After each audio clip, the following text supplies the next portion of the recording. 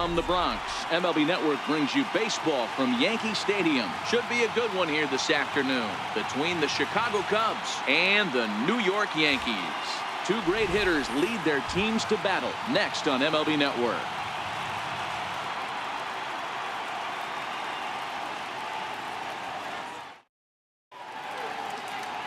Masahiro Tanaka will be the starter in this one for the Yankees. Dan, any thoughts? Tanaka right now is the best of all of their starting pitchers. Good fastball, 92 to 94. Best pitch is the split finger. He'll throw it early. He'll throw it often. If he has the good split, these hitters are in for a long night. And that'll bring in the Pittsburgh area native Ian Happ. He will lead this one off today. The 1-1 home is in there for the second strike. Tanaka isn't considered by many to be a power pitcher. He doesn't strike out a ton of guys, but he's usually very effective as starting pitchers go. One of those guys that uses his defense and makes the opponent put the ball in play. Matty V, not all pitchers are going to be swinging this guy. Even though this guy is a power pitcher, he pitches primarily down in the zone, and he looks behind him and he sees 8 fielders with the glove. He needs some help. He's not going to strike a lot of guys out, but he needs some help from his defense. With that, a look at the Cubbies starting lineup. Who's the one to watch, Dan? Well, of course, you have to like what Anthony Rizzo brings to this offense. He's certainly a guy to watch out there in this lineup. Everything he does makes them click. When he's swinging the bat well, they just go. Digging in, Chris Bryant. He'll get to take his first cuts here.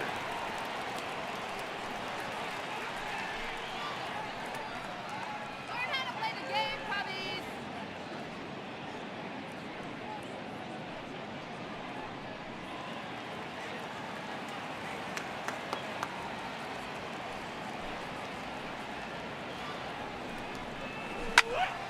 One ball and 2 strikes to count.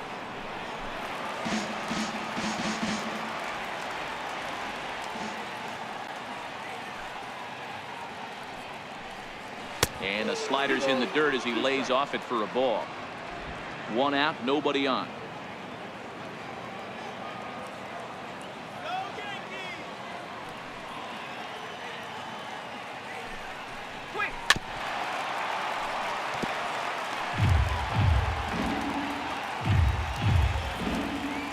Another 2-2 offering.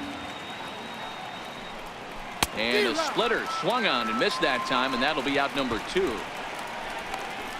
The main job of the number 1 and 2 hitters is to set the middle of the order up with an opportunity to do some damage. So when you strike both of them out, you're putting yourself in a pretty good position to make it through the teeth of the lineup without a whole lot of stress.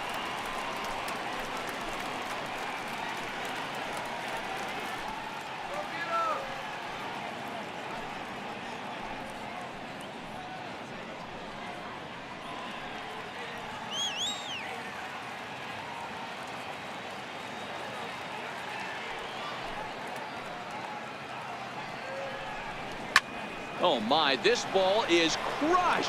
Where will this one end up? And it's gone.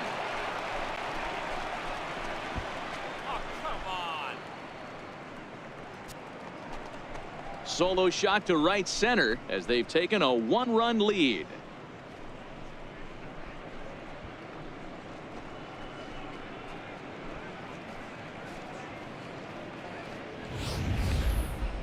Well, how do you beat the shift? You hit it over the shift, of course. You can't play guys up in the sky, so he lifts this one up and out of here.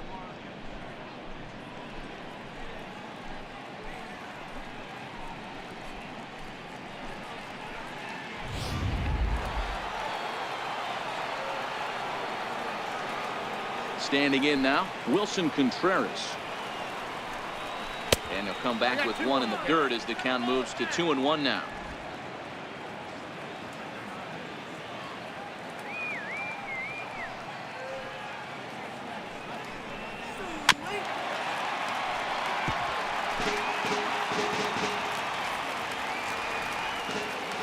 Here now the 2-2. Doesn't get the zone. Count full now. Wow, talk about a waste pitch on 2-2. That one wasn't even close. I don't know anyone that would have swung at that pitch. And there is our officiating crew in this one, calling balls and strikes, Mr. Freddie Ferguson. You know, this is one of the guys behind the dish, Freddie Ferguson, Dan, that the rookies are going to have a tough time with. If you've played in the league for a little bit, you understand that he's got his own zone. You touched on it, D-Roy. I think he rewards the veteran players, not only pitchers, but position players. He makes the younger players, he makes them earn their keep. Striding in, Kyle Schwarber. Contreras leads off first with a pair of outs in the inning.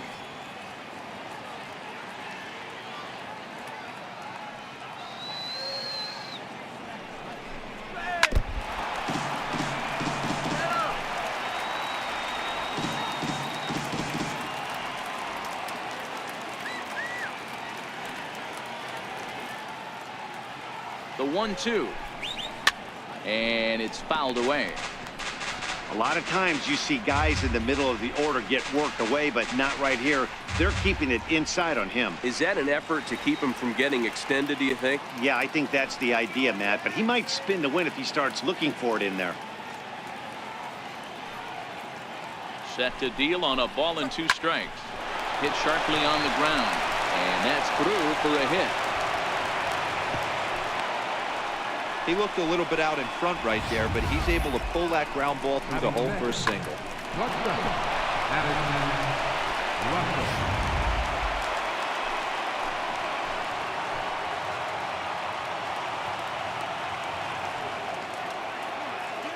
In now, Addison Russell. Knee-high slider that he takes a look at. Well, he's in a bit of hot water in this first inning, but if he can start throwing his slider effectively like that, he has a lot better chance of settling into this game.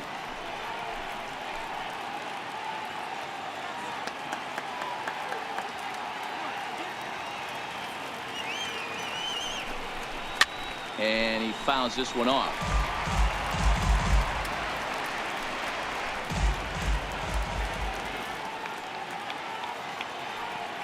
The 1-2.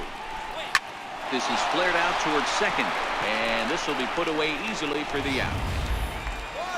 The Cubs get a run courtesy of Anthony Rizzo. Last chance coming up here for the Bombers. It's now 1-0 Chicago.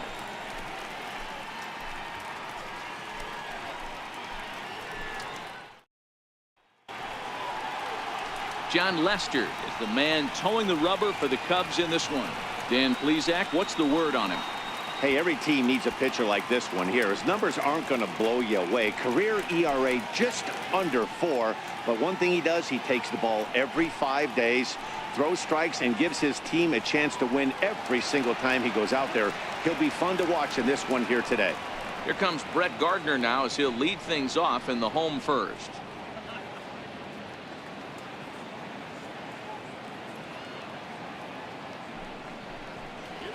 They really bunch him up on that one as he swings and misses for the first out. With that, it's time to check out the starting lineup for the hometown Yankees. Mark, daytime baseball at home. What do we need to know about these guys? Matty, you focus on this lineup, the middle of the order jumps out at you because of the big power. But my focus today is on the table setters, the guys that set the tone. They have to be willing to work the count and find ways to get on base and create a little bit of havoc on the defense. Ready now, Aaron Judge.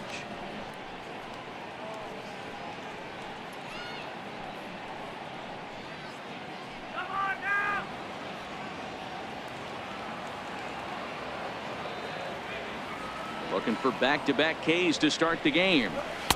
Inside, as he might be trying to set him up here 1-2. I feel like when you're facing a 2-pitch mix like this, sink or changeup, as an offense, the game plan has to be the fact that you have to get something elevated. You know he's not going to beat you with velocity, so it's going to come down to who executes better. Now Lester deals the 1-2. 2-2. Bases are empty, 1 man out.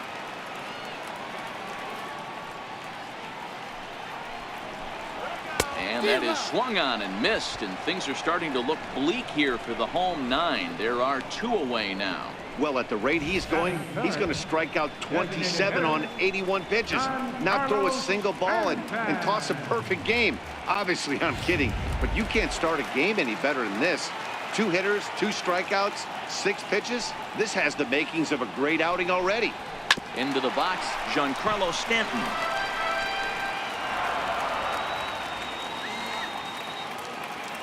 Last chance for the Yankees. Hard sinker misses 2-2. You want to talk about setting a tone and getting your teammates relaxed? That's exactly what this pitcher did, coming in and punching tickets. First 2 batters of the game.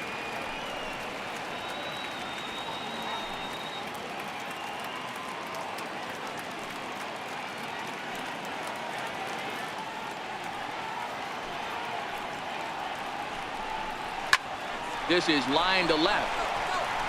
But this is taken in as a perfect metaphor to end this one, as that ball was hit hard, but the ball game is over.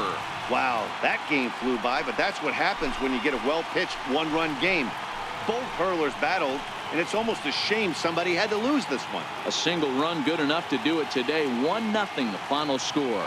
Chicago scored in every single inning on the way to victory. John Lester pitches well enough to get the W. Masahiro Tanaka was unable to work out of the 2nd inning as he settled with the loss. So that's a wrap for us here this afternoon. For Mark, Dan, and the rest of our crew, I'm Matt Vasgersian. You've been watching MLB Network. Here now is our final line score this afternoon. First for the victorious Chicago Cubs. 1 run on 2 hits. No error.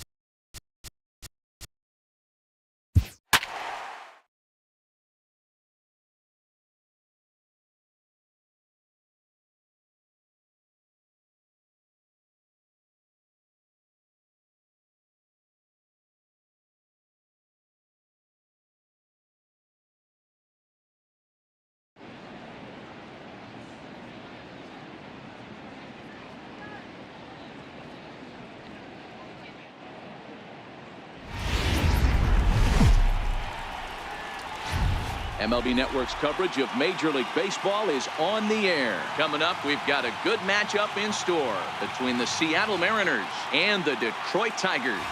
Going to be an interesting contrast in styles in this one, as one of baseball's hardest throwers goes head-to-head with a top finesse arm.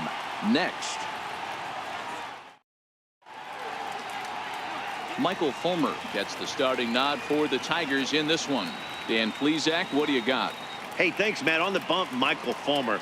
Boy, what really turned his career around, learning the straight changeup. Always had a big arm when he came up in the Mets farm system, but since he arrived in the big leagues, more than that big arm, the fastball 95 to 97 miles an hour. Straight changeup, one of the best in baseball. Also has a curveball to go along with it. If he brings the changeup and the good one with him, he will be really tough to hit. High fastball is in there. Fulmer, a 25-year-old. He was a first-round pick back in 2011. Yeah, Matty, they certainly got it right when they drafted this guy. He has turned himself into an absolute superstar. Everybody knows this guy's name, and kids are buying his jerseys. And there's one he'd like to have over again. Missed high with the slider. So that's 2 pitches in a row above the belt. As a hitter, that's what you're looking for, especially when it's a day game and the ball is carrying. That just wasn't a good enough pitch to hit. Here now the 2-2. Will not catch the zone. Ball 3. Gene Segura will be next.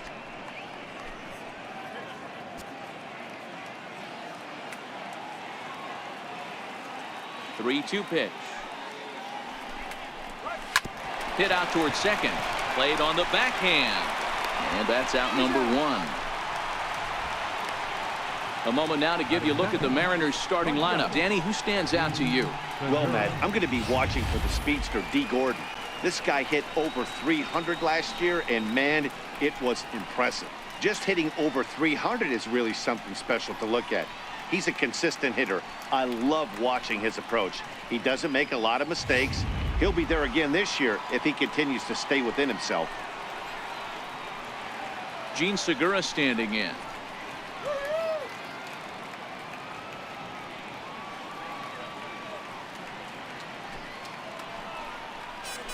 High fly ball out to straightaway center. Martin is under it, and he brings it in for the second out of the inning. Here comes the second baseman, Robinson Cano. First chance for him here in the top of the first with nobody on.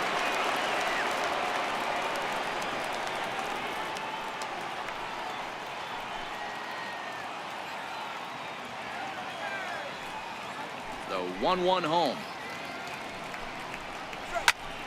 Popped him up. And this will not be caught. It's a foul ball. A ball and 2 strikes. Here's the pitch. Line drive to center field. And that is in there for a 2-out base knock. So good work on a 1-2 count to get on base. Batting fourth, the designated hitter, Nelson. Here's Nelson Cruz now. He gets a shot to hit here in the inning following the 2-out single. Yeah, and that hit might not amount to much, but anytime you can extend an inning and give a guy with plenty of pop a chance to swing it, the outlook of an inning changes dramatically.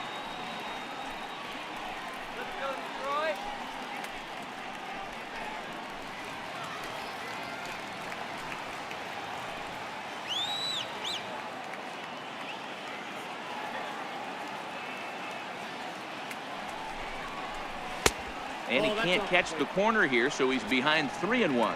Coming into this one against Michael Fulmer, he's 2 for 3.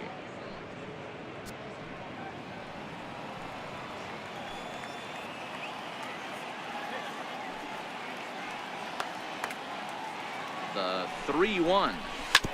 Sent on the ground out to second. They'll whip this one to first in time, and that ends the inning. So it's no runs on a hit, no errors, and a man left. And now the Tigers will get their first opportunity here. No score.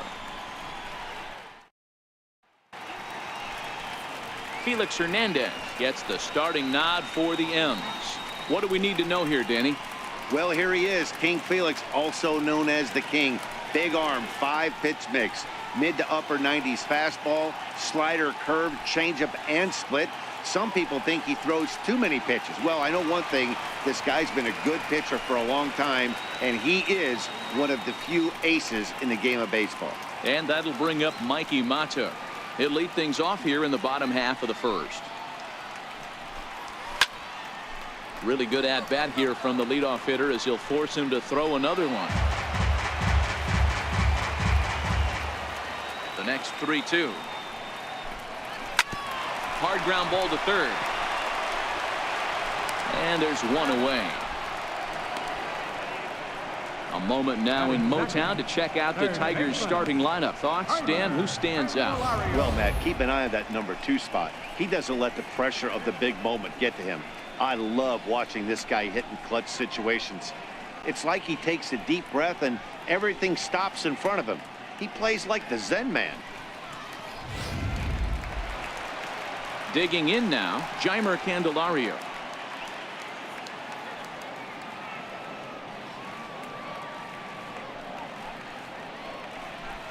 Down the first baseline, but a foul ball, 1-2 now.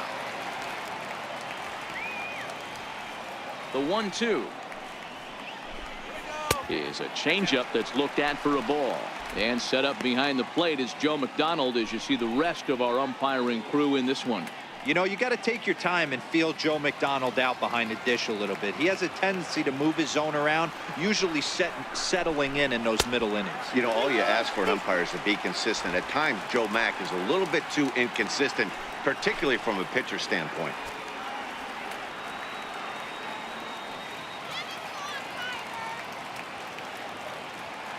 Full count. Here it comes. Lifted down the line in left.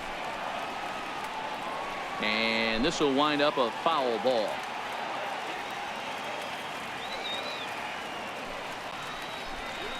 Well hit the other way, and it's into the gap. He takes the turn and heads for second. And he's not stopping. He wants 3. And he'll get in there safely. This is an easy decision for him to try for third because he has the play right in front of him, so he doesn't have to rely on any of his base coaches. Good decision to keep chugging, and he makes it all the way around safely.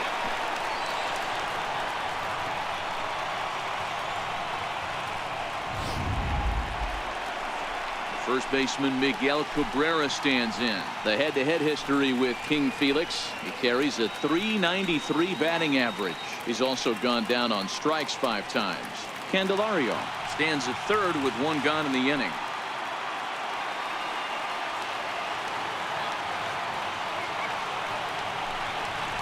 Two balls and a strike to the Tigers' first baseman. Well, when you're behind an account like this pitcher is, it's a good time to work in something off speed if you're confident in it. Most hitters are looking for fastball.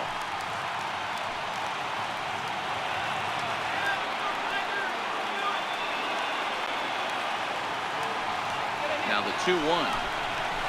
Bouncer to the left side. Oh, and he can't pick it up cleanly. They will get the out at first, and on top of that, the runner hesitated, and he's forced to stay put.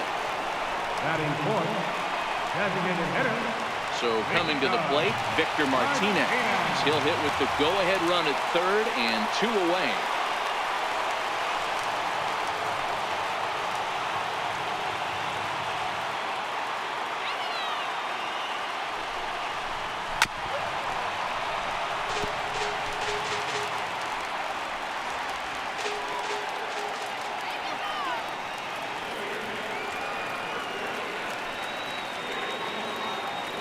The 2-2. High in the air out to center field. Moving under it, Gordon. He makes the catch, and the winning run is left stranded. Tigers leave 1, and this is still a 0-0 ball game.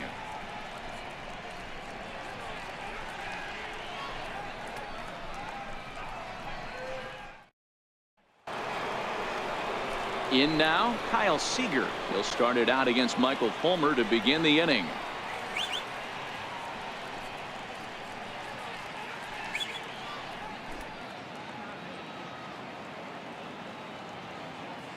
The windup and the 0-2 pitch.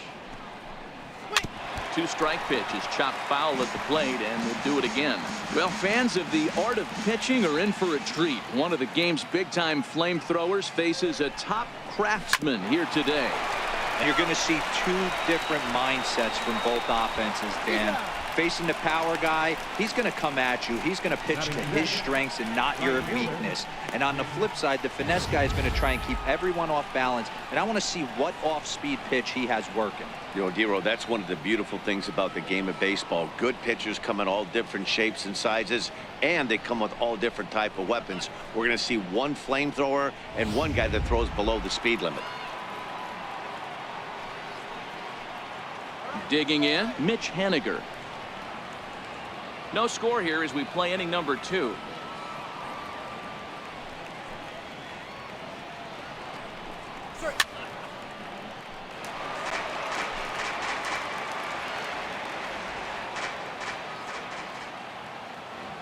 Looking for the strikeout. Here's the 1-2. Lays off 2-2 now. That's the kind of pitch that reminds me of many reasons why I wasn't a very good hitter. This thing was inside and coming in hot, and he just gave a stone-cold take. I'm bailing out of the way if I'm in the box, no doubt about it. Popped him up.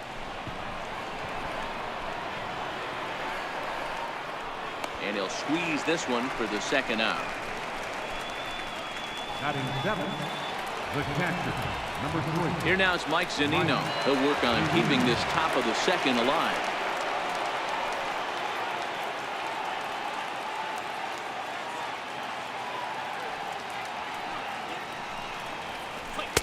And it's 2 balls and 2 strikes now.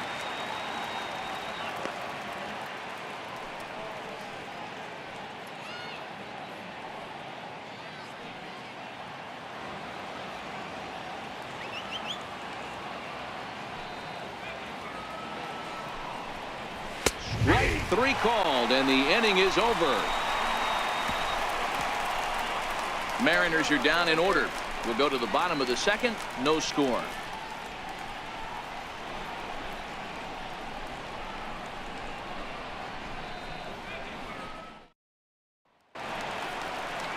Nick Castellanos now, as they'll have 5, 6, and 7 here to start the home half of the second.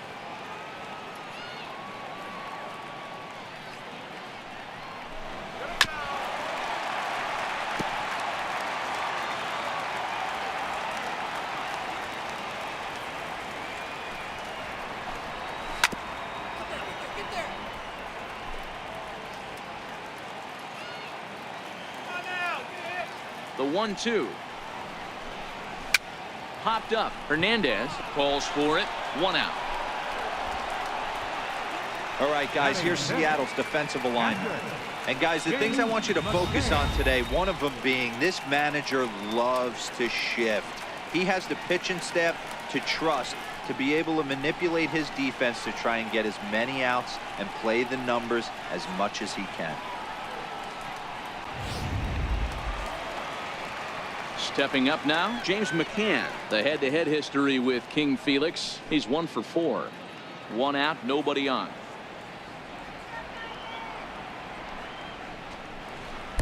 Change up just off the black, and it's 2-1.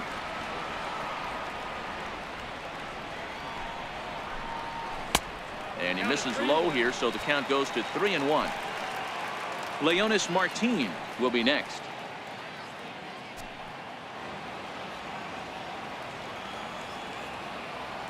The 3-1 pitch. Line to the right side, but that's a foul ball. Now the 3-2 pitch. Lifted in the air toward the line and right. But this is just going to wind up being a foul ball. Payoff pitch one more time. Lofted in the air out toward right center. Waiting on it is Henniger. He hauls it in without any trouble, and there are 2 away. Here's Leonis Martin trying to make something happen with 2 gone in the bottom of the second. Here it comes, the 3-0. Finds the zone, strike 1.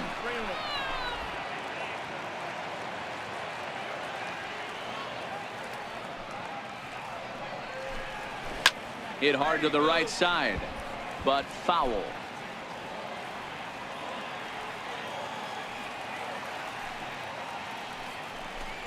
He loses him on ball 4.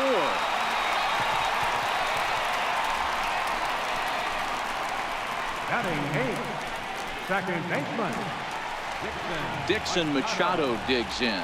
He's got a chance to end this one and send these fans home happy if he can get a ball deep enough into the gap.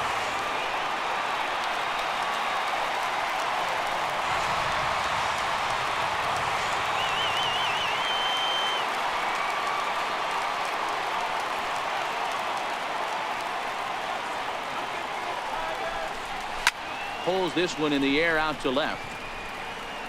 And as it turns out, the 2-out walk doesn't come around to haunt him as that ends the inning. 1 left for Detroit. We'll move to the 3rd with no score.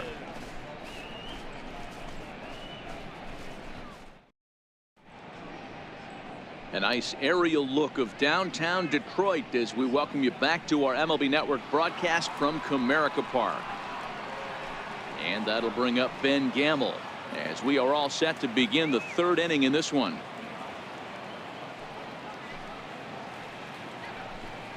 Well. 2 balls and 2 strikes now.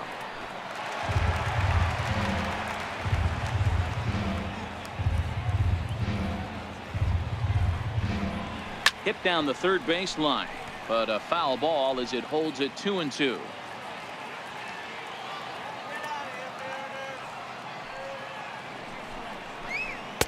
And it's up to a 3-2 full count now. Pretty good pitch and a great take there. There's not a lot you could do with that slider breaking down and unless you can catch it way out front and hook it down the line. You see a lot of swinging misses on those. Full count still. He was able to foul that one off, but you could tell he was definitely late. That breaking ball, the pitch before that heater right there, definitely threw his timing off. Fouled off.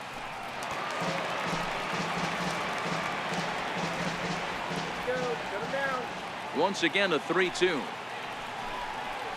And he'll finally just wear him down as this one swung on and missed for the first out. Boy, there's nothing like seeing a good power pitcher that has a good fastball. And what does he do? He just throws this good fastball right by, brings the express. No chance to put that ball in play.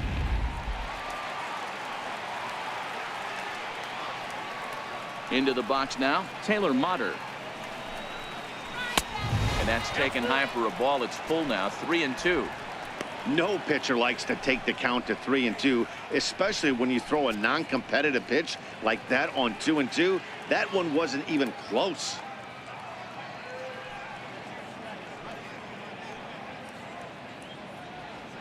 Third inning, no score to this point.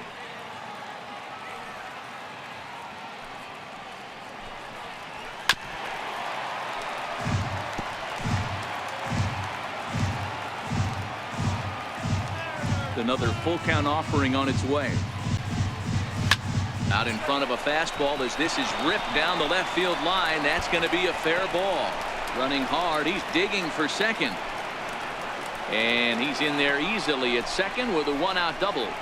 Just goes to show you, if you're going to throw that two-seam fastball away, which I don't think is the best pitch anyway, you better start that thing out of the zone and let it work its way back to the corner. With this one, it started out on the corner, so it leaked back right over the heart of the plate and got whacked.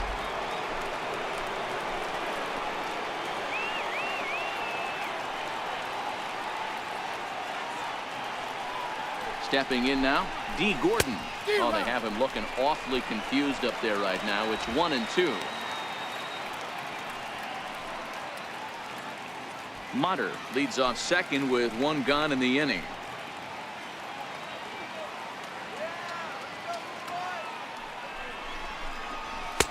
And he lays off it to even the count 2-2. Not sure if that was a great take or if he got locked up on a two-seamer running away, but either way, it worked out well for him. That's a well-thrown pitch, though.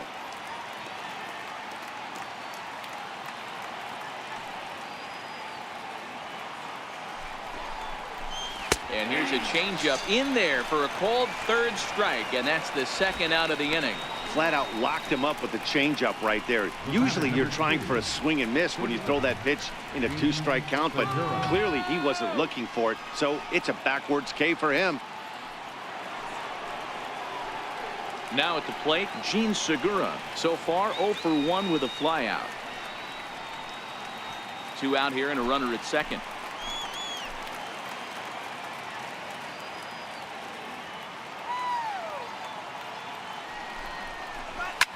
High pop-up. Candelario is there. And that's the third out. Mariners leave one. Home half of the third coming up. No score.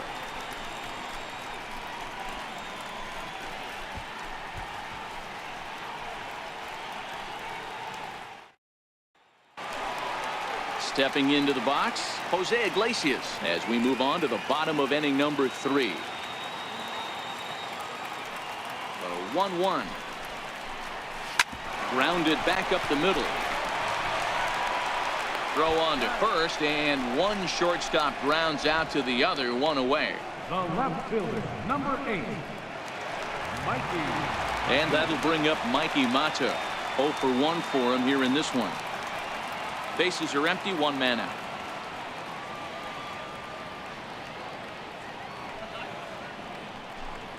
And it's 2-1 to the Tigers' leadoff hitter.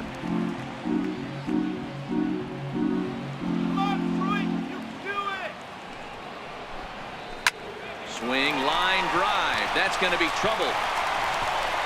Around first, digging for 2. Arms pumping. He's hustling for third. The relay throw. Well, he is in there with a triple. The second this thing got past the outfielder, you knew it was at least a double, possibly a triple, but he turns on the afterburners and is safely into third.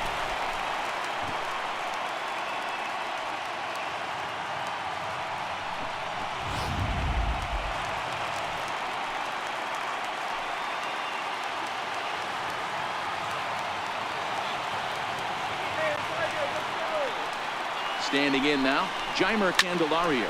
Pulled toward right center field. Gordon on the move. He makes the catch, but the runner from third will tag, and that should do it. And the Tigers have won this one walk-off style.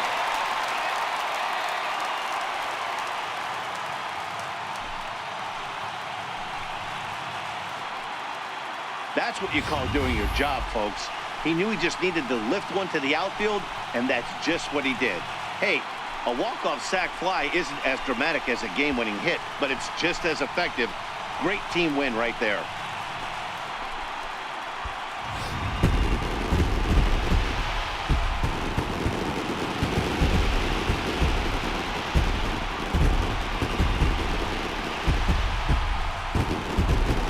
Well, we've talked about his dominance all throughout the game, and he ended up finishing what he started. A complete game shutout. He's our top player of the game. When you basically take a game into your own hands and give your opposition absolutely no chance, you deserve all the credit in the world. His guys had to score for him, but he essentially was a one-man show out there.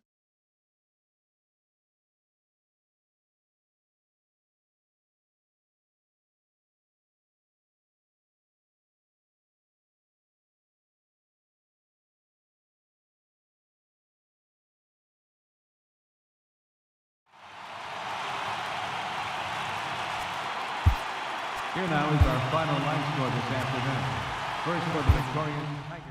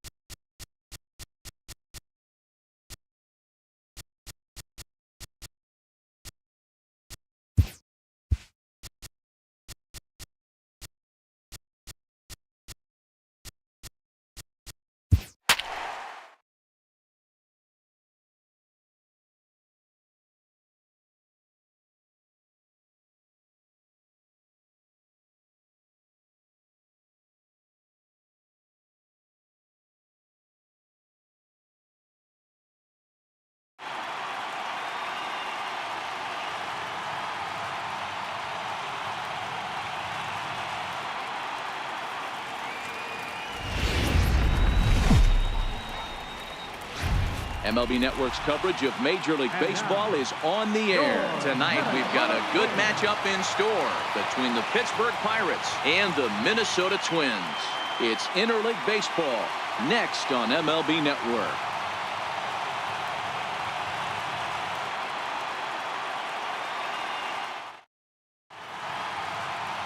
Jose Barrios gets the starting nod for the Twins. Dan Plesac, what's the word on him? Hey, Matt, thanks coming on. Jose Barrios, and this guy has all the tools to be a great one. Great velocity with life, 94 to 97 miles an hour, power slider, and it's a big sweeper. His changeup is getting better. If this guy brings all three pitches one of these days, he has the potential to throw a no-hitter. Now batting, Josh Harrison, and we are set for baseball here this evening. Popped him up. Dozier waits on it. One away. A chance here to check out the starting lineup for the visiting Pirates. Dero, what you got on this lineup tonight? Well, Matt, this goes for both lineups. They know they're dealing with a tough test in a pitcher's park, but they can't let that bother them too bad, or they'll walk out of here a 3-4 game set, 0 for 12, 0 for 15. They have to find a way to stay within themselves, line drive approach. One will carry out of here if they get it. Now to the plate, Corey Dickerson.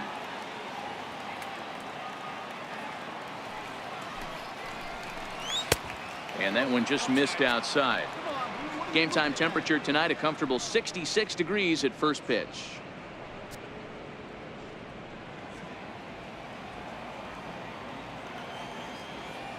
Two balls and a strike. Here it is. count even at 2-2. Go, guys. The 2-2. Doesn't get the zone. Count full now. That was kind of a gift to the hitter. He's up there probably thinking of protecting on 2-2, but when you launch a ball that high out of the strike zone, it's obviously easy to take that one.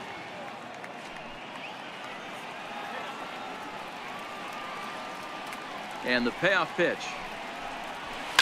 Line towards center field. Buxton is there. 2 gone. Batting third, center fielder number 6, Starling Marte. Here's Starling Marte. First chance for him here in the top of the first with nobody on. 2 out, nobody on. A ball and 2 strikes now. Barrios, a right-hander who stands an even 6 feet. He was a supplemental round selection during the first-year player draft of 2012. Hey, this guy's got a chance to be an absolute steal. Being drafted where he was, there are definite signs that he has a chance to make an impact at the big league level. The count now at 2-2.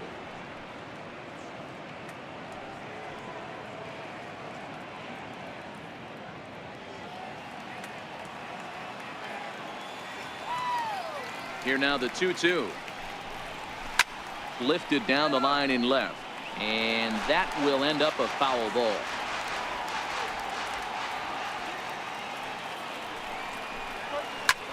Hit hard towards center. That gets down, and the inning continues. Hey, there's a nice knock by the 3-hole hitter. I know there's 2 outs, but they always say with your man coming up, the number 4-hole monster, as soon as he steps in the batter's box, there's a runner in scoring position.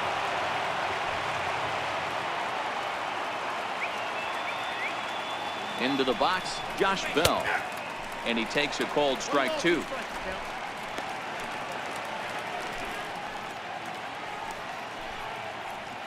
Marte is off at first with 2 away. Now a throw over. Don't want to forget about it.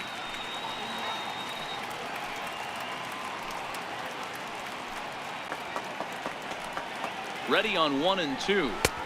To 2 balls and 2 strikes now. Wow, that was a close pitch on 1-2. The count's now at 2-2, but boy, that one very easily could have been called strike 3. Really close pitch. Throw over to the bag and a dive, but he's back in there. 2-out base runner aboard in the top of the first.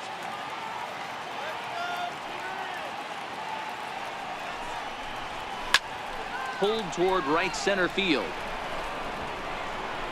And he will get there to make the running play, and that will end the inning. Pirates leave 1. The Twins coming up. No score.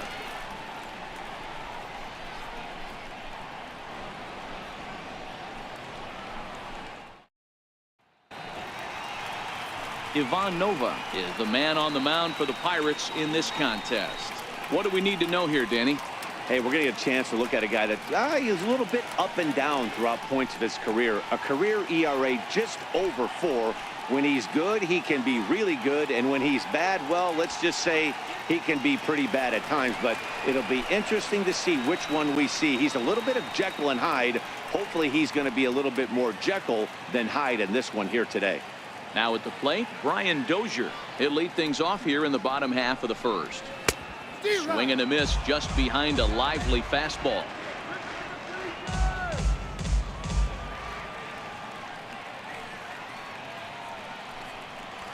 Swing and a miss as he couldn't connect on the 2-seamer, and that's out number 1.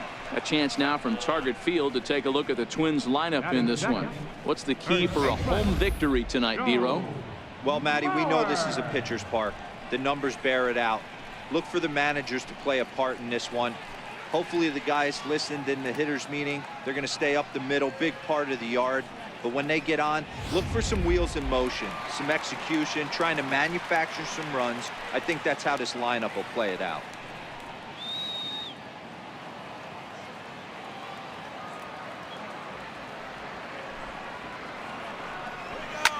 Driven down the left field line. Will it stay fair? It will. Just to the right of the chalk. A fair ball. Throw into second. And he is in at second base with a one-out double.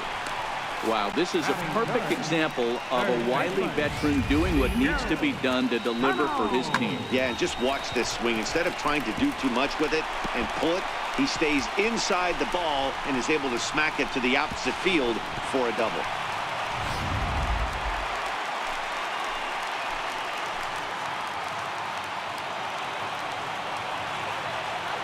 Into the box now, Miguel Sano. 2-1. Well, it's 2-1 now, and we haven't seen a fastball from him in this at-bat yet. As a hitter, you've probably got to sit on that right now. Runner at second here with one man out.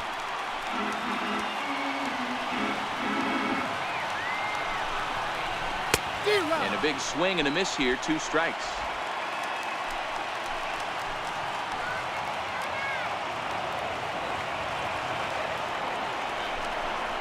Got him looking with the fastball as that had some two-seam movement to it. 2 gone.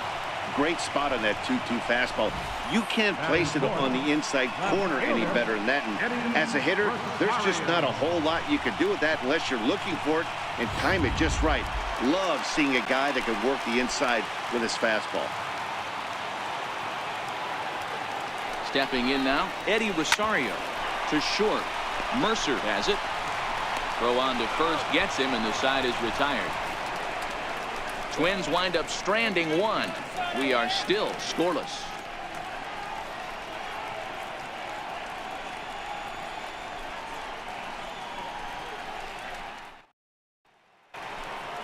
Here's Gregory Polanco. He'll get us started in the top of the second. Now the payoff pitch home. Hit hard toward the right side. But that finds the first baseman's glove, and that's a tough first out. Okay, here's how the Twins are lining up defensively. And let's focus our attention on second baseman Brian Dozier. We know what he can do from the offensive standpoint, light tower power. But he doesn't get enough credit for his defense, his ability to manipulate the bag and do all this while his hair never moves. Now at the plate, David Freese, as he'll get his first opportunity in this one. The 1-1. Swing and a flare hit toward right. In comes Kepler. Lays out, and he's got it. A great play for out number 2. Certainly a highlight reel grab that we just witnessed. So here it is again with show track, and the high 90s route efficiency is what stands out. He read it off the bat exceptionally well and closed ground on it just about as well as one could. Standing in now, Colin Moran. Just missed with a breaking ball. Bases are empty here with 2 men out.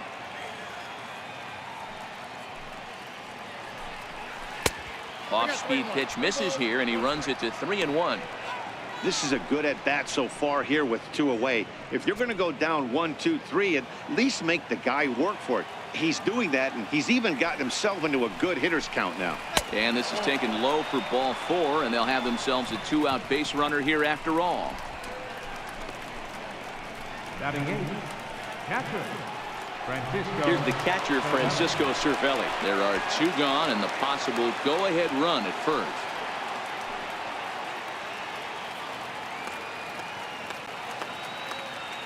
He's set. Here comes the 1-1. A wave and a miss, a tick behind a good fastball.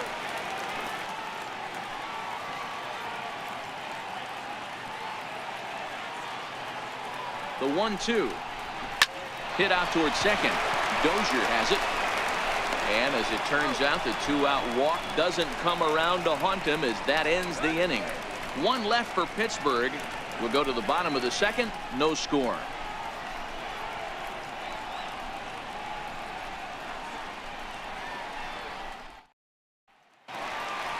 Stepping in, Jorge Polanco, as they'll have 5, 6, and 7 here to start the home half of the second. The 1-2. Popped him up. Here comes Dickerson. Can't get to it in time. That's a base hit. So the Twins put their leadoff hitter on to get the inning started. Hey, just a nice piece of hitting right there. He's able to keep his hands inside that ball, stay square as long as possible. and feed it into the opposite field for a base hit. The next twin up, Byron Buxton. The winning run is at first base.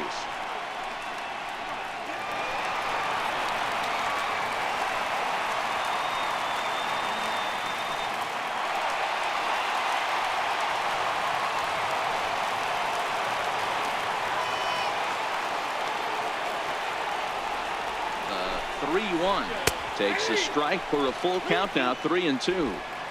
Love the fact the pitcher challenged him in that spot right there. Didn't love the location. But I got to be honest with you, I think he's got him on his heels right now. Don't be shocked if he attacks the zone again. And he will take ball 4. First and second now with nobody out. And you can tell by his body language that he's beyond frustrated by that call. He's got to be wondering what he's got to do, but the last thing he needs to do is to let it get under his skin. That will only make things worse. Into the box now, Max Kepler. The winning run at second, however, the double play in order here.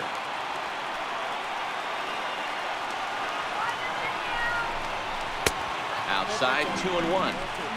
Well, I know the last thing he wants to do is load the bases right here, so the pressure is on right now to get back in the strike zone.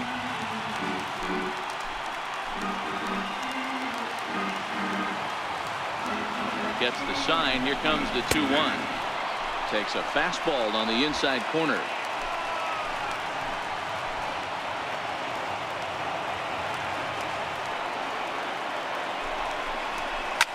Hit down the line at first. And this is down. And that should do it.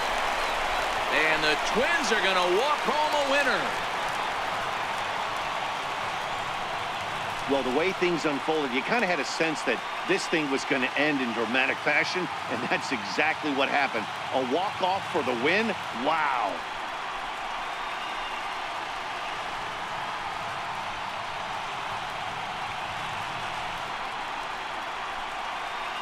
Well, we watched a really solid starting pitching performance, kept the opposition at bay, and as a result, he's our top player of the game. Well, you know he wants that one pitch back.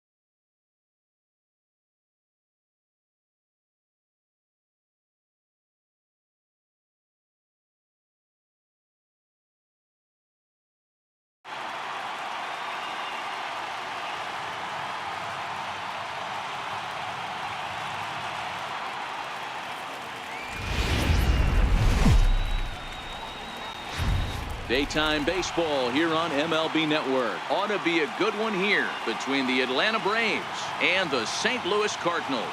Going to be an interesting contrast in styles in this one as one of baseball's hardest throwers goes head-to-head with a top finesse arm. Next.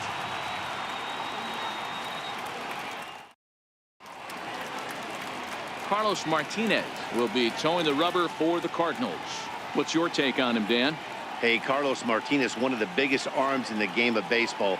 Electric fastball, 95 to 99 miles an hour with movement up, down, in, and out of the zone. Powerhouse slider, and I mean as good as any slider in baseball. His changeup has gotten better. If Carlos Martinez brings his A game, he has the chance to throw a no-hitter every time he takes the mound. Is put in play to the right side of the infield. Long over to his left. And the day begins with an out. There's one away. And now a moment to show you the lineup for Atlanta in this one. Who's the one to watch, Dan? Well, Matt, I'm excited to get a chance to see that left-handed hitter, Freddie Freeman. This guy hit over 300 last year, and man, it was impressive. Just hitting over 300 is really something special to look at. He's a consistent hitter. I love watching his approach. He doesn't make a lot of mistakes. He'll be there again this year if he continues to stay within himself. 1 out, nobody on.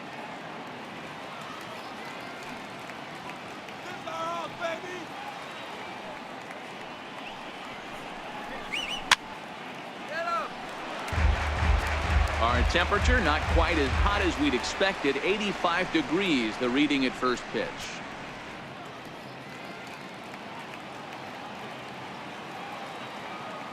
Another full count pitch home.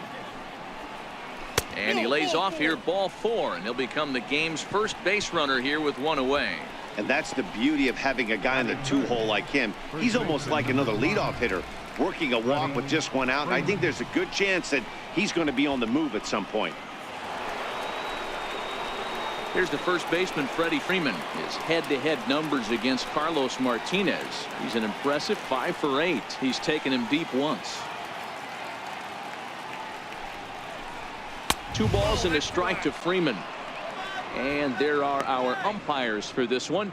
Working balls and strikes will be Mr. Darryl Parker. Hey, not a very big strike zone, but a strike zone that kind of moves around a little bit too much for my liking. Yeah, Dan, I know there's not a clear scouting report with Darryl. I'll tell you what, you're going to know in the first 2 innings where he's going to be. To 2-2 now. You know, when you're facing a top-of-the-line pitcher like this, he's going to be down around the knees like that more often than not. The key is punishing whatever mistakes he makes, but so far he hasn't made many.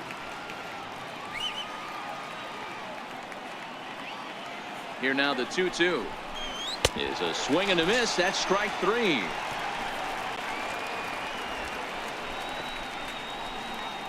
Batting fourth, catcher, Tyler Flowers. Here now is the catcher, Tyler Flowers.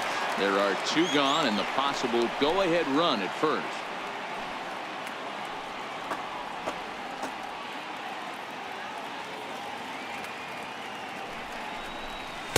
Now a fastball swung on and missed, and it's full 3-2. Full count with 2 outs now, so if he could put the ball in the gap somewhere, he could have a good shot of driving in a run because the runner at first will be in motion. He chases out of the zone for strike 3, and that's the 3rd out of the inning. Braves strand 1, and now the Cardinals get their first shot at it here. No score.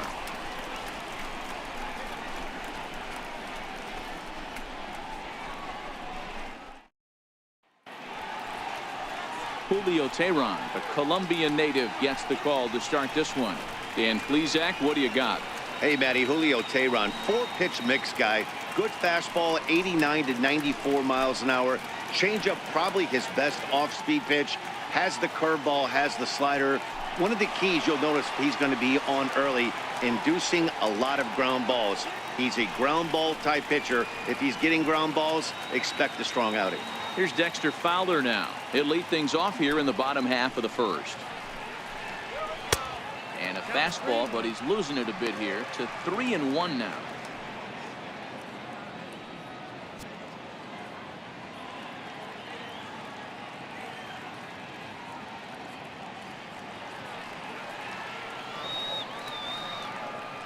Teheran has his target, trying to work it full on 3-1.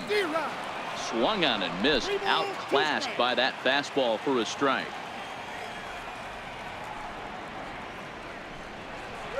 And he takes ball 4. So the leadoff man is on here in the home half of the first in a scoreless ball game. Well, he gives up the walk, but that was a really good pitch. Might have been just out of the zone, but not by much. A lot of guys would have gone fishing for that pitch, so sometimes the hitter just outlasts you.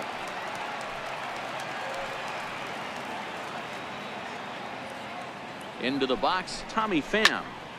Count still full, 3-2. Fowler on at first, nobody out.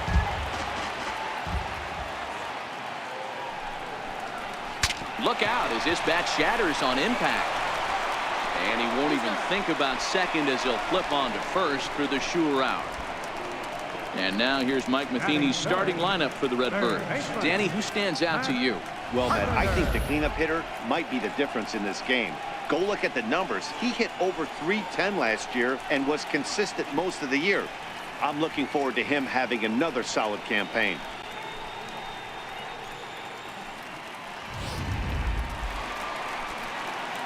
So digging in now, Matt Carpenter, and he could very well get the intentional pass here, as that would set up a potential double play ball that might keep the game tied. Decent lead at second. Here's the pitch, fouled away.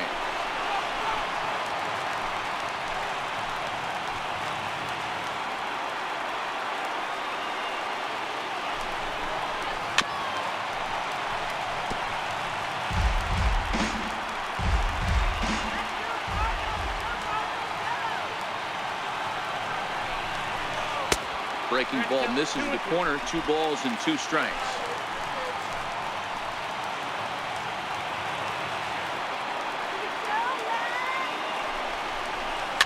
Little dribbler up the first baseline, and he'll smartly just ensure that this stays a foul ball.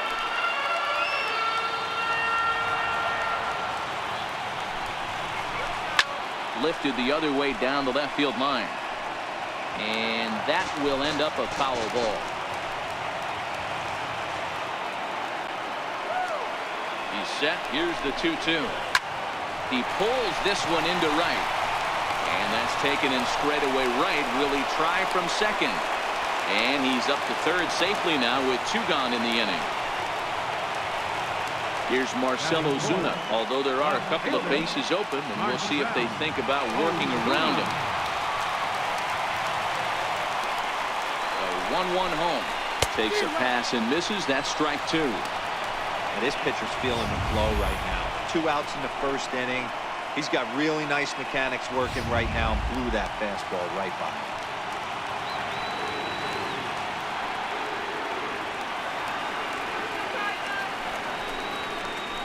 him. 2-2 to Marcelo Zuna.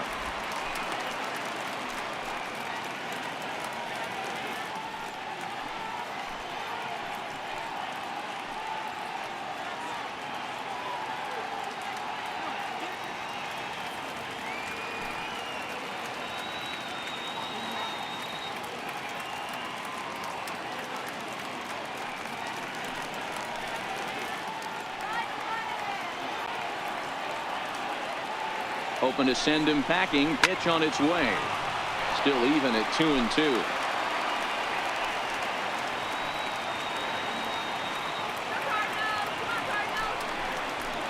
And it's fouled away. Good battle here. This will be the 7th pitch coming up.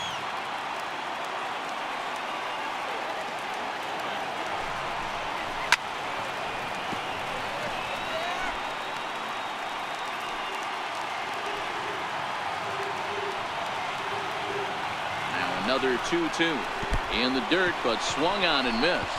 Flowers has it, but the throw is late, so the inning will continue after the strikeout pitch gets away. And the Cardinals are going to walk off a winner. Well, you know, once a man's standing at third, there's a million ways to get him home.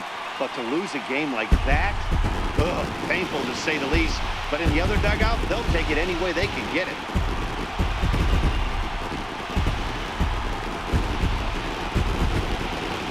And guys, a very important outing turned in on the mound for the man you see right there. He was a big factor, of course, and is the recipient of our Topps Player of the Game award. Yeah, probably the easiest player of the game decision we'll have to make all year. He got some help along the way from his defense, but all in all, this was his show, and he winds up in the history books with a no-hitter.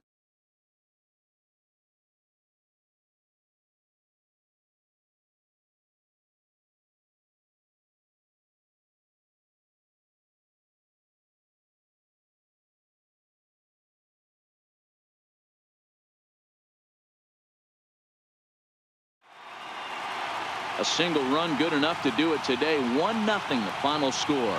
The Cards scored in every single inning on the way to victory. Carlos Martinez earns the victory on the mound. Julio Teheran couldn't get out of the first in this one as he takes the loss. So that'll just about do it for us this afternoon. Thanks to Mark DeRosa, Dan Plesac, and the rest of our crew. This is Matt Vasgersian.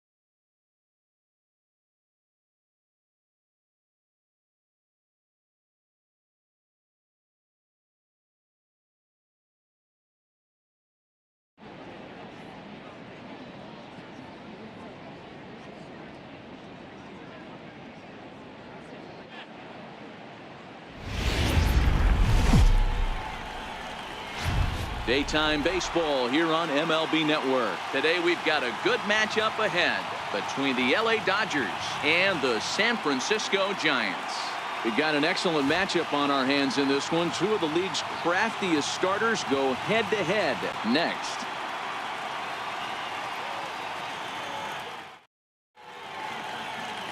Madison Bumgarner, a lefty from North Carolina, gets the starting assignment. What's your take on him, Dan? Quite frankly, one of the toughest and baddest dudes in the game of baseball. We all remember coming in Game 7 of the World Series against the Kansas City Royals. Every team thinks that they have an ace. Well, guess what? This guy is a true, legitimate ace. Low to mid-90s fastball, good curveball. It does have the straight changeup in. Just in case you didn't know this, the guy can swing the bat a little bit, too. One of the best pitchers in the game. Hit to short. There is Crawford. Throws in time, and that's out number one. The chance now for the Los Angeles Dodgers starting lineup. How do they go about taking down their division rival, Mark DeRosa? Well, Matty, if I could tell this lineup one thing, it would be let's get on this guy early. Day game in this ballpark, the sun starts glaring, starts getting later in the day. Those shadows start creeping in right around the time that bullpen starts getting warmed up. Gotta find a way to scratch a few across early. Now at the plate, Corey Seager, the recipient of a National League Silver Slugger Award for his contributions at shortstop last year.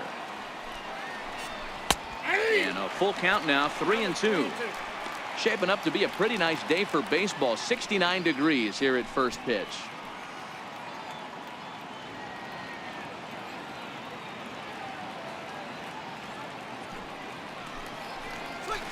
Hit softly on the ground to first. Belt charging in on it, and he'll take it onto the bag himself. Two gone now here in the first. Batting third baseman, Justin Turner. At the plate, Justin Turner. First chance for him here in the top of the first with nobody on.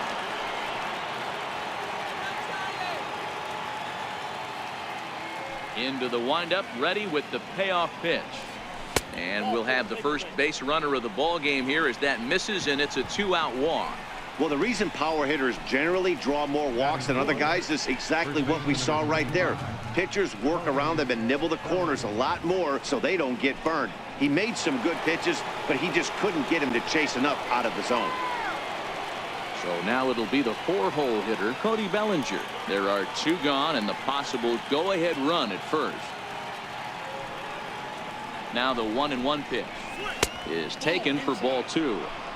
Well, when you're behind an account like this pitcher is, it's a good time to work in something off speed if you're confident in it. Most hitters are looking for fastball.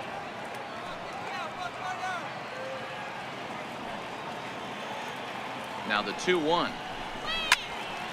2-2 the count.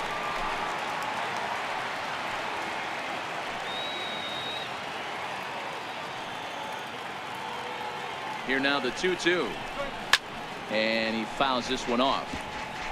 He was able to foul that one off, but you could tell he was definitely late. That breaking ball, the pitch before that heater right there, definitely threw his timing off. Full count to Bellinger, 3 balls, 2 strikes. And set up working the plate is Matthew Ross, as you see the rest of the umpiring crew there. Hey, D-Row, this is a pitcher's best friend. Matthew Ross, very wide strike zone. Yeah, no excuses from the offense today. You know coming in, when you see the lineup card and Matt Ross is behind the dish, you better be aggressive. Working for the punch out and the offering.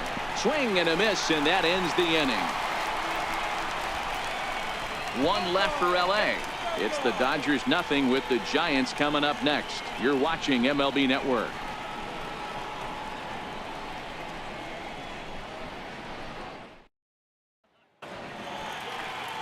Clayton Kershaw, a Texas-born left-hander, gets the starting nod. Dan, any thoughts? Well, Clayton Kershaw, he just breathes different air than everybody else. The best pitcher in the game of baseball. Good fastball, good changeup, good cutter, and a terrific curveball. When you think about the Cy Young Award, he's always in the mix. He's good, he's strong, he's left-handed, and he's quite simply one of the greatest pitchers of all time. Here's Joe Panik. He'll lead things off here in the bottom half of the first. Fastball called, strike 3, and there's the first out of the inning. And with that, a look at Bruce Bochy's lineup card for the Giants. Who do you have your eye on, Dan? Well, Matty, when Buster Posey's in this lineup, he's a guy you have to keep your eye on. He hit over .320 last year, and that will get any pitcher's attention. They knew it when he was coming up, and they knew it when he was on the on-deck circle. Really impressive hitter. Stepping in, Andrew McCutchen. He'll get to take his first cuts here.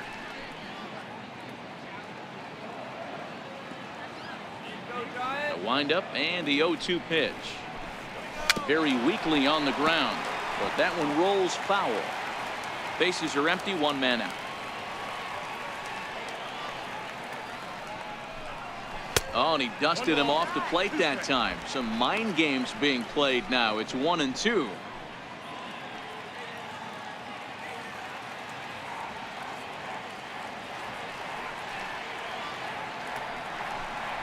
And a fastball blew it right by him, and there are 2 down. Well, at the rate he's going to strike out 27 on 81 pitches, not throw a single ball and toss a perfect game. Obviously, I'm kidding, but you can't start a game any better than this. 2 hitters, 2 strikeouts, 6 pitches. This has the makings of a great outing already. Here's Buster Posey now. His lifetime numbers against Kershaw. He owns 25 hits in 104 at-bats. He's also hit 3 home runs.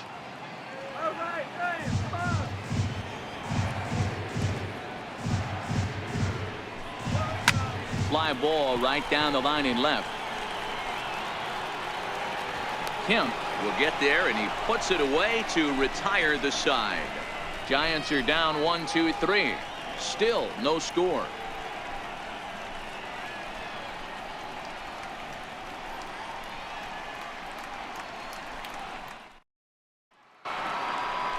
Stepping up to the plate, Yasiel Puig. He'll begin things here against Madison Bumgarner.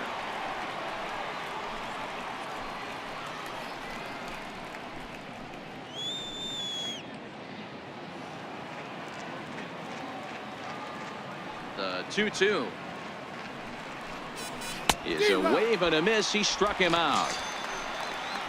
Time for a look at the San Francisco Giants on defense. And behind the plate, world champion, former MVP, former Rookie of the Year. He's done it all. Buster Posey. Buster is in full command of this pitching staff.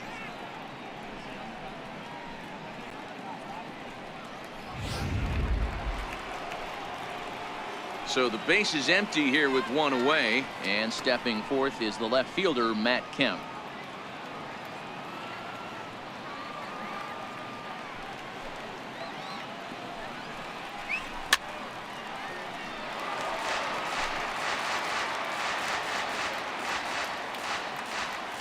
Set to deal on a ball and 2 strikes. Hard on the ground towards short. Crawford's got it. Throw on to first takes care of Kemp as he's turned away for the 2nd out. Batting 7, Catcher. That'll bring in Austin Barnes. Lifetime numbers against Bumgarner. A number of meetings. He's 1 for 7. Still looking for our first hit in the ball game. And it's 1-2. Well, fans of good pitching are in for a real treat today. Guys, what can we expect from the matchup? Well, Matty, these are two guys that aren't hard throwers. They're more touchy-feely guys. Hard, soft, up, down, in and out, D-row. And these are the kind of guys that can really frustrate you when you're in that batter's box. 100%, Dan. When you got a flamethrower on the mound, he's going to live and die with his good stuff. But when you got a finesse guy out there, you step out of the box and a lot of different thoughts start entering your mind. What should I sit on? This is going to be an interesting matchup.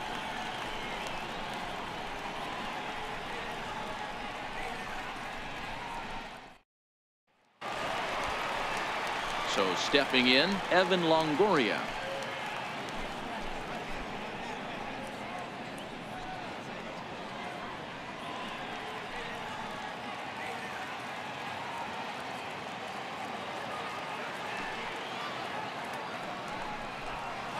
A ball and 2 strikes.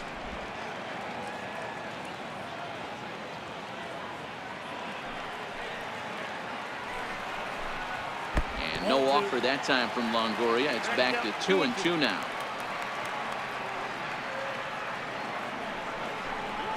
And Kershaw can't find the target there as he's run it as far as it can go now. It's 3-2. On deck, the left-handed hitting Brandon Belt.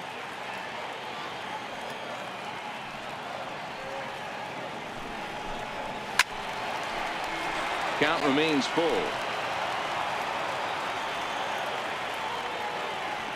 Payoff pitch one more time. And he takes ball 4. Leadoff man's aboard here to begin the home half of the second. Batting fifth, first baseman, Brandon. Standing in, Brandon Belt. The winning run is at first base.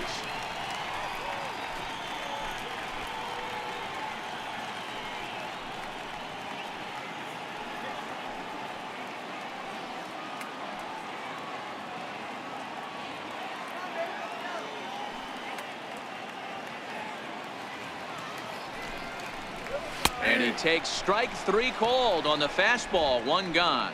Hey, let's take a look at the Dodgers on defense. And let's focus on Corey Seager. Cal Ripken Jr., anyone? This guy looks like the spitting image of Iron Man. I think he's just scratching the surface of a Hall of Fame career. Multiple MVPs, Gold Gloves, you name it. Corey Seager is on fire. Now in the box, Hunter Pence. His lifetime numbers against Kershaw. He's totaled 13 base hits in 79 tries. He also has 1 home run.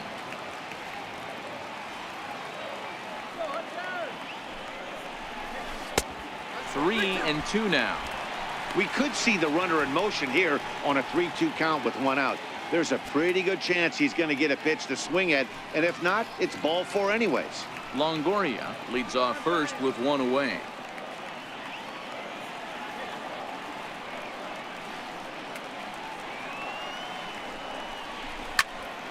Into the corner and slicing foul.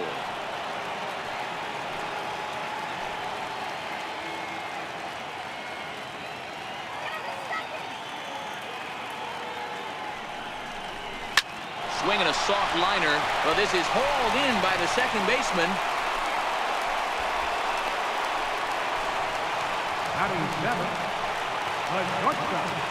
Settling in now, Brandon Crawford has got a chance to end this one and send these fans home happy if he can get a ball deep enough into the gap.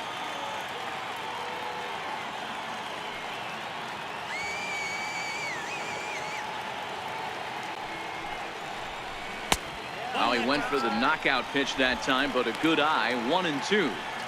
He's going to have to make adjustment on that slider away. He can't just make it a non-competitive pitch and allow these guys to take. He's got to start that a little bit more over the middle of the plate to get that swing and miss on the outer half. The 1-2 pitch. Now a check swing, but that's in there for strike 3 anyway, and the inning is over. 1 left for San Francisco. We'll move to the 3rd with no score.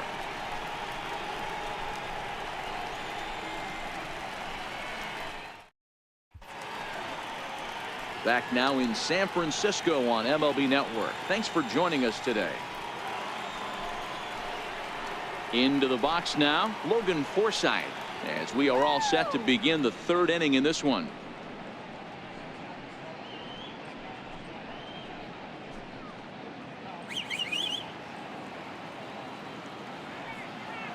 Now the payoff pitch home. And he lays off there, ball 4. So the leadoff man is on here to begin inning number 3. They haven't been able to register a hit against this guy, but at least they have a base runner here. We'll see if that leads to something. Kike Hernandez will get the call here as he'll hit for the pitcher. Number 14, Kike Hernandez. Both teams so far yet to crack the hit column.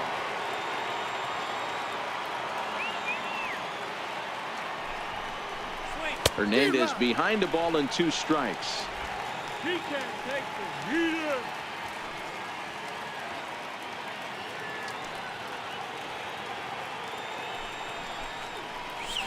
High fly ball out to straightaway center. Jackson is under it. He's got it 1 away.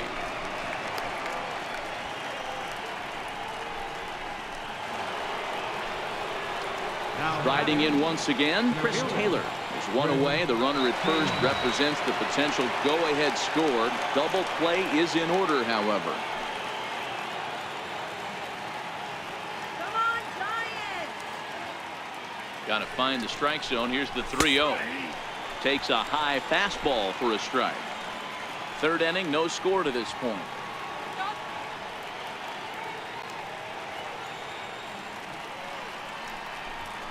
And that misses, ball 4. So it's first and second now with only 1 away. And that's 2 free passes in the third inning alone. So you have to wonder if maybe it's something mechanical or if it's just psychological. Got to get back on track here. Here's Corey Seager. 0 for 1 for him here in this one.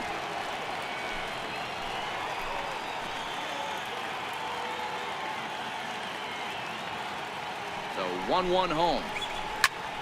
Not fooled there as this ball's hammered out to deep right field. Up into the arcade and out of here.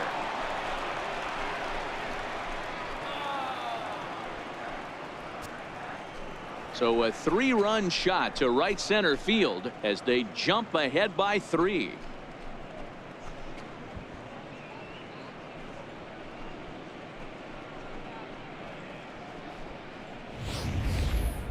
Wow, not every call is going to go your way. And there are some pitchers that pitchers think are pitchers' pitches, and you don't get that, and it puts you in a bad spot. And you could tell that it affected him. He was fuming, and he really wanted that last pitch. And the result, he lost focus and made another bad pitch. Got him swinging. Chased it well out of the zone, and there are 2 gone. Man, I love watching a pitcher that just rears back and blows smoke by a guy at the letters. That's the ultimate challenge pitch. And for me personally, watching hitters swing and miss, man, that's a sight of beauty. Into the box now, Cody Bellinger. 2-2.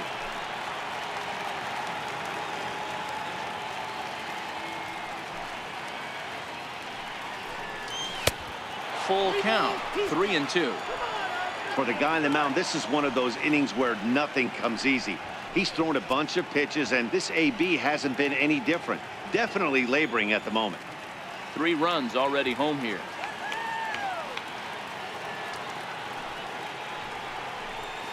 And he strikes him out here, so he's able to stop the bleeding a bit as this side is retired. But the Dodgers strike for 3, all courtesy of the 3-run home run. Last chance coming up for the G-men. It's now 3-0 Los Angeles. Tom Kohler, the right-handed reliever, standing 6'3", gets the ball now out of the bullpen. Tom Kohler.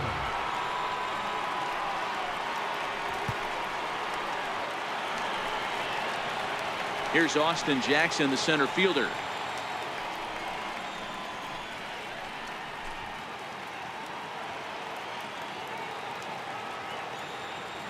1-1. This one's blooped out toward right center field. And 1 away now in the San Francisco third. Batting ninth, Hector. Kelby Tomlinson will grab a bat and hit for the pitcher here. Pitcher Bumgarner, number 37, Kelby Tomlinson.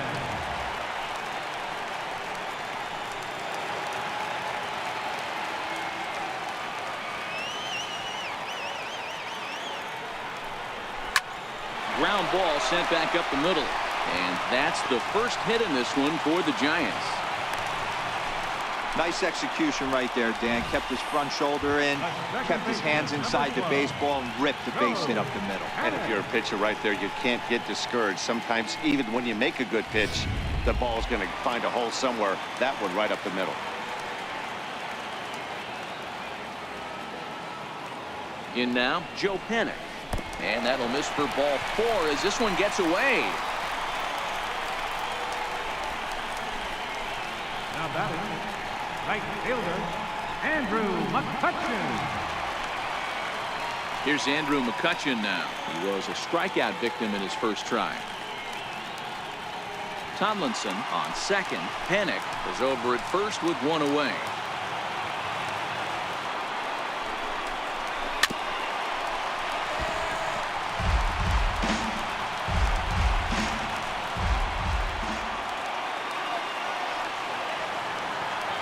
The 2-2 is taken on the inside corner. Strike 3.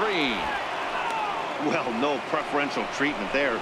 Sometimes we see great hitters have their calls go their way on close pitches, but not this time. I think that was actually a good take, but on 2 strikes, anything that close can go either way. Standing in now, Buster Posey. Now a swing, and he pops him up, and this should do it. Forsythe is there, makes the catch, and the ball game is over. Anytime you can win a game, let alone on the road, you have to feel really good about yourself. It's not easy going into that other team's ballpark and coming out with a win, but they did just that. 3-0 the final score in this one today. The Dodgers led this game from the 3rd inning on and never wavered. Clayton Kershaw takes home the win. Madison Bumgarner worked only 3 innings in the losing effort.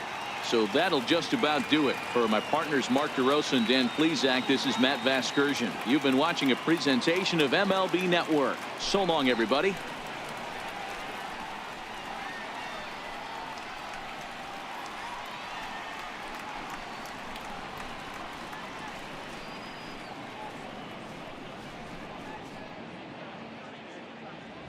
Here now is our final line score this afternoon for the victorious Dodgers. 3 runs on just 1 hit. No errors. They left 1 man on base.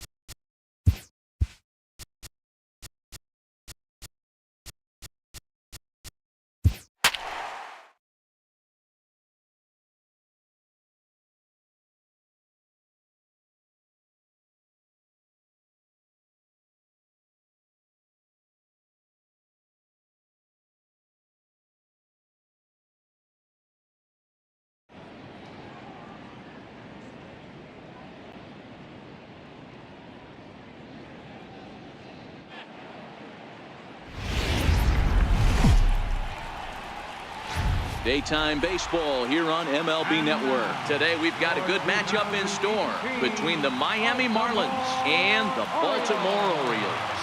It's interleague baseball on MLB Network.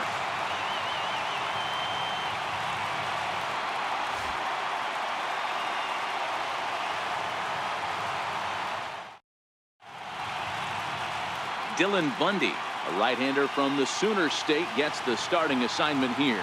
What do we need to know here, Danny?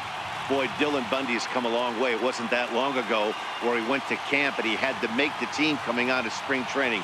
Former first-round draft pick out of high school from Oklahoma, 94 to 95 miles an hour. Good overhand 12-6 curveball and a changeup that's getting better all the time. He's turned himself into one of the league's premier pitchers. Here's Cameron Maben now, and we are ready for some daytime baseball. They'll run this one in on him, and he can't connect, so he finds himself down 1-2 now.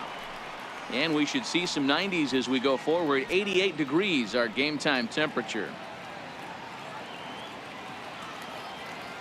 The 1-2 pitch. And that slider's almost in the dirt. I think if he executes that pitch on the corner instead of off of it, he probably gets some pretty weak contact, if anything. He jammed him pretty hard on the previous pitch, so my bet was he was going to try to cheat on the inside part, thinking it might be coming again. Fastball swung on and missed, and the leadoff man is gone on strikes to start the afternoon. With that, a look at the batting order for the Marlins. Anybody catch your eye, Dan? Well, I really like what Justin Bour does for this team. He's one of those guys you want at the plate in those big game-defining moments. He's such a clutch hitter. I love watching him in those situations, and hopefully we'll have that in this game as well.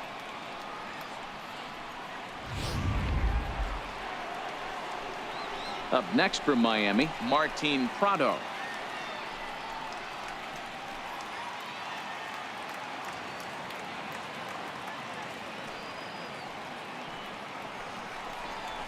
Grounded to first.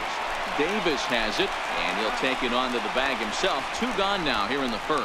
Batting third, second baseman, Starlin Castro. Here's Starlin Castro. His past history with Dylan Bundy, he's 5 for 14. He's also hit a couple of home runs against him.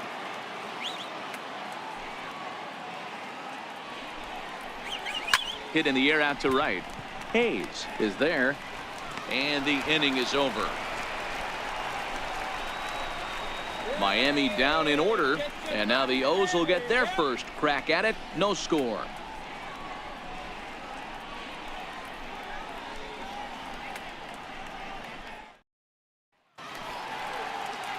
Dan Straley gets the starting assignment for the Fish in this matchup. What do you have for us on him, Danny? Dan Straley's bounced around for a little while, but he's a 4-pitch guy. Fastball, curveball, slider, changeup. Not an overpowering pitcher. Needs all 4 of his pitches. If he has that good changeup, he could be really tough. Stepping into the box, Tim Beckham. He'll lead things off here in the bottom half of the first. 1-1. Here it comes. Here we go. There's a knee-high pitch that catches the zone.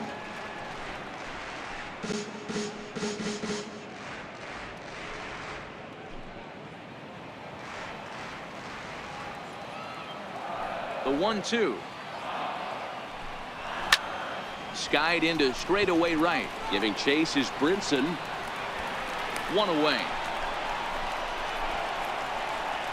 Now a moment here in Baltimore for the Orioles starting lineup. Vero, what's your take on this team today? I got that this lineup, Matty, in Oriole Park likes to swing the bats. This place plays small. This place has a low wall. You can drive it out pretty much line to line, and there's a lot of room to be a hero in this yard. In now for the O's, Manny Machado.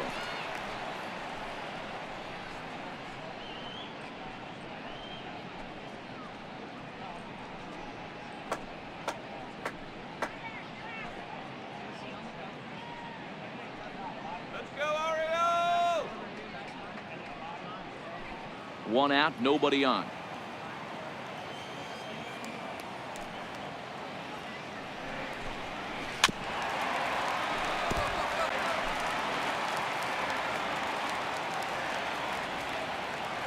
Payoff pitch one more time. Swung on and missed. He got him on strikes.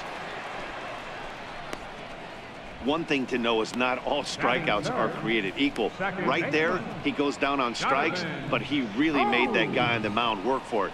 And when you're doing that in the first inning, it can have an effect on how deep he's going to be able to go into this start. There's a big difference between that and going down on 3 or 4 pitches. Here's Jonathan Scope now. No one aboard for him, and 2 gone here in the first.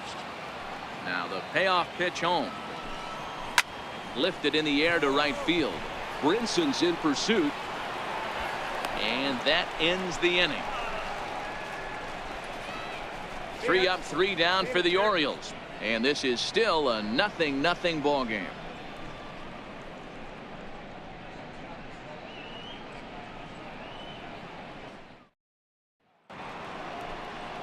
So here's the cleanup hitter for Miami, Justin Bour, as he'll get his first opportunity in this one.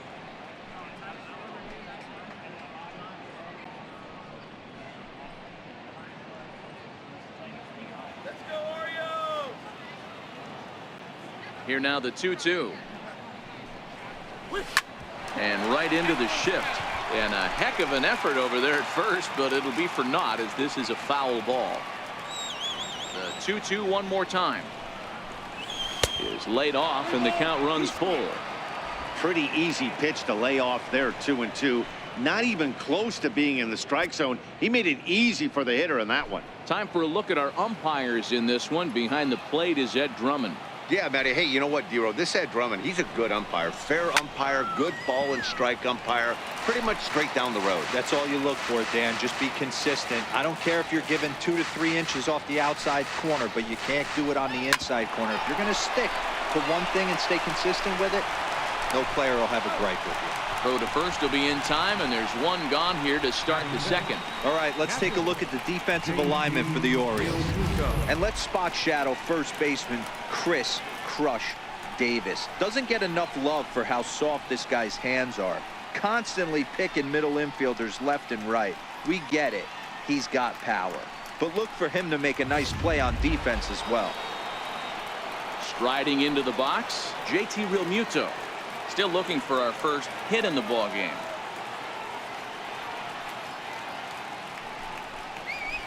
Hit the other way out toward right field. Hayes moves over. He hauls it in without any trouble, and there are 2 away. And that'll bring in the multi-dimensional Lewis Brinson. He'll work on keeping this top of the second alive.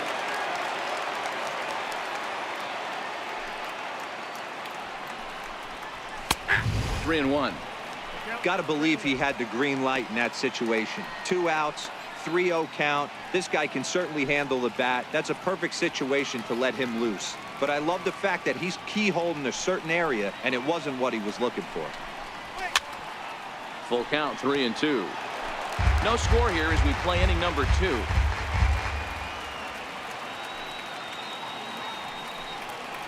Inside, he misses ball 4. Batting 7, third baseman, Ryan. Stepping into the box, Brian Anderson. There are 2 gone and the possible go-ahead run at first.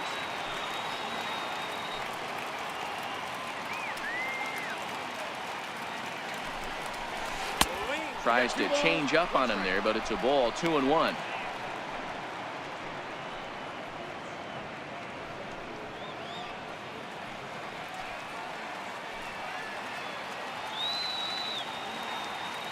The 2-1 is taken for strike 2. Well, he snapped that breaking ball off really nice. He'll do well to keep putting it there.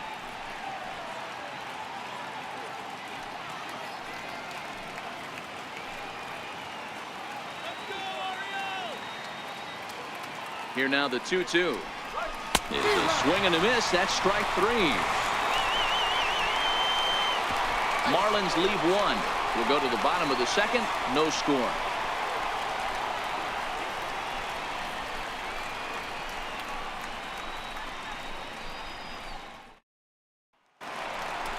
Here's the center fielder now, Adam Jones. He's set to lead off the home half of the second.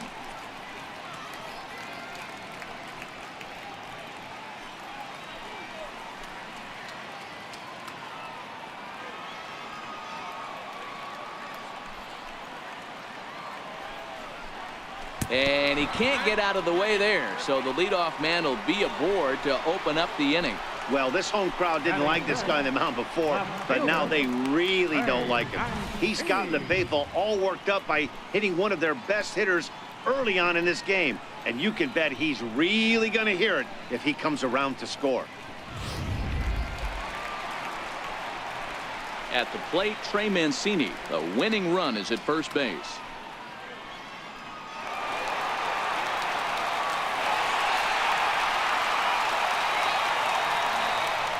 Jones aboard here at first with nobody out.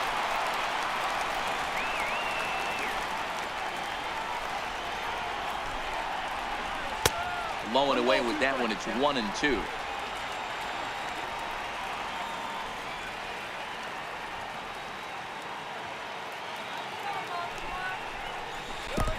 Got him. Fooled on the pitch as he swings at it in the dirt for strike 3. Is there, and he's out trying to take second. And now the designated hitter for the Orioles, Mark Trumbo, try to make something happen with 2 gone in the bottom of the second.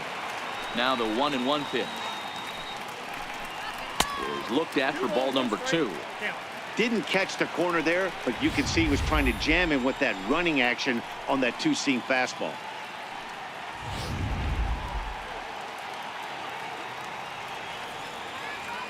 Now the 2-1.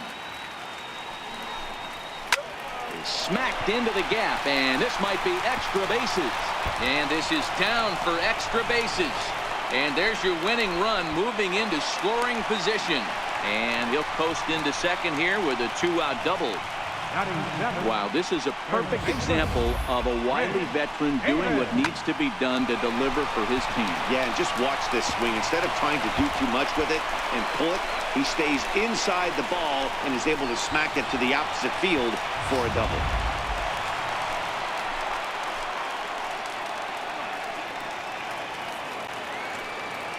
Stepping in now, Chris Davis. He got him, and the go-ahead run will be left stranded at second base. Danger averted following the 2-out double. 2 complete, scoreless here on MLB Network.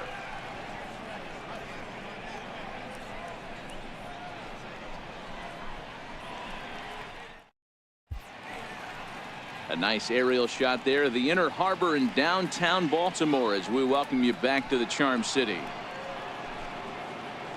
To the plate now is the designated hitter, Derek Dietrich, as we are all set to begin the 3rd inning in this one.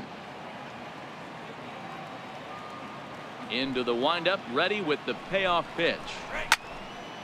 Out in front as this is pulled foul into the seats. The next 3-2. Is swung on and missed, strike 3. Leading off the inning, your job is to get on base and set the table for the inning.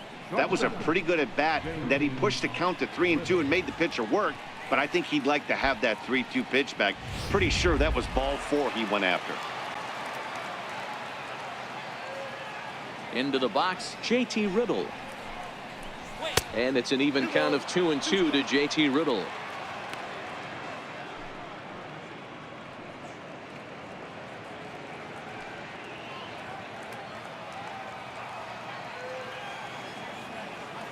Here now the 2-2. Is a wave and a miss. He struck him out. 2 up, 2 down on strikes in this inning. He looks really sharp out there, guys. Cameron Maven. Digging in to try it again, Cameron Maven. First 2 men in the inning have both gone down via the punch out, so we'll see if he can fare any better. Looking to punch him out again. The pitch. And there's one he'd like to have over again. Missed high with the slider. Marlins are still on the lookout for their first hit of the ball game.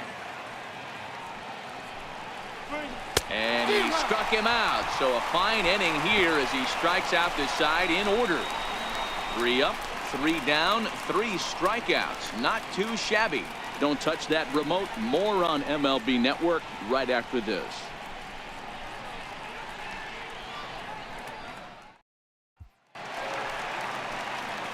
And that'll bring up the catcher, Chance Sisco, as we move on to the bottom of inning number 3.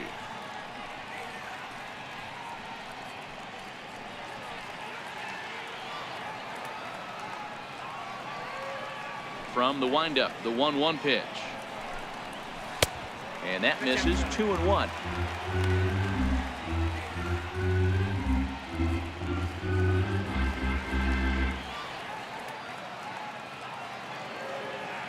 The 2-1 home.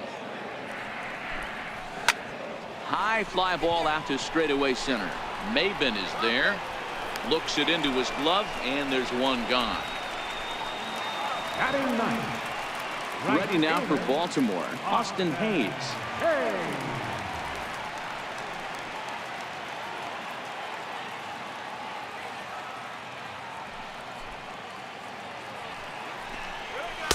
And there's one well above the zone for a ball.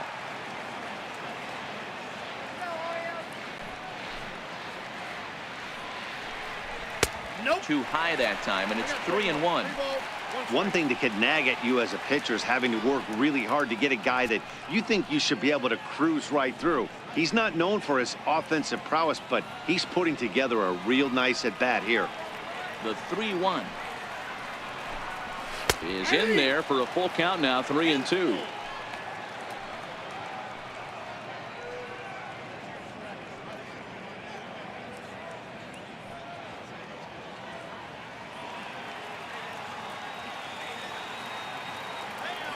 Now the payoff pitch home.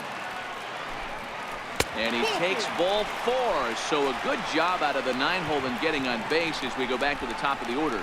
Finally, up to this point, the entire lineup have been swinging at anything close, and this guy decides to show a little more patience at the dish and is rewarded with a base on balls. That was a good at-bat. Digging in, Tim Beckham. He's got a chance to end this one and send these fans home happy if he can get a ball deep enough into the gap. Hit on the ground down the first baseline. And that's through for a base hit. Make him 1 for 2 in this one. And he'll move up to third now. Runners at the corners here with one away. It's a grinder, AB. 3-2 changeup, and he's able to stay back and drive it for a base hit. Sometimes you just got to tip your hat.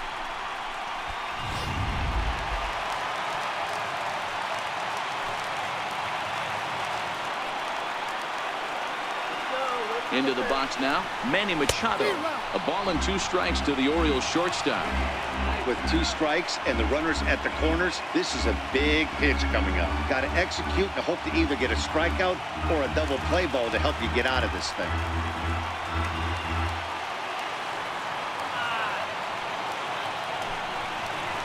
On the ground to second base. This could be 2. To second for 1. Relay to first in time, and just like that, this side is retired. 4 to 6 to 3. They roll it up to get out of the jam. 3 innings in the books. No score on MLB Network.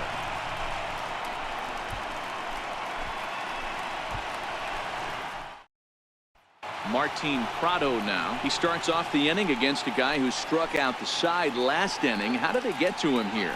I'm not sure, Matt, that they want to stay as patient. He's been throwing a lot of strikes. They might want to start swinging a little bit earlier in the count.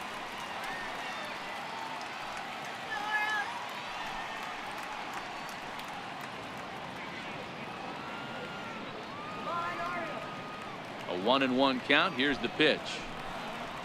And he can't get out of the way of that one, so the leadoff man will be on to open the frame. These guys are pros and they're tough, but I know that one hurt. He'll never show it, though. Too much pride at stake.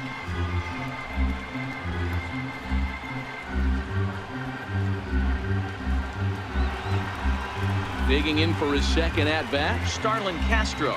Go-ahead run at first, nobody out.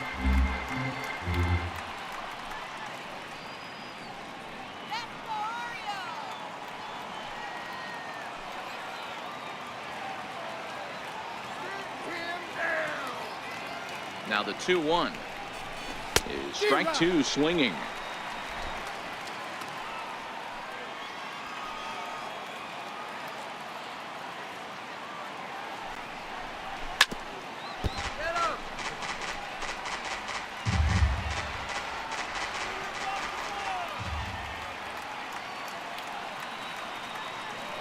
The 2-2 is a wave and a miss. He struck him out. anytime a pitcher locates a fastball on the inside corner, it's going to be a tough pitch to hit. That one was spot on, and he had no answer for it.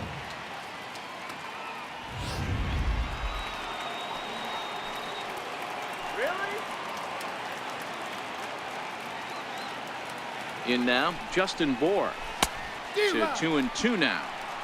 If you're going to catch up to a high fastball like that, it's all about getting that front foot down in enough time to allow your hands to start moving forward.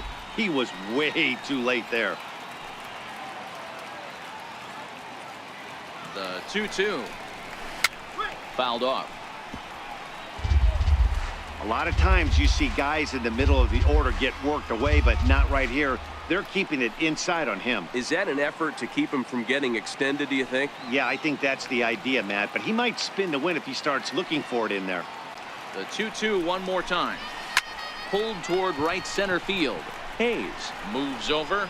He hauls it in without any trouble, and there are 2 away. The batter. Ready for another chance? JT Realmuto. He flew out in his last at-bat.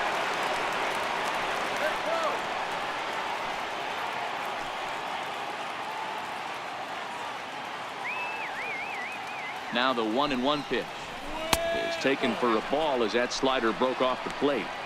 Well, when you're behind in the count like this pitcher is, it's a good time to work in something off speed if you're confident in it. Most hitters are looking for fastball.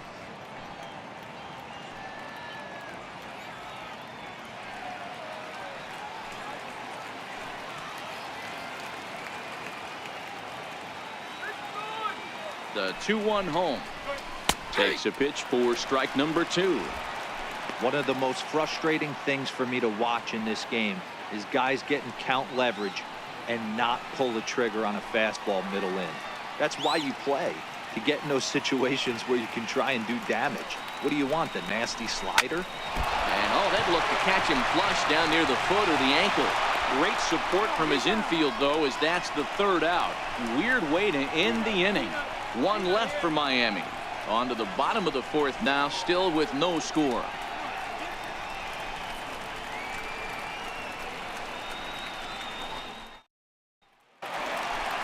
Coming to the plate now, Jonathan Schoop will stand in to lead things off for the Orioles. Adam Jones set to follow.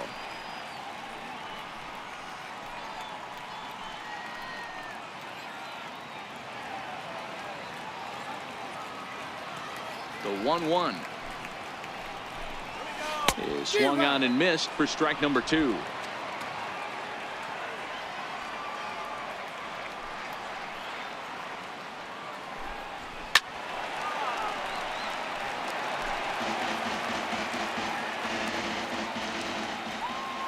The 1-2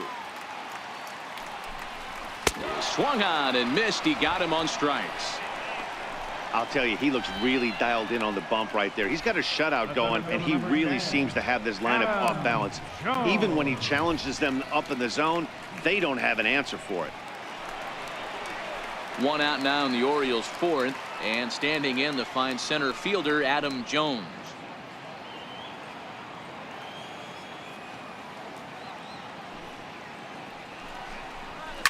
Liner towards second. He lays out, but he can't make the play, and it's through into right. You can't teach that, Matty. The ability for a right-handed hitter to shoot a ball through the 3-4 hole, unmatched.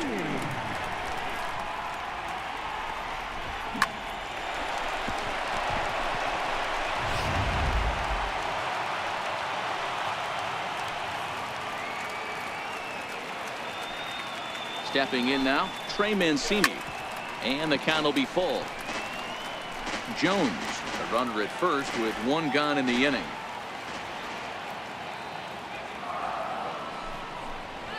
Fastball, strike 3 called as he couldn't pull the trigger, and there are 2 away. Now batting, designated hitter. Next will be the designated hitter, Mark Trumbo. He'll try to follow up the double in his last at-bat with another big hit right here.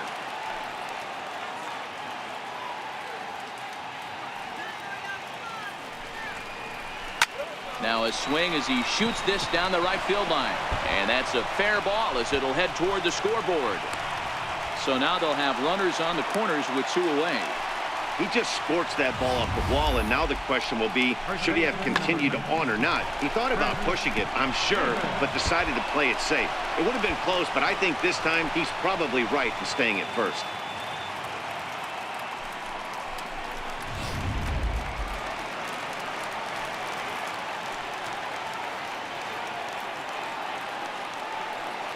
Into the box, Chris Davis.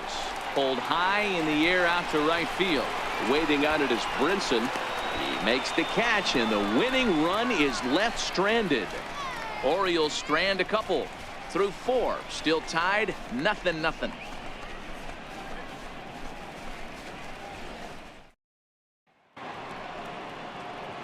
And that'll bring in the multi-dimensional Lewis Brinson. He drew a base on balls his first time up.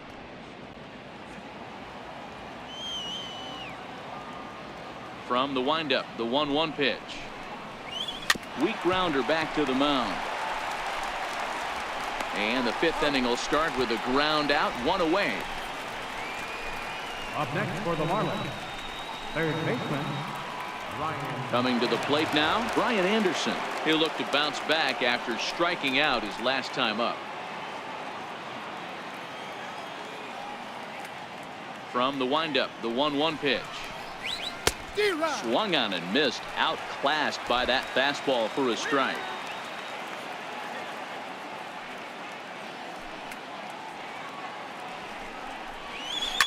Line toward center field, and the Marlins had their first hit of the game. Matty, that's a surprising pitch right there. I don't understand, after blowing a fastball by him, he would speed his bat up and off speed. Yeah, redemption after being late, right on time with the off-speed pitch next.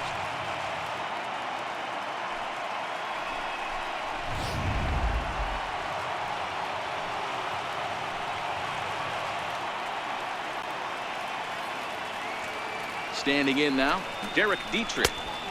And he takes ball 2, and it's 2-1.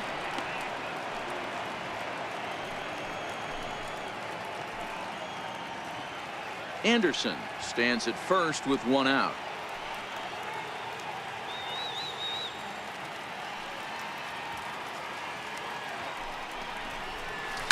Hard on the ground towards short. That's through for a base hit, and he's 1 for 2 now. And with that, the go-ahead runs up to second now with only 1 away. Hey, just a nice piece of hitting right there. He's able to keep his hands inside that ball, stay square as long as possible, and feed it into the opposite field for a base hit.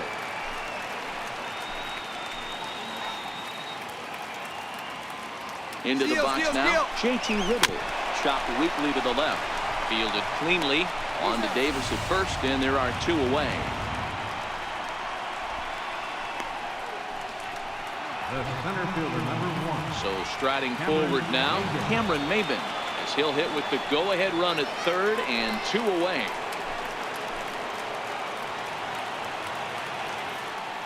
The 1-2 is a wave and a miss. He struck him out. Marlins strand a pair. Halfway home, still no score.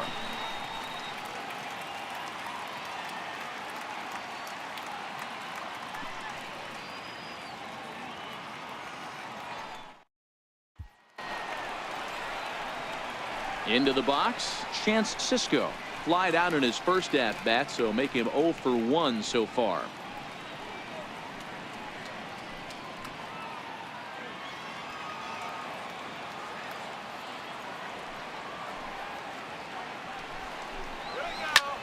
Sent in the air out to straightaway central. Under it is Maben now as he pulls it in for the first out.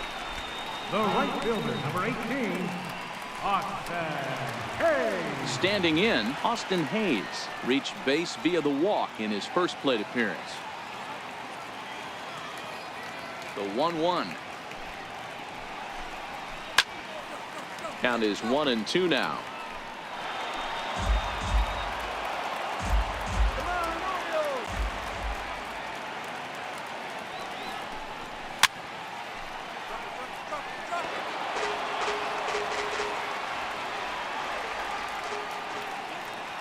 The 1-2.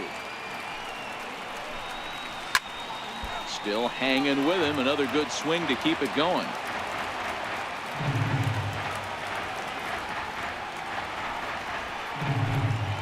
And they'll try to get him fishing there, but he won't offer in the dirt, and it's back to even at 2-2. Well, I think that pitch is the result of a lot of foul balls. He might have tried to do a little bit too much with it, trying to get him to swing through it, but it just ended up taking off on him. Here now the 2-2. Here's a looping fly ball out to right, and that'll get down for a base hit. Number 9 batter comes through that time, as it'll now be up to the top of the order with one away. Third baseman, number 1, Tim Beckham. So the lineup flips over, and digging in, Tim Beckham, 1 for 2 on his line so far in the game.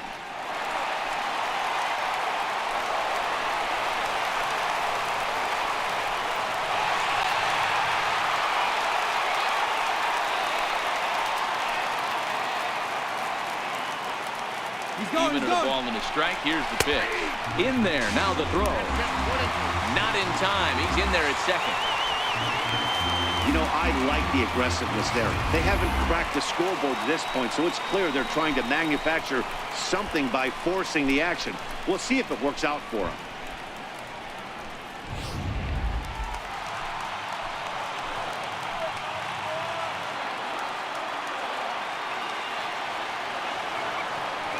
The 1-2. Heading out towards shallow right. On the run is Brinson. And a great diving effort there, but it'll just tip off his glove, and it's a base hit. Throw coming quickly, and the winning run moves up to third now with only one gone. This is their time right here. This starting pitcher has been on point all day. Runs have been at a premium. They have an opportunity to do something special right here. Ready once again, Manny Machado. He's looking to bring home the winning run from third.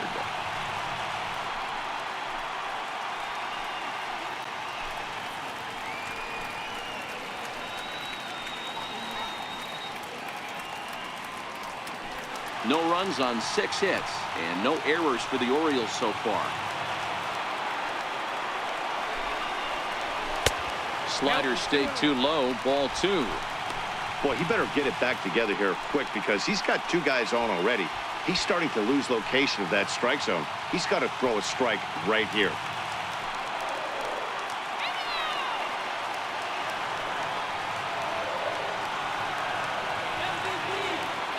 And the 2-1. Hit hard down the right field line, but that's a foul ball.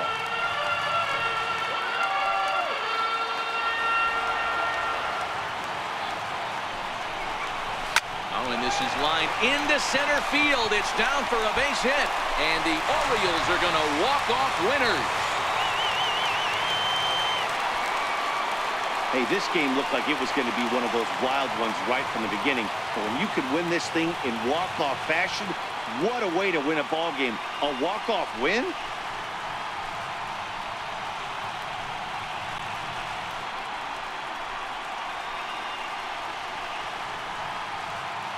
Starting pitching, so obviously important to a team's success, and a great performance given here in this one by the fellow you see on your screen. He's our top player of the game.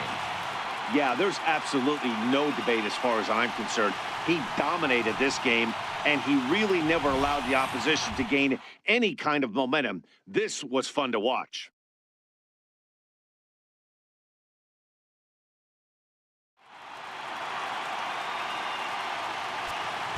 Our final line score this afternoon. First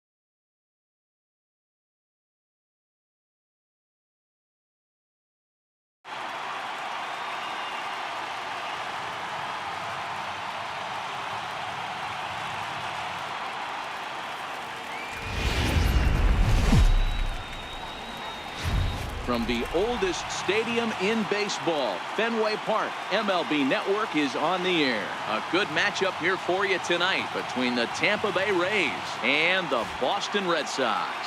Looking forward to this matchup, and it's next on MLB Network.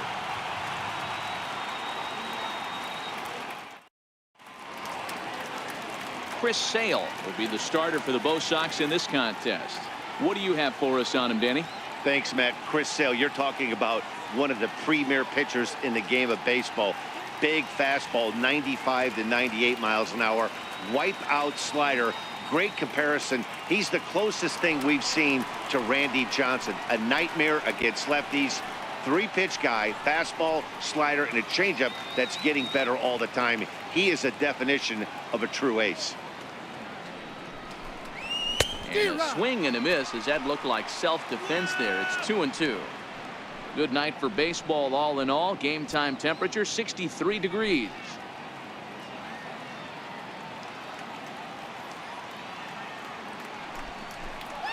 Slider strike three called as the leadoff man is set down looking to open up the ball game.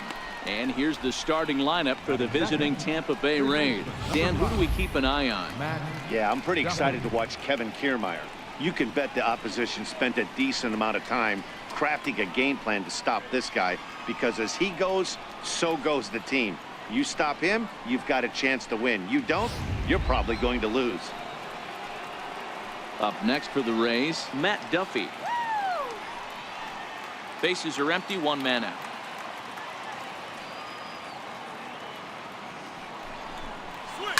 Ripped down the first base line. Moreland is there, and he'll take it onto the bag himself. Two gone now here in the first. Center fielder, Kevin Kiermaier. Standing in, Kevin Kiermaier. Lifetime against Chris Sale. He's 5 for 14. He's taken him deep once. The 1-1 home. And a good swing there as this is deep down the line in right, but this is going to wind up out of play.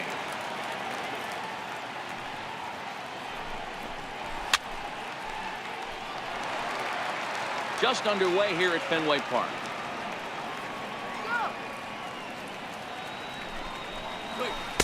Tough pitch to lay off there, but he did, and it's even up at 2-2.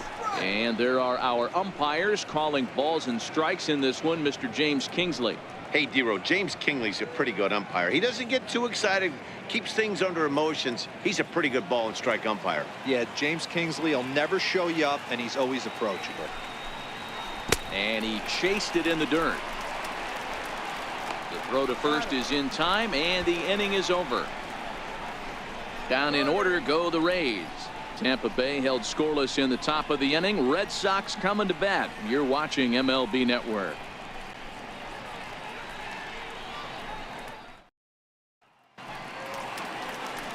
Chris Archer, a right-hander from North Carolina, is the man on the mound. Dan Plesac, what's the word on him? Chris Archer, one of the premier pitchers in baseball. When he's good, he's nearly unhittable. Great fastball with movement. Slider probably his best pitch, and the changeup has been much better recently. If Chris Archer brings his A game, it's going to be a long night for the hitters. Now at the plate, Mookie Betts. He'll lead things off here in the bottom half of the first.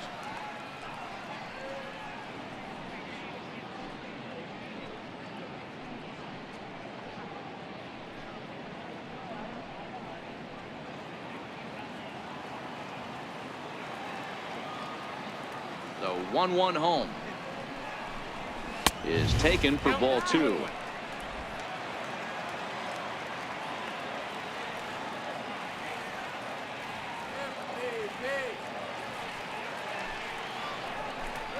On a good pitch there, had him stretching to get out there, and it's 2-2 now.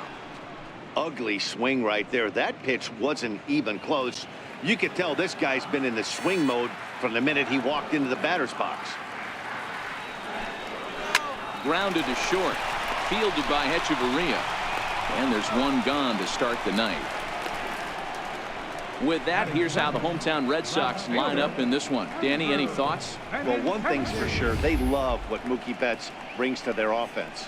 This is a pitcher he's had some good success against in his career. He's hitting over 350 against him in a pretty good amount of at-bats. You can bet they're both aware of that, and we'll see who gets the better of who today. Striding in for Boston, Andrew Benintendi. He'll get to take his first cuts here.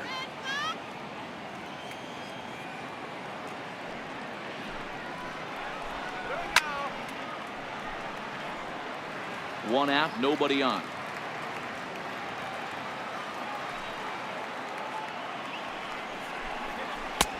Trying to nibble here, and he misses to run it full now. 3-2.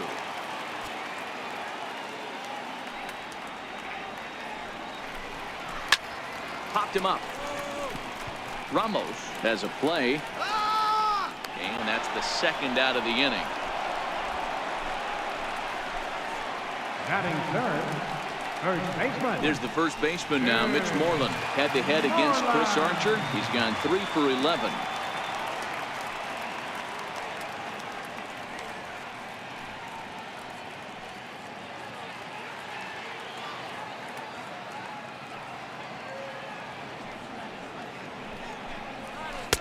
And a classic 0-2 pitch as the changeup misses low, and it's 1-2 now. Well, that's a pitch right there you gotta just lay off. There's a good chance he's going to throw it on 0-2, and if you can recognize it starting down in the zone, you know it's only going to go down from there. Fouled away.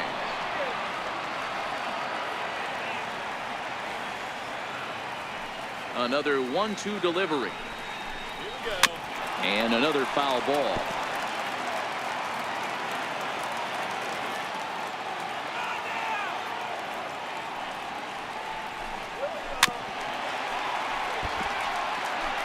Making him sweat out there. The 7th pitch coming up.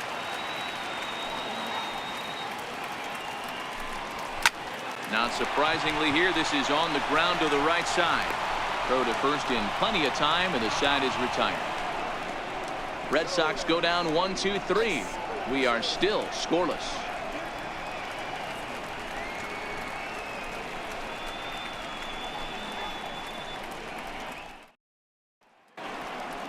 Here's Carlos Gomez. He'll get us started in the top of the second.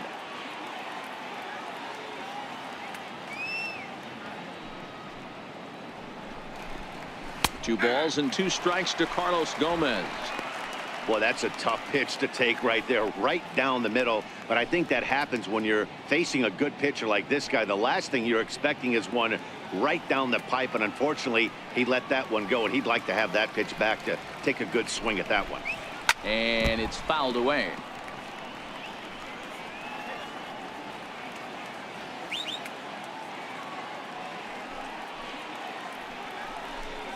A full count to the Rays center fielder. Looked like he tried to elevate a fastball on that 2-2 pitch there, but kind of overdid it. With a pitch that high, it's pretty easy to lay off if you're the hitter.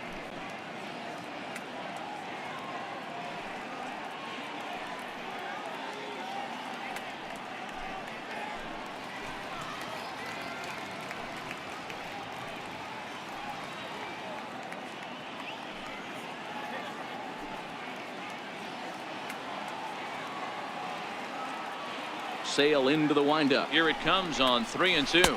And a slider. Oh, got a favorable call on that one, as that's the first out of the inning. All right, let's take a quick look at how the Red Sox set up on D today.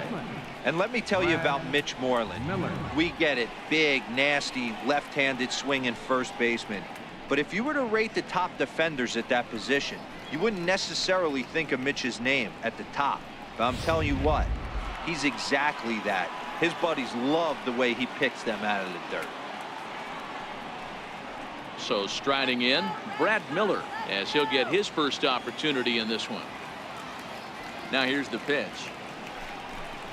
Oh, and this is swung on and missed. 4 strikeouts already, and that's out number 2. Wow, his stuff looks electric coming out of the gates in this one, guys. That's 5 batters faced, 4 strikeouts. That's going to be a tough pace to keep up, but it looks like he has what it takes to work deep into this game. In now, Wilson Ramos. Hit hard on the ground to first. And this will get through into right, and he's aboard with a single.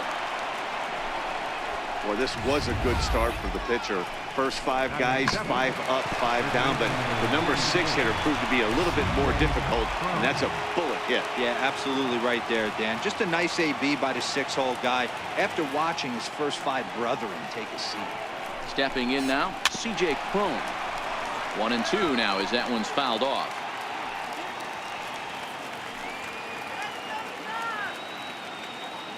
He's set, and the 1-2 pitch. To 2 balls and 2 strikes now. Wow, kind of an interesting pitch call there. The batter flailed at the pitch away on the previous one, so you'd think you'd go right back there, but instead they decided to come in, make him prove he can adjust before you do. The 2-2. Now a swing and a chopper foul right at home plate.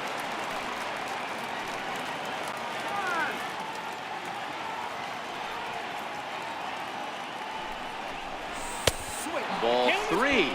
3-2 now. All right, 3-2 count with 2 outs. The runner on first will be moving, so we'll see what happens. There are a lot of possible outcomes with this kind of play.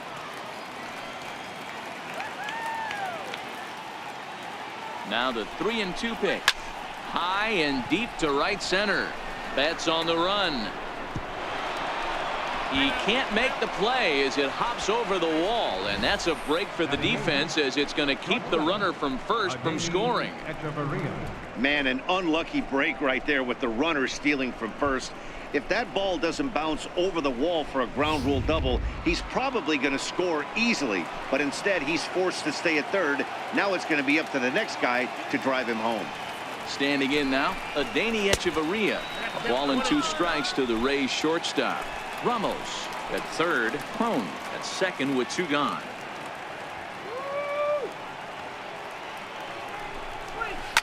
Hot high in the air. Nunez is there, and he puts this one away for the 3rd out. So a great job there of working out a potential trouble. Rays strand a pair. We'll go to the bottom of the 2nd. No score. Here's J.D. Martinez head-to-head against Chris Archer. He's totaled 4 hits in 17 at-bats. He also has 1 home run.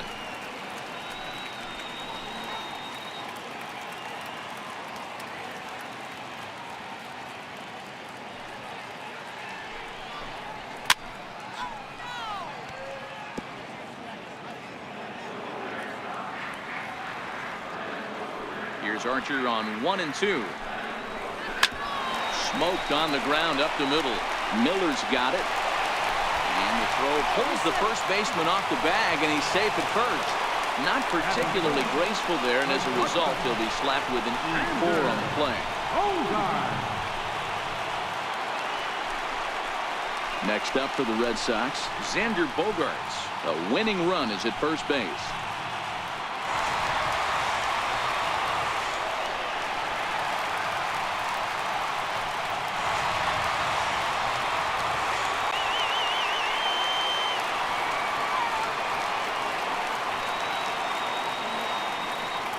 Set. Here comes the 1-1. Missed with a slider.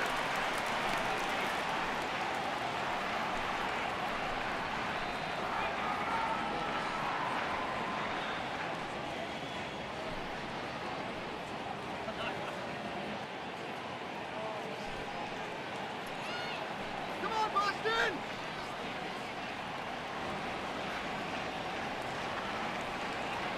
He's going, and there he goes towards second. Into the corner and slicing foul.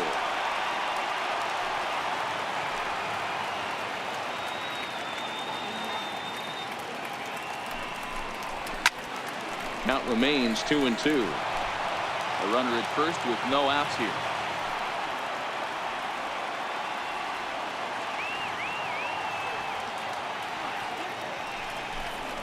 Swing and a miss on the fastball, and that's the first out. All right, let's take a look at the Tampa Bay Rays on defense.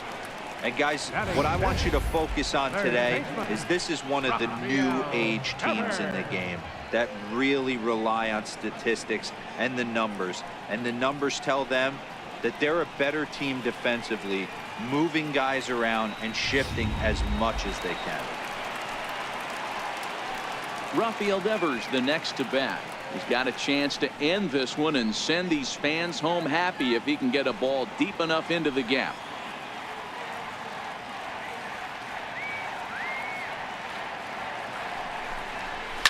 Lifted in the air to straightaway left. Smith is there to put it away, and the runner will be forced to retreat back to first. At the plate, Eduardo Nunez head-to-head against Chris Archer. He's just 2 for 9. Bottom of the second here with no score.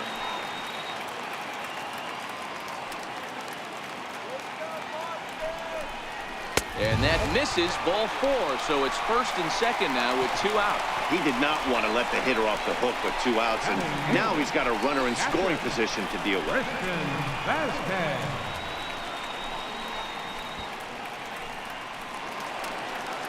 So coming to the plate, Christian Vasquez, as he'll look to get the ball into the outfield and bring home what would be the winning run from second base. Looking to wiggle out of this. Here it is. Grounder down the line at third, but a foul ball. 1-2 the count now.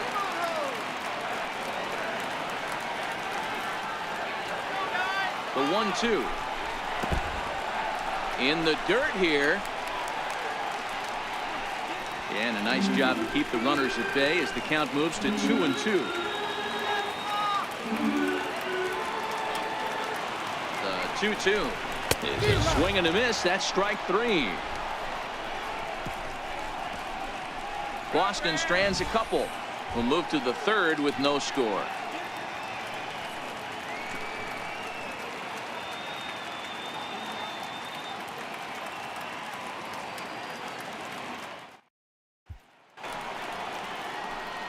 So next to the plate for Tampa Bay, Malik Smith, and he'll step in to start things out against Chris Sale.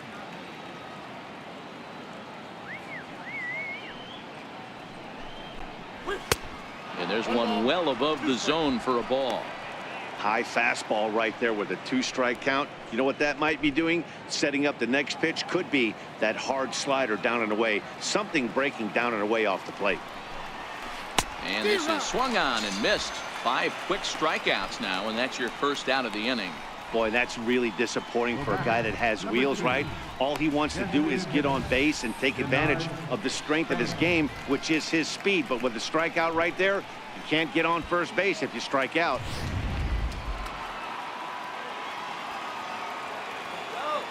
Into the box now, Denard Span. Still a ball and 2 strikes. The next 1-2 pitch. That misses, and we're even at 2-2.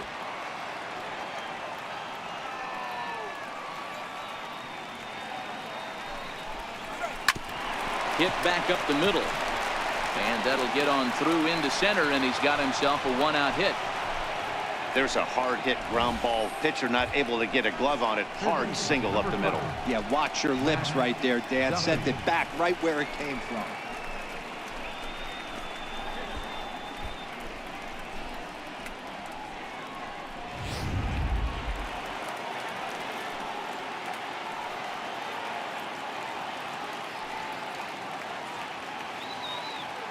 In now, Matt Duffy. 2 balls and 2 strikes to Duffy.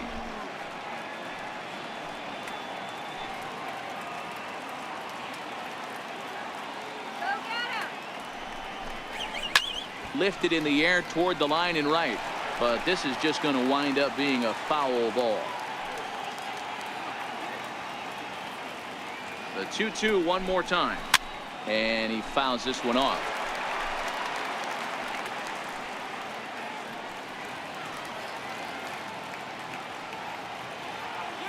The 2-2 one more time.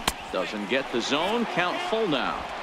I wouldn't be surprised to see the runner moving here on that 3-2 pitch. With only 1 out, but this guy at the plate swings the bat really well, so it's likely he'll put the ball in play if it's a pitch worth swinging at.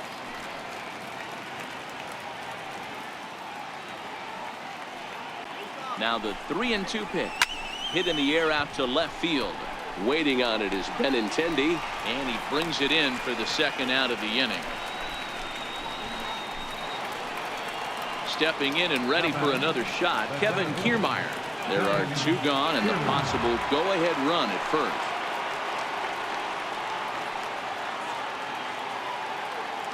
Ready with the 1-1. Right over the middle, knee high. Span, the runner at first with 2 gone.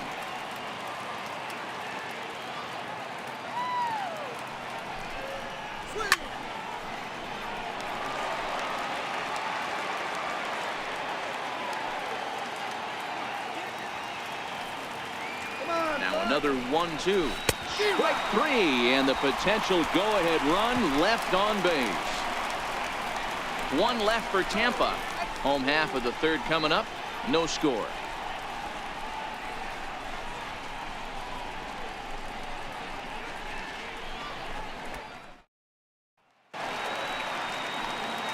Here's Jackie Bradley now. Head-to-head against Chris Archer. Comes in with 6 hits in 28 tries. And on 10 occasions, he's been a strikeout victim. And it's 2 balls and 2 strikes now.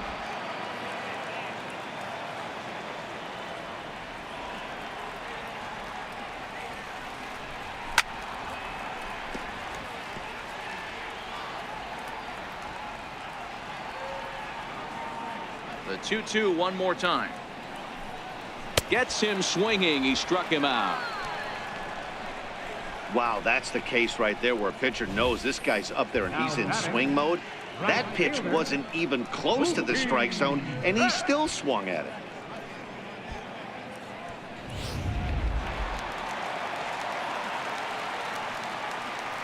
Stepping in now, Mookie Betts. 2-1 now to the Boston leadoff hitter.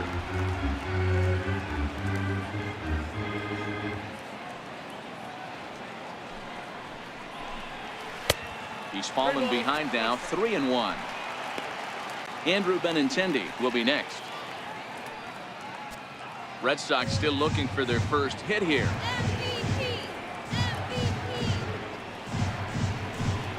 And this misses for ball 4. The second walk he surrendered here in the first 3 innings. They haven't been able to register a hit against this guy, but at least they have a base runner here. We'll see if that leads to something.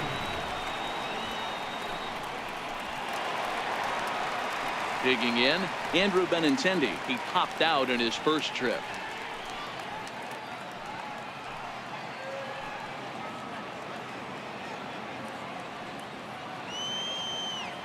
The 1-1. Now a little pop-up off toward the 3rd base side. Duffy is over now, and he got it for route number 2. The first baseman, number 18, Mitch. Ready now, Mitch Moreland. He got on top of one and was a ground out victim last time.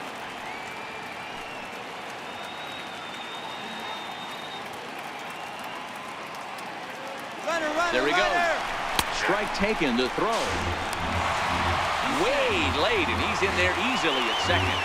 So he swipes second successfully, but you have to wonder now if that might actually end up taking the bat out of the hands of one of their better hitters. Well, that's a good point, Matt, but I'd be a little surprised if that's the case. It's still early and the game is tied, so that would be a pretty cautious move to pitch around him here or just walk him flat out. And a fastball in the dirt that's taken for a ball. Bottom of inning number 3, 0-0 our score.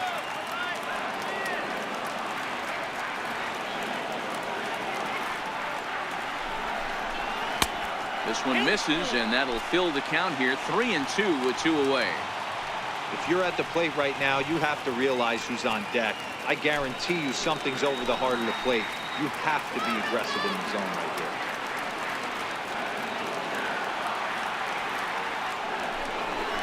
Strike 3, and the potential winning run laid waste. The inning is over.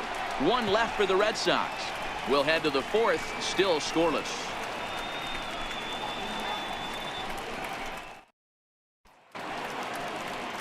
Next will be the cleanup hitter, Carlos Gomez.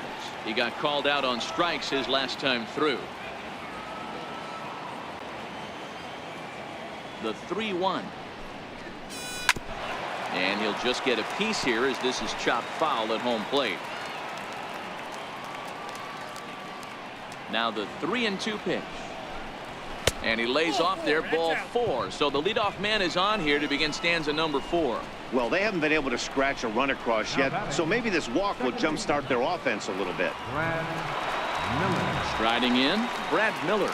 Go ahead run at first, nobody out.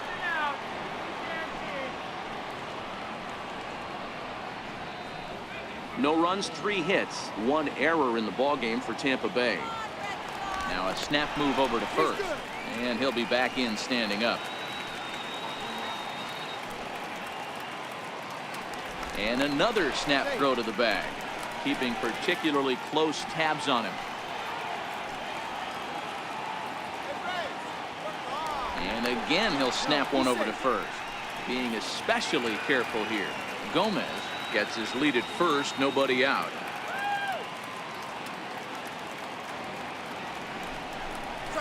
And here's a slider, strike 3 called, and that'll be the first out of the inning.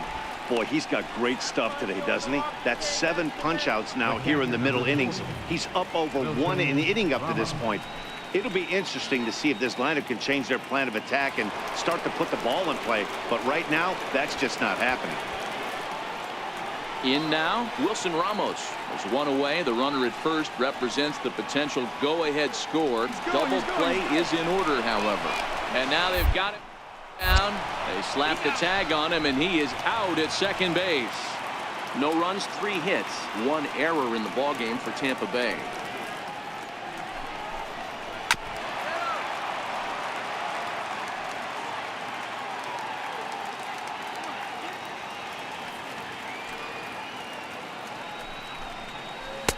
And he lays off a pitch outside as they draw even at 2-2.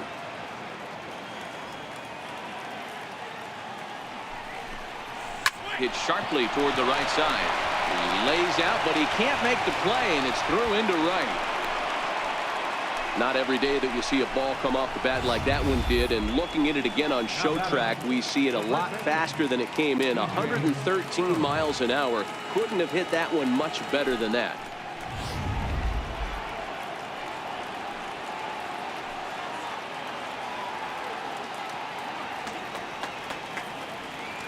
Into the box, C.J. Cron.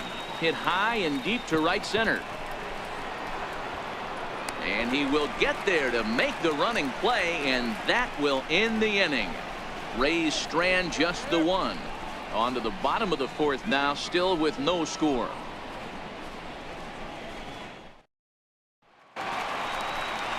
Here's J.D. Martinez. 0 for 1 for him here in this one.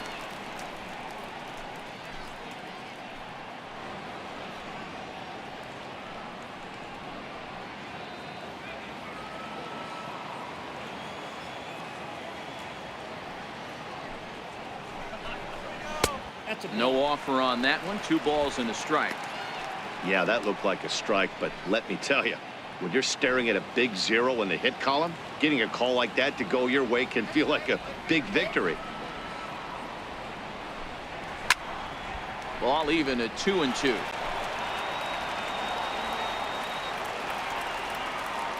The 2-2.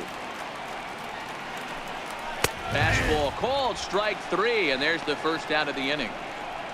I'll tell you right now, this guy has a shutout going, and it's been all business. He's not messing around trying to pick at corners. He's being aggressive in the zone, and he's attacking each and every one of these hitters up to this point.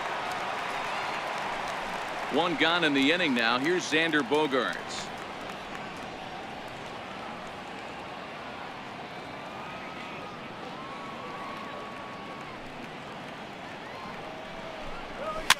Popped up.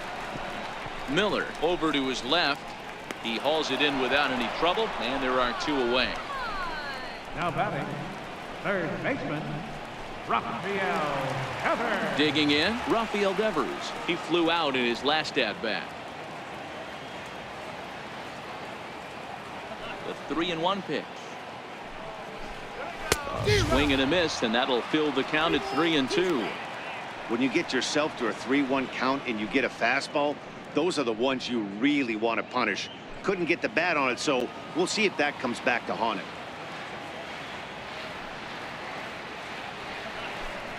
Now a fastball as he just reared up and let that one fly, and the inning is over. Down in order go the Red Sox. Through 4, still tied, 0-0.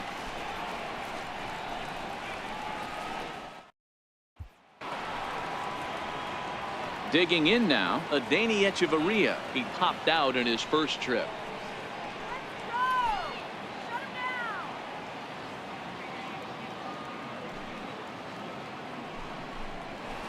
Changeup gets him out in front for strike 2.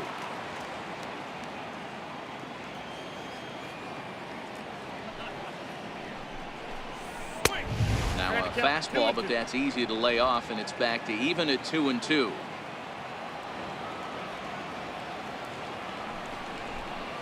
And he struck him out. Good pitch there as he registers his 8th punch out of the ball game. He showed right there why having a good changeup is so valuable. 2-2, and he flips one up there that the bottom really falls out at the last minute. It's so hard to pick up, and it's even harder to make good contact with. Into the box now, Malik Smith. And he lost him here on 4 pitches. So a speed merchant is aboard now with 1 away. Well, in a scoreless game, you want to do anything you can to jumpstart your offense. With the speed of this guy on first, don't be surprised if he gets the green light here. So it's back to the top of the order now. And standing 4th is the left-handed hitting Denard Span.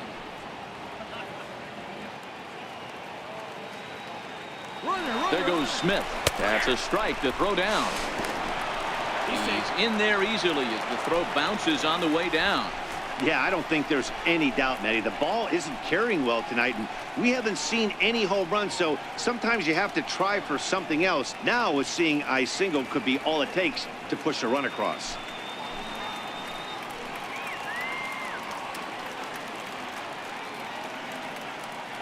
Here's the 1-2. Struck him out, and he becomes the 9th strikeout victim thus far. That was a good job tying him up inside on that strikeout pitch. It wasn't even in the strike zone, but with the hitter protecting with 2 strikes, that's the kind of pitch you can get him to offer at, and he's probably not going to do much with it when he does make contact. In now, Matt Duffy. Hit on the ground toward the left. A diving effort here as he gets a glove on it. And a good effort here, but he's well safe at first, and there are 2 on and 2 out now. Up next for Tampa Bay, center fielder, Kevin Kiermaier. Standing in, Kevin Kiermaier. And he bats in a big spot here. Go-ahead run at 3rd, 2 men out.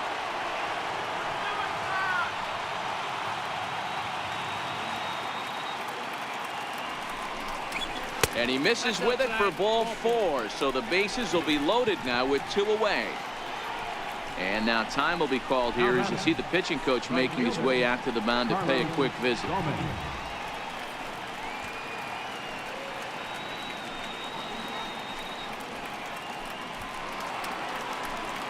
Here's Carlos Gomez as he'll hit with the go-ahead run at 3rd and 2 away.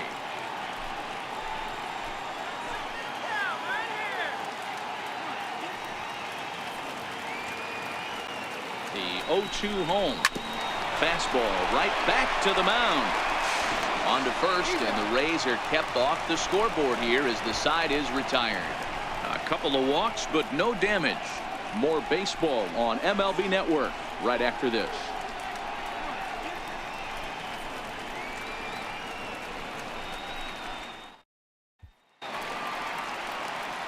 Stepping up now, Eduardo Nunez. He drew a walk his first time up.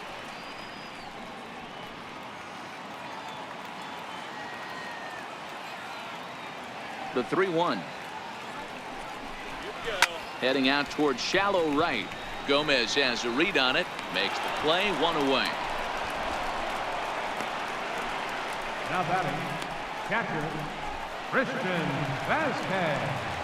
Now at the plate, Christian Vasquez. He's 0 for 1 thus far.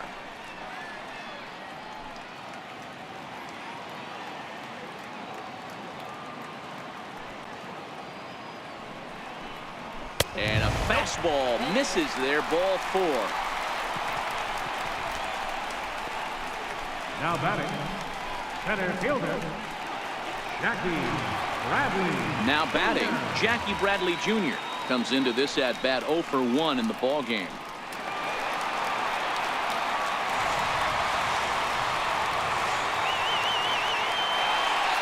Vasquez leads off first with 1 away.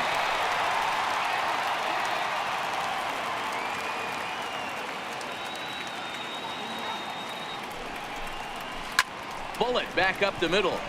But sadly for him, this will head straight to the center fielder as he puts it away without much trouble for the second out.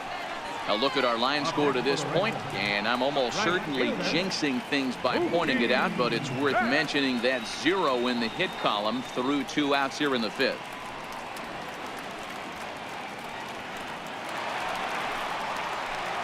So the Red Sox lineup turns over, and to the plate, Mookie Betts. It was a walk in his last trip.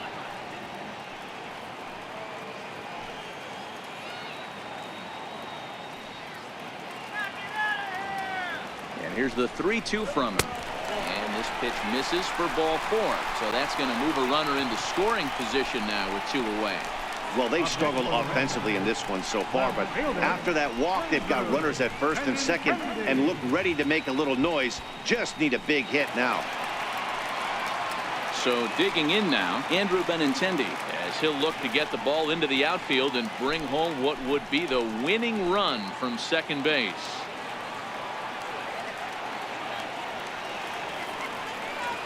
Hoping to send him packing. Pitch on its way. Lifted down the line in right and back out of play. Count holds it 0-2.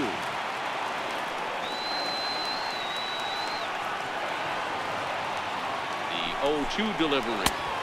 Boy, good fight on the slider, and it just missed inside. These are the situations right here that make me miss wearing a uniform. The big spot, the cat and mouse of what's he going to throw. I'm down 1-2. Can I battle back? The pitcher's trying to put me away. This is what the game's all about. Here's Archer on 1-2. Fouled off.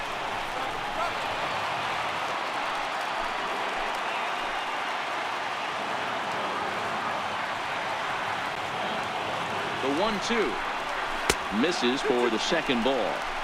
2 walks in this inning already, so he can't expect to stay out there much longer if he puts somebody else on. We'll see if he can find it.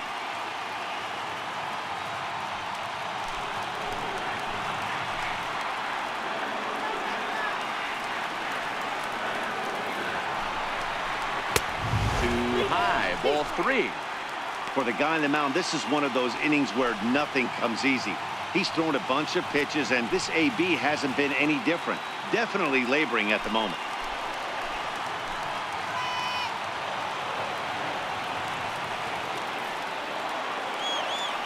Ready with the payoff pitch. Now a swing and a fly ball. Should be enough to get the job done. Not quite out of here as it's off the monster. And the Red Sox are going to walk off a winner. Well, the way things unfolded, you kind of had a sense that this thing was going to end in dramatic fashion, and that's exactly what happened. A walk-off for the win? Wow.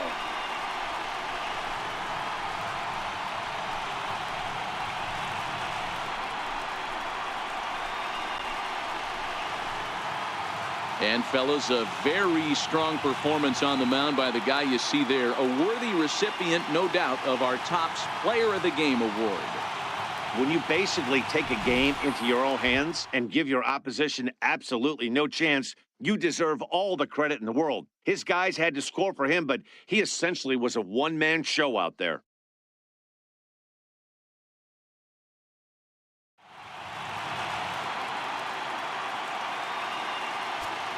The final line score for our ball game tonight.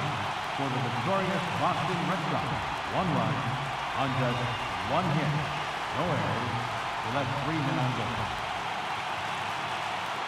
For the Rays, no runs, 5 hits, 1 error.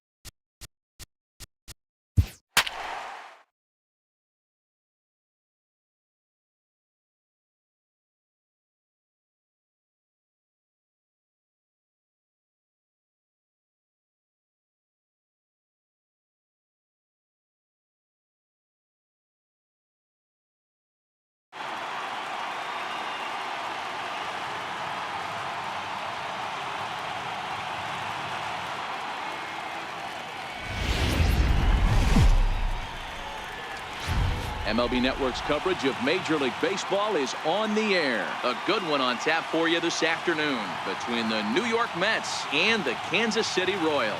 It's a battle of elite pitchers next on MLB Network.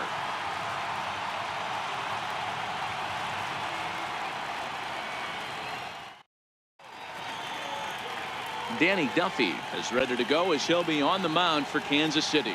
Dan, any thoughts?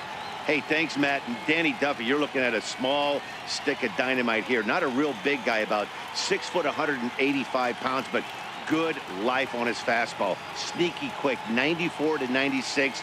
Good hard slider, a true slider. His changeup is getting better. You'll know if Danny Duffy's on early because he's a swing and miss left-handed strikeout type pitcher.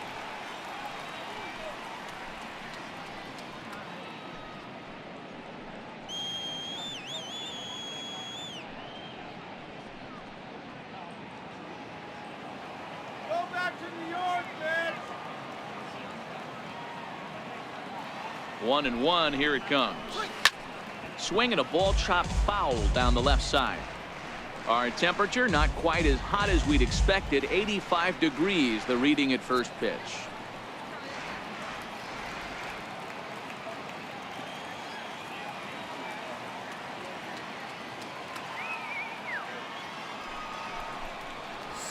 They really bunch him up on that one as he swings and misses for the first out. And now a chance to meet the Mets. What's going to be the key for him today, Mark? Well, Matty, if I could tell this lineup one thing, it would be let's get on this guy early. Day game in this ballpark, the sun starts glaring, starts getting later in the day. Those shadows start creeping in right around the time that bullpen starts getting warmed up. Got to find a way to scratch a few across early. So one away here with the bases empty, and that'll bring in the second baseman, Asdrubal Cabrera.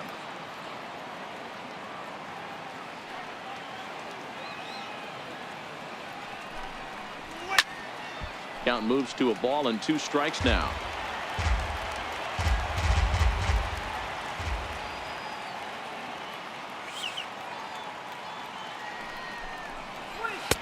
And he lays off a pitch outside as they draw even at 2-2. And there are the umpires assigned to this one. Balls and strikes belong to Mr. Jerry Hillsdale. You know, D-Row, I think Jerry Hillsdale is a very good hitter's umpire. Doesn't give much on the edges. He's going to make you put the ball over the plate. Oh, I love me some Jerry Hillsdale. You have to come over those 17 inches. He ain't giving you anything on the outside corner, and that's the way it should be. And he takes strike 3 called, and it's a pair of punch-outs that begin the ball game. The main job of the number 1 and 2 hitters is to set the middle of the order up with an opportunity to do some damage. So when you strike both of them out, you're putting yourself in a pretty good position to make it through the teeth of the lineup without a whole lot of stress.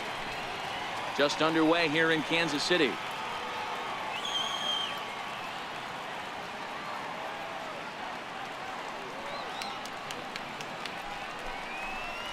Cespedes behind a ball and 2 strikes. Looking at his career totals, Cespedes has collected just over 150 home runs in his big league days.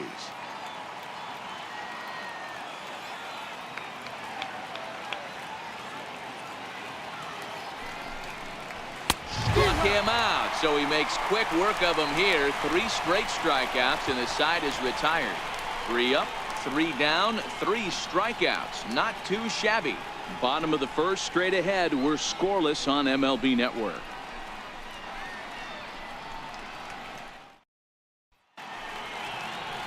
Jacob deGrom gets the starting nod for the Mets. Dan Plesac, what do you got? Jacob deGrom is just a solid pitcher. He's not overpowering in any sense with any of his 3 pitches. Good sinking fastball, 93 to 96. Great slider and a really good changeup. What makes him so good? He'll throw all 3 of his pitches at any time. Standing in, Whit Merrifield. He'll lead things off here in the bottom half of the first. Now the 3-2 pitch. A little bouncer. That winds up foul.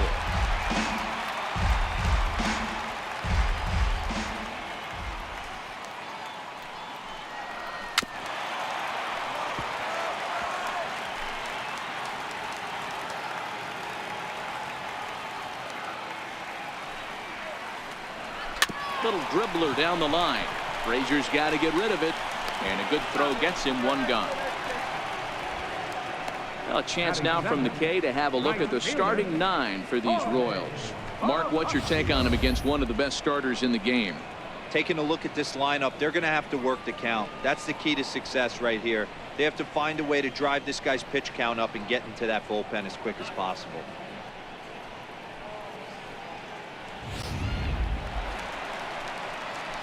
Digging in now for Kansas City, Jorge Bonifacio.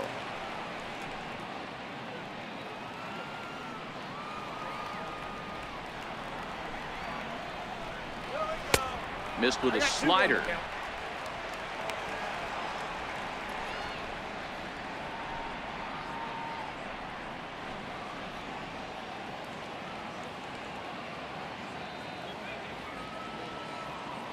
Bases are empty, one man out.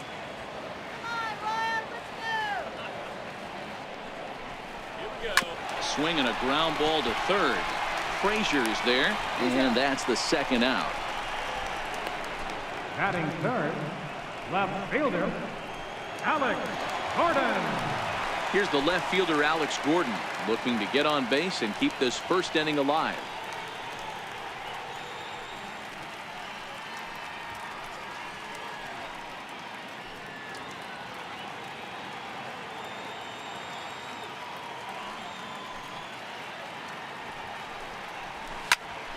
Popped him up. Frazier into shallow left, but he won't get there. It falls in. Hey, just a nice piece of hitting right there. He's able to keep his hands inside that ball, stay square as long as possible, and feed it into the opposite field for a base hit.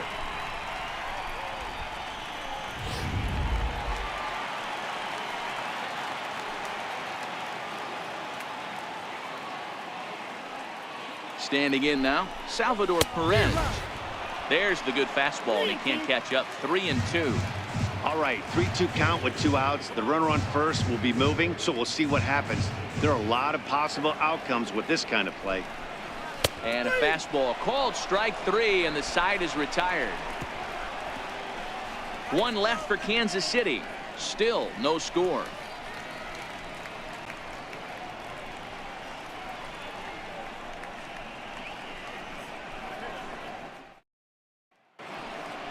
Here's Jay Bruce now. He'll get us started in the top of the second.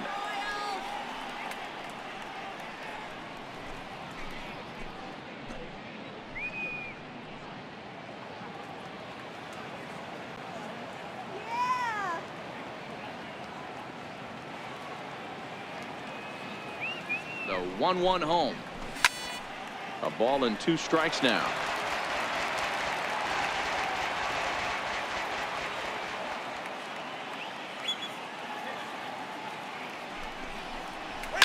Skied in the air to straightaway left. And it's a fly out to start the second, 1 away. So here's how the Kansas City Royals are positioned defensively. And we're fortunate enough to watch one of the best outfielders in the game. The Gold Glover resides in left field. Can go back on balls as easily as go in on balls. Strong, accurate throwing arm. Look for him to make a play today.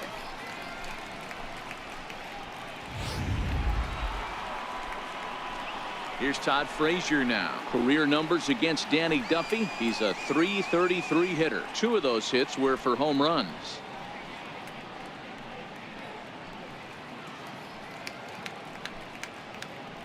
No score here as we play inning number 2.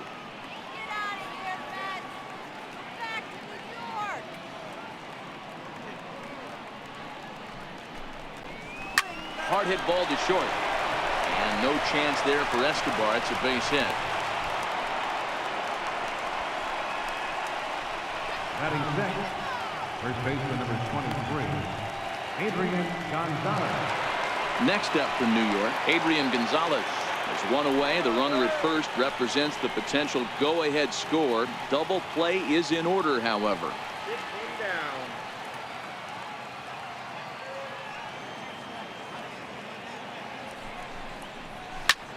Here's a blooper out toward left center.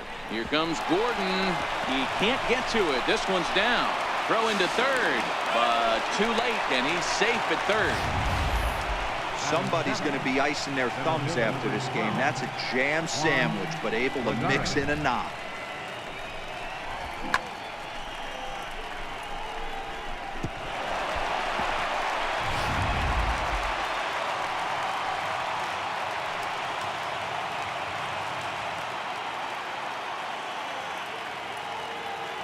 Into the box, Juan Lagares.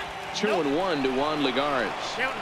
Great chance right here as a hitter to be aggressive. You can pretty much count on a pitcher. He's trying to get back in the strike zone. And with 2 guys on base right here, it's time to grip it and rip it.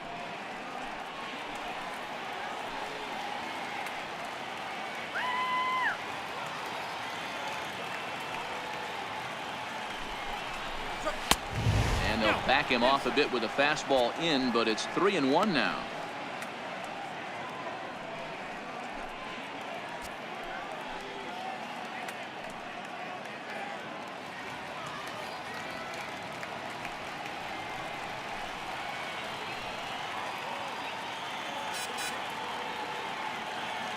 The 3-1 pitch.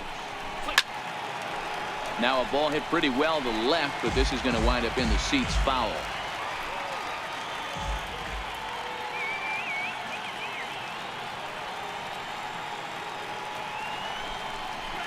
Turned on down the line.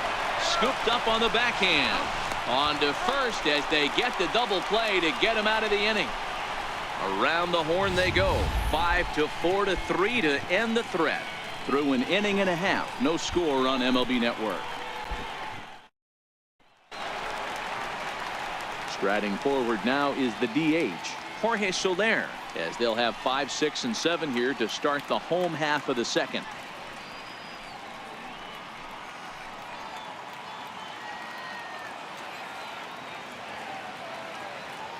The 3-0 pitch. And he takes ball 4. Leadoff man's aboard here to begin the home half of the second. Well, that is definitely not the way to start an inning. One thing to give up a walk, but to do it on 4 pitches is pretty alarming. He looks a little thrown off right now.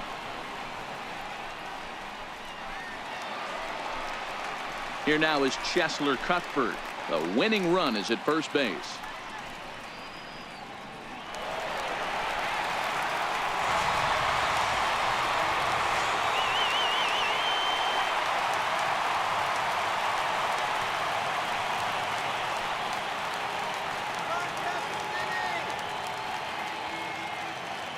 Here now the 2-2. Just hung in there on that one.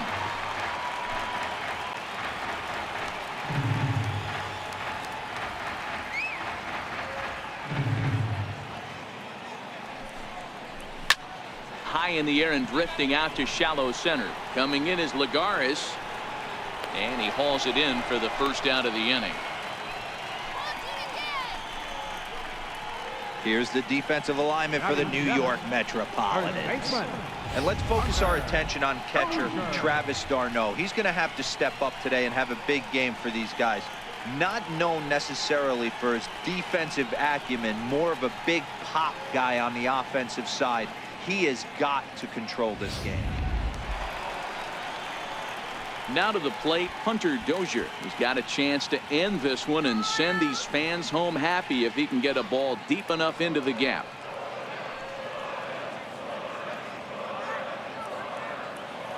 The 3-1 pitch is in there for a full count now. 3-2.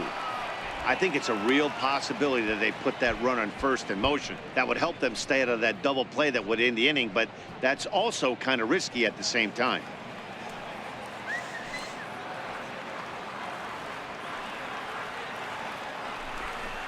Fouled away.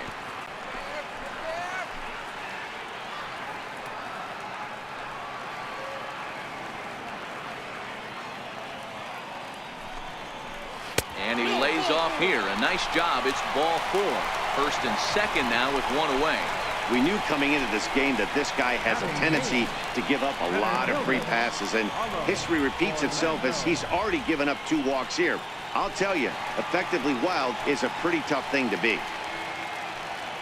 Now at the plate, Paulo Orlando. The winning run at second. However, the double play in order here.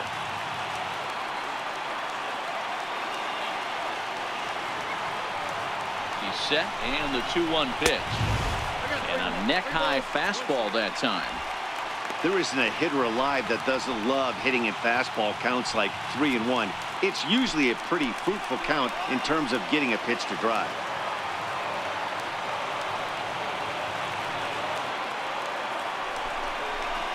Pretty well struck high and deep to left field. Cespedes is going back on the warning track. He makes the catch.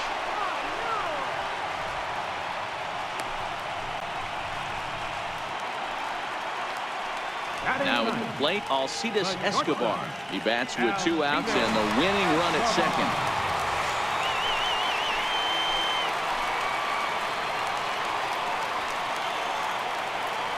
Looking to wiggle out of this. Here it is. And there's a strike as he'll try to work his way back. It's 3-1. 3-1 with 2 on, and this is where you got to be geared up for something to drive. I don't think you can just groove him one right here. You still have to try to make a competitive pitch.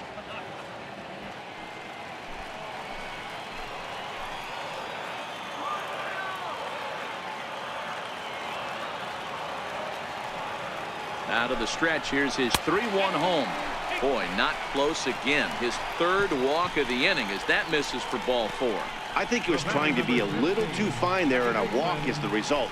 Well, the good news is he has a force at every base. The bad news, a single probably drives in a couple of runs. So next to the plate for the Royals, Whit Merrifield. A 2-out hit'd win it. Pass ball or wild pitch would do the trick just as well.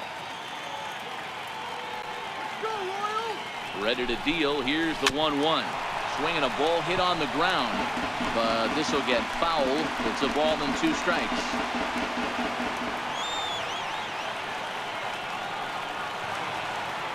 The 1-2, and it's fouled away.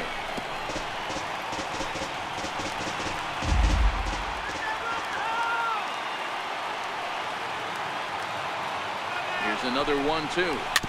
Slow roller back to the mound. On to first, and the Royals can't cash in as the inning is over. Royals wind up leaving them loaded. We'll move to the 3rd with no score.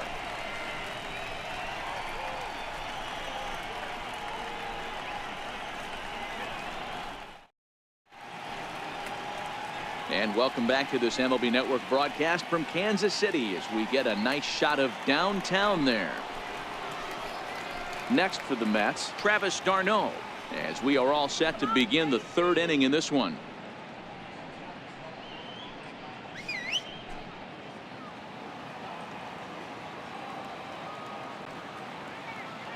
Let's go, KC! The 1-1 is laid off for ball 2.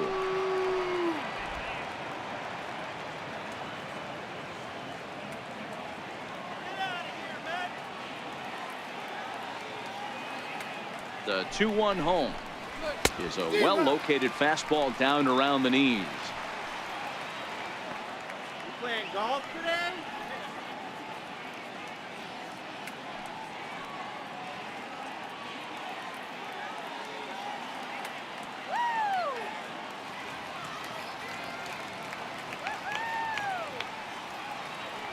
Here now the 2-2. And he'll stay alive here, but just barely as this ball's chopped foul at the plate, and the count holds at 2-2.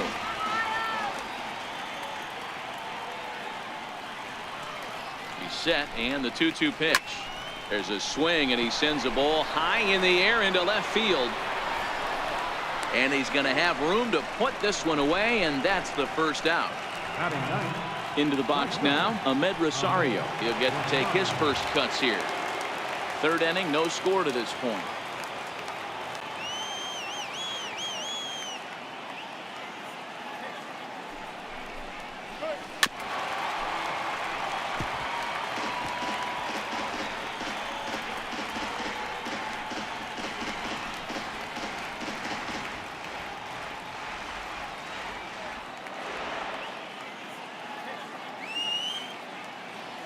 The 1-2. Slapped hard the opposite way. But this will not get out there deep enough as it's run down by the right fielder in the alley for the second out. Well, this one was squared up pretty good, but just like pitchers give up hits on well-executed pitches, batters make outs on balls they couldn't have hit much better.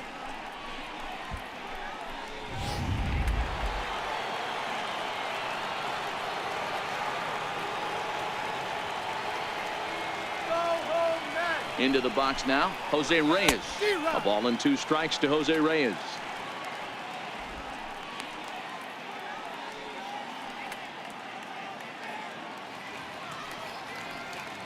Two out, nobody on.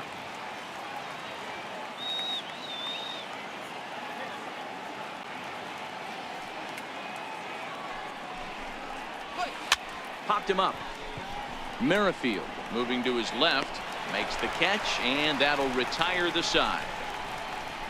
Down in order go the Mets. Home half of the third coming up. No score.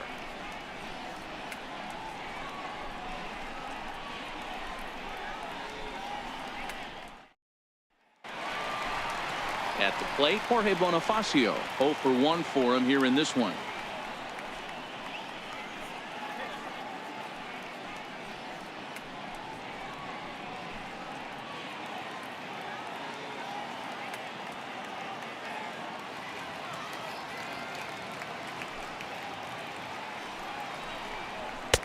Off the plate that time and a little high. It's even at 2-2.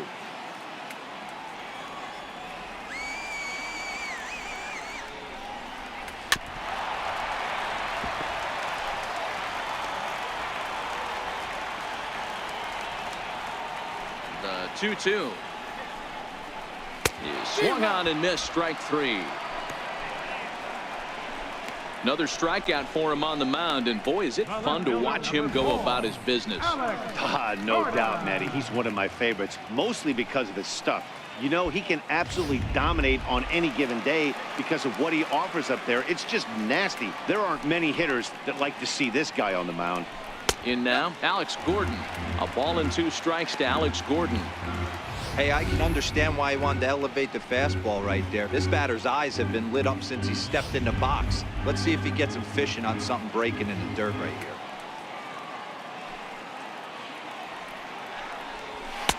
And a good job there to hold back as the count moves to 2 balls and 2 strikes now to the Kansas City left fielder.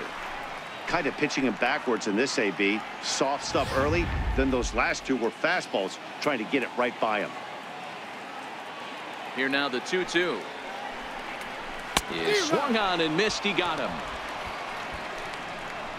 No better way to minimize the potential damage a cleanup hitter can do than to strike out both guys in front of him.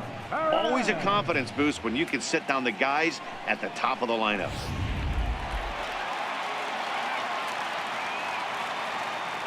Standing in now, Salvador Perez. He goes the other way as this is hit in the air toward the gap in right center. Bruce will reach out with one hand to make the catch on the move, and that ends the inning.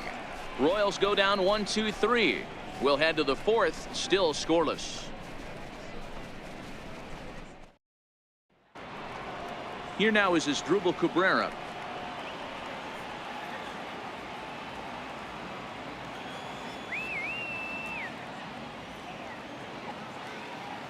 The 2-1 home. Doesn't hit the target. It's ball 3. If you're ever going to see a position player go to the mound, it's going to be in a situation like this. Get him to relax a little bit, focus on his mechanics, and get that fastball back in his zone. Can't allow this guy to lead off walk. Inside as he nearly got him, and it's ball 4. Well, they haven't been able to scratch a run across yet, so maybe this walk will jumpstart their offense a little bit. Stepping in, Yoenis Cespedes. Go ahead run at first. Nobody out.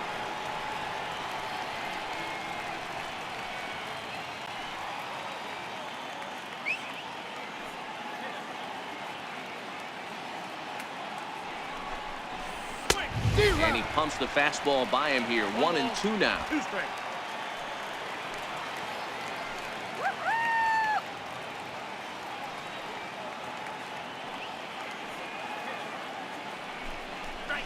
And a changeup swung on and missed for the first out.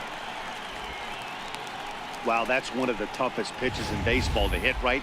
That good straight changeup, El Cambio. There's not much you can do with that. You're going off of that arm speed, and the ball, it just doesn't get there.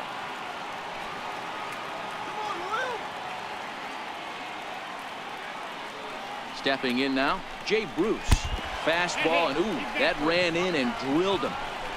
Yeah, I can hear the crowd murmuring now, wondering if he hit him on purpose. But hey, us pitchers need to be able to throw inside, especially when facing hitters as dangerous as he is. Pretty sure this one just got away from him, and hey, that's part of the game.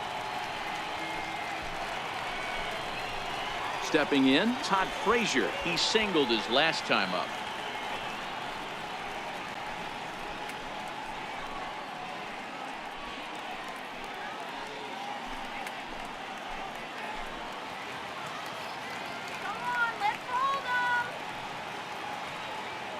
Duffy sets. 2-1 on its way. Oh, tough pitch. Things just not going his way on the mound right now. 3-1. He drilled the previous batter, and now he falls behind 3-1 to this guy. The last thing you can do, though, is throw a fastball middle of the plate right here.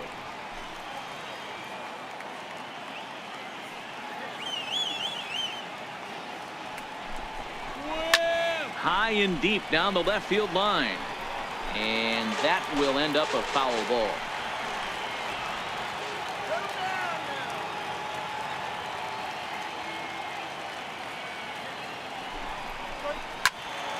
Again, he sends it out of play. Cabrera at second. Bruce at first. One gone.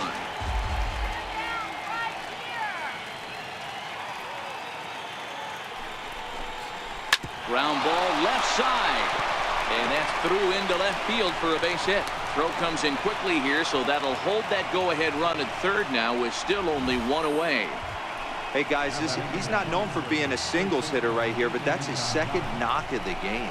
And I'm sure he'll take him, but the guys on the other side of the scorecard might be thinking we really avoided a worse fate.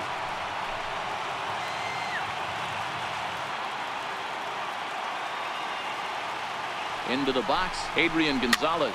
And he fouls this one off.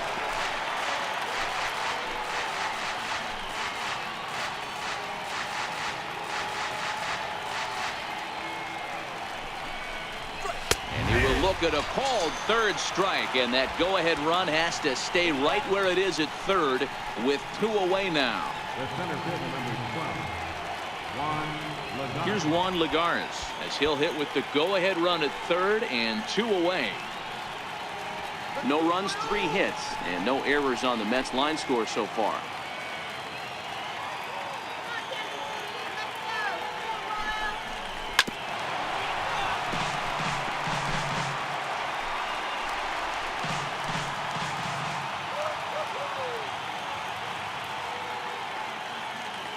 Here now the 2-2. Good changeup in the dirt. Strike 3. And he is out at the plate. Trying to take the lead, but this game's going to remain deadlocked as the inning is over.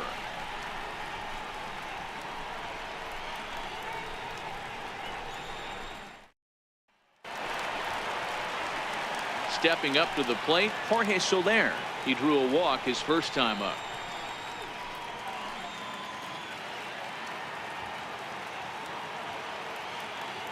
The 1-2. Skied into very shallow right. Bruce has a read on it, looks it into his glove, and there's one gone. Now batting, third baseman, Chesler Cuthbert. Here now is Chesler Cuthbert. He's 0 for 1 thus far. 1 out, nobody on.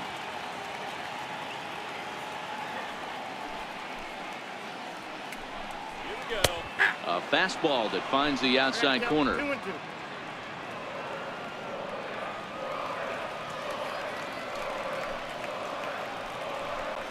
And a fastball swung on and missed as he just reared back there. 2 away. This guy is really locked in on the bump right now. He's just playing good old-fashioned hardball right now, just rearing back and letting it go. And it seems like this lineup, they don't have an answer for anything he's bringing so far. Now in the box, Hunter Dozier. He drew a base on balls his first time up. The 1-2. Misses for the second ball.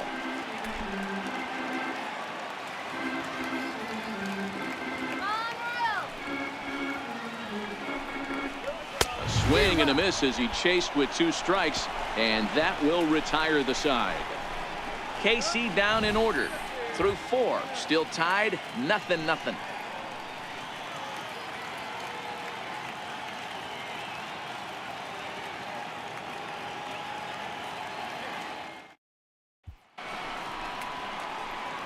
Here's the catcher, Travis d'Arnaud. So far, 0 for 1 with a flyout.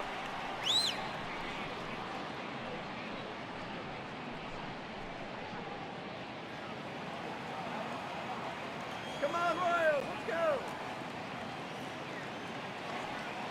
0-2 count. Here's the pitch. Skied into straightaway right. Bonifacio's under it. 1 down. The batter, number 1, shortstop, Ahmed Rosario. And that will bring in the former top prospect, Ahmed Rosario. Comes into this at-bat 0 for 1 in the ballgame. No runs, 3 hits, and no errors on the Mets line score so far.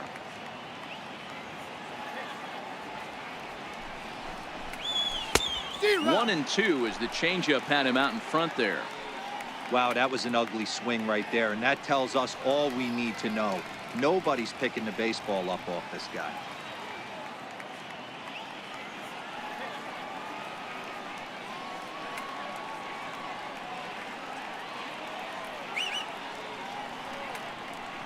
Duffy sets. 1-2 on its way. This one's down to third. Throw gets him. 2 down. The batter, number 7, designated hitter, Jose So Reyes. bases are empty here with 2 gone, and the lineup turns over now for Jose Reyes.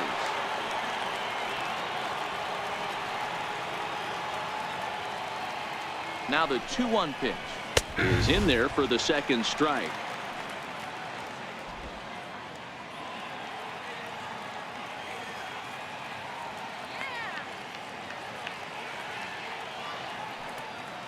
Here now the 2-2.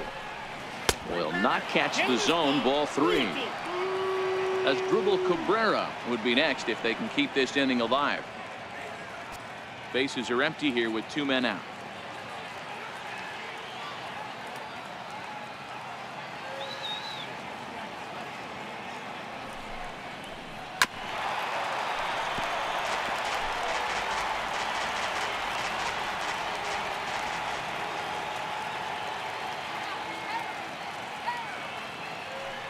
The next 3-2.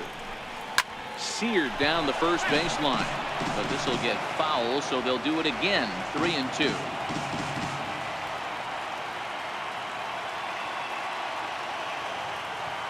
He'll try it again. 3-2. Swing and a ball lifted in the air toward the line and right. In there, a base hit. It's a nice job by the batter right there, able to fight off a high fastball and slap it the other way for a single.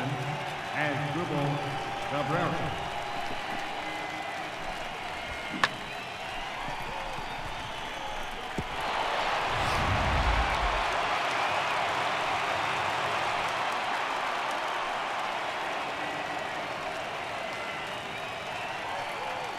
In now, Asdrubal Cabrera. A ball and 2 strikes now. You know, hats off to the pitcher right there. You got a great hitter at the plate. It's early in the count, and he wanted to get ahead. Nice challenge pitch right there.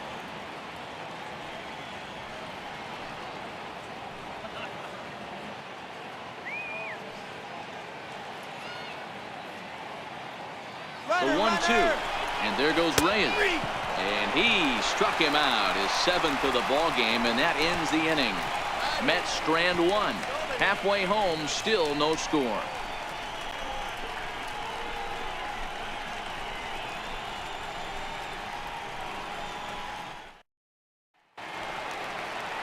So stepping in, Paulo Orlando as we move past the halfway point in this one and begin the bottom of the 5th.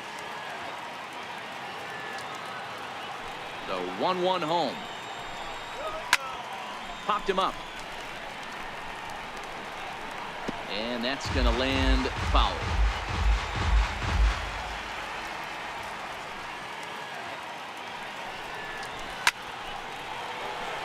Bruce will come over for a look, but this will wind up back in the crowd, a foul ball. He'll try again, 1-2. There's a swinging bunt up the line. And that's the first out. The shortstop. There's our line score through the first 4.5, and these guys have basically had the bats taken right out of their hands. Just one hit to this point.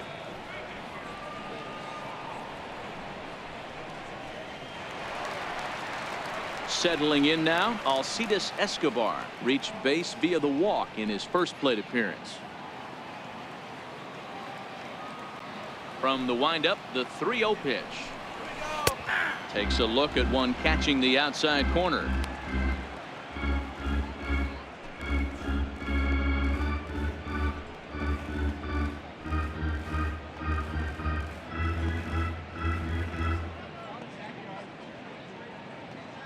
Bases are empty, one man out.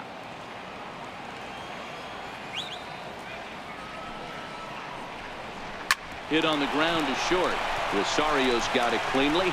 Throw in time at first for out number 2. The batter, number 15, second baseman, Whit. Ready for another shot now. Whit Merrifield 0 for 2 on his line thus far.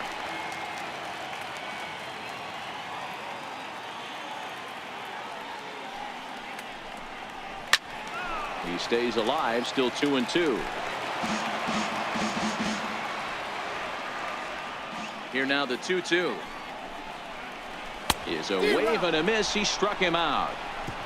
Royals go down 1-2-3. 6th inning coming up. Still zip zip.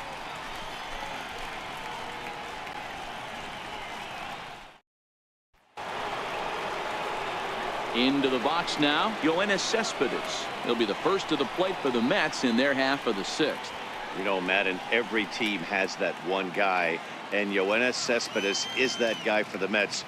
Completely changes that complexion of that Mets betting order.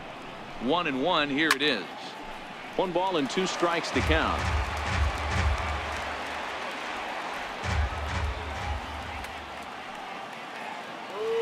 The 1-2. Very weakly on the ground, but it gets foul.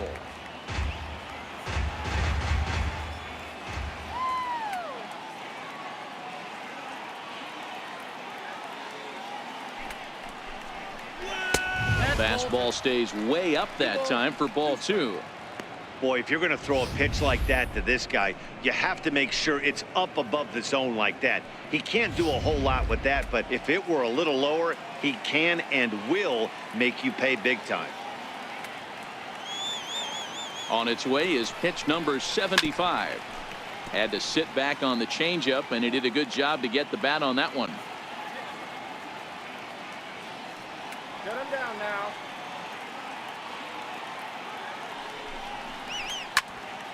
And another foul ball.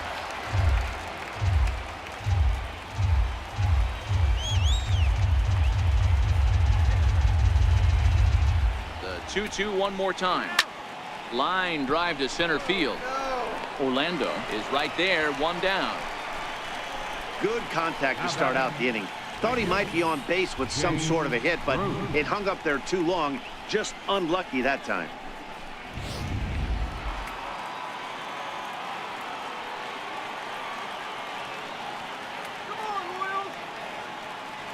Standing in now, Jay Bruce. Good job going down and hanging with it that time. 1 out, nobody on.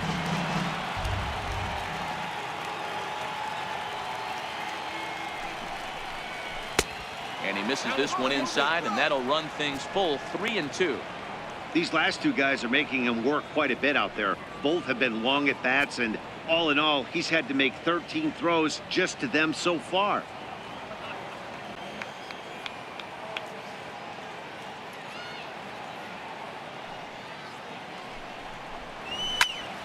Full count still.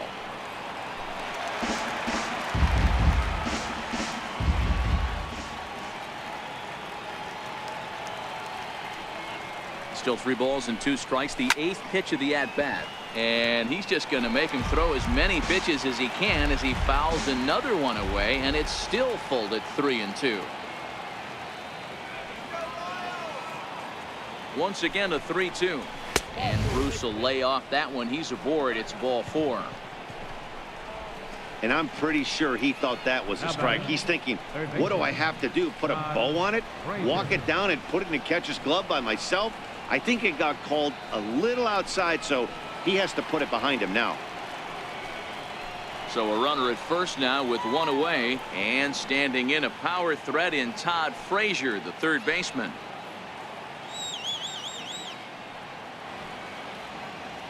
Hoping to send him packing. Pitch on its way. High in the air down the right field line. But this will wind up being a foul ball. The 1-2. His fastball taken high for a ball.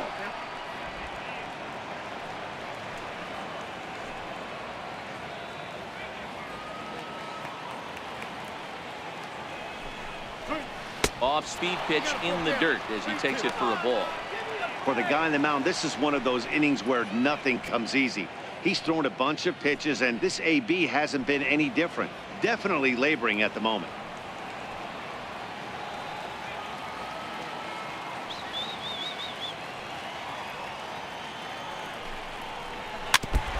And he just won't go away as he fights off another pitch and hits it foul right at the plate. I always say hitting's a process of elimination at the plate. I think he could go ahead and eliminate changeup.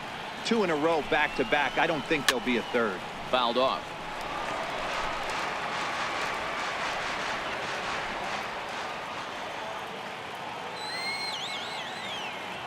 Another full count pitch home. Line toward the alley in left center. And that's in there. Base hit. Well, these days don't happen often. You better dig yourself when you get 3 knocks in a big league Wago. It's hard to have 3 hits in one day, but boy, this guy is off to a great start in this.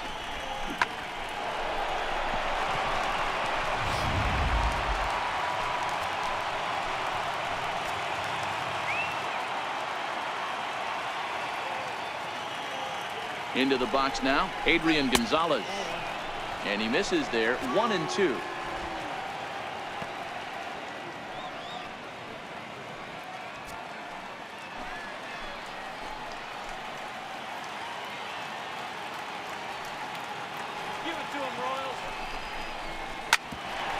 Hit out towards second. Merrifield brings it in. Escobar relay to first in time, and just like that, the side is retired. 4-6-3. They roll it up to get out of the jam. Don't touch that remote. More on MLB Network right after this.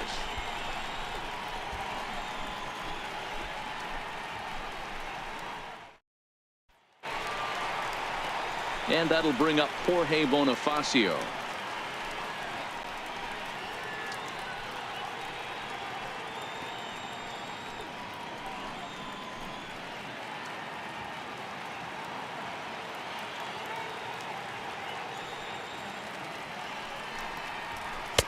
Not a bad pitch there with 2 strikes, but it misses. 1-2.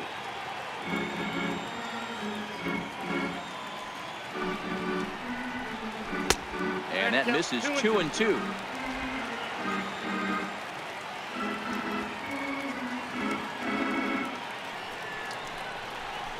Swung on in the dirt for the 3rd strike. Darno has it. The throw down to first. 1 away. Well, you know you made a real nice pitch when you bounce it in the dirt and you still get the hitter to swing at it. That tells me that there's a lot of deception in that pitch right now.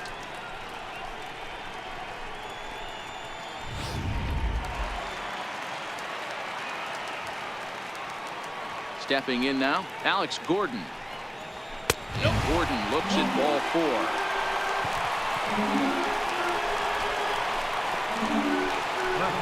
Number 13.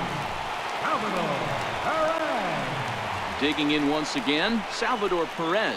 It was a flyout for him in his last trip.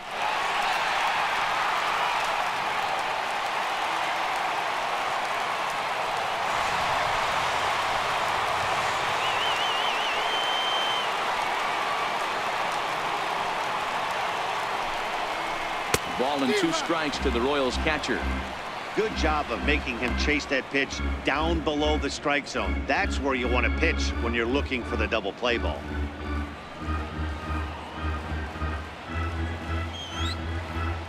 Ready with the 1-2. In the dirt, and now let's see. And it's not in time as he's in well ahead of the throw. And a very big mistake as that'll move the possible go-ahead run into scoring position.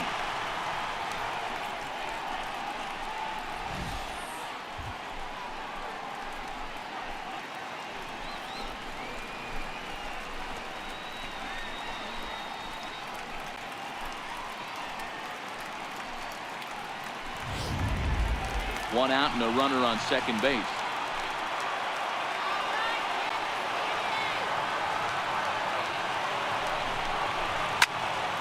Still even at 2-2.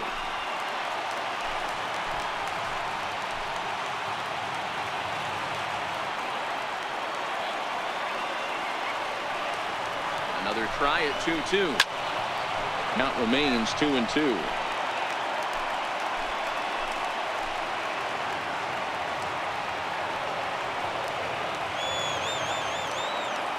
Another 2-2 offering. This one's down to third. Frazier's up with it in time to first, and there are 2 away. Now batting, the designated hitter. So striding forward now, Jorge Soler, as he'll look to get the ball into the outfield and bring home what would be the winning run from second base. And he struck him out, his 8th punch out of the ball game, and that one ends the inning. Royals leave 1, and this is still a 0-0 ball game.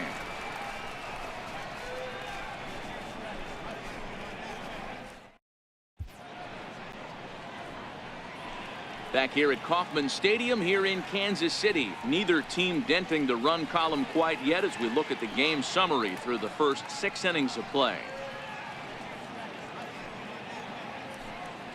Here's Juan Lagares now. He's got a base hit tonight. He'll start the 7th. And Dan, as a former pitcher yourself, you must be enjoying this. Lots of good pitching and defense today.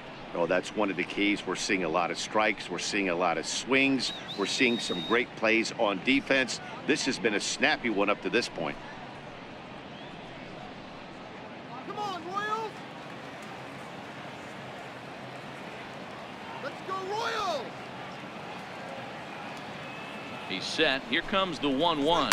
Tapper up the line. Cuthbert has it. And the throw to first is in time, so the leadoff man is gone here to start inning number 7. Captain Travis d'Arnaud. Striding in once again, Travis d'Arnaud. 0 for 2 here to start the afternoon. Bases are empty, 1 man out.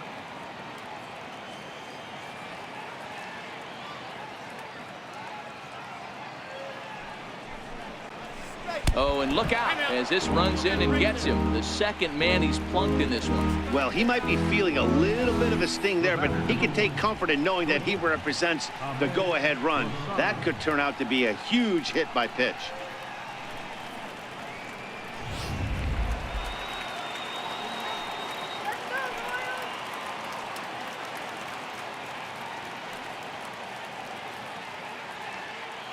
In now, Ahmed Rosario.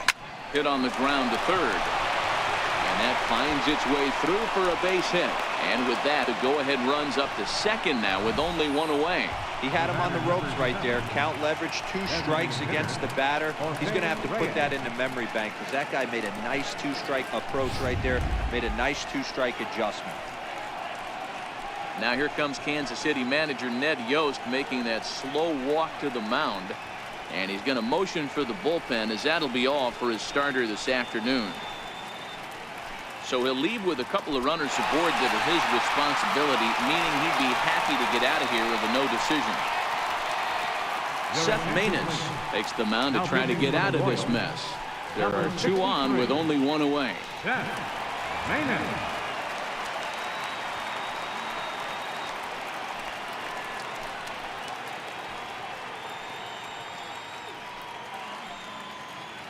So the batting order turns over now and set to go Jose Reyes. And his guys are looking to erase that donut on the scoreboard with a runner in scoring position. Yeah, Matt, they've been really shut down so far in this one. They've had runners on base, but haven't been able to string anything together.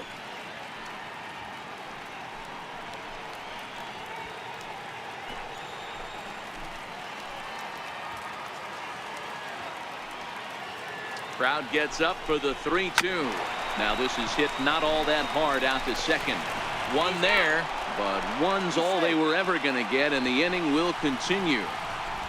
Great job of hustle there by the base runner. That looked like an easy inning-ending double play. Now runners at first and third with 2 outs.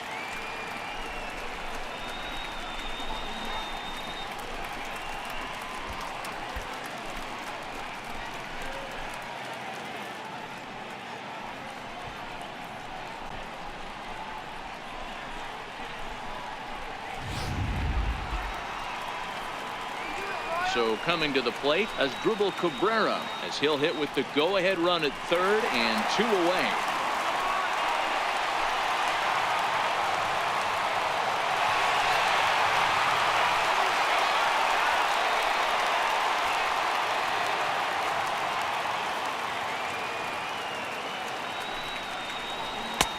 And he misses 2-1.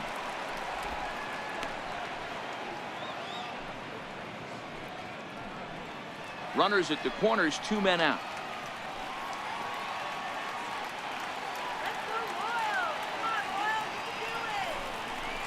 Asdrubal Cabrera ahead in a 3-1 count now. Couldn't be a whole lot better situation to hit in now. 3-1, 2 on. He's got to be thinking he's going to get a pitch he can drive right here.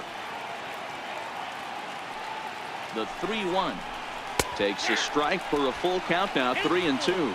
Action in that KC pen now as a right-hander's begun to loosen up.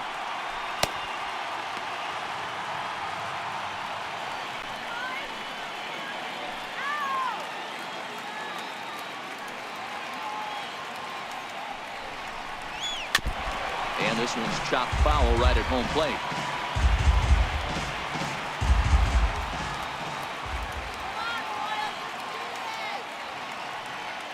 Working to keep it tied. Here's the pitch. Hit on the ground to third. On to first, and the Mets are going to come up empty here as that ends the inning. So good work there from the Kansas City bullpen. Getting late. Stretch time now in Kansas City, and we still have no score. Striding into the box, Cheslor Cuthbert. He went down on strikes last time up. Now the 2-1. Just catches the inside corner for strike 2. That's why this guy is great. Never misses over the heart of the plate. He's got electric stuff, but pinpoint control to all 4 quadrants.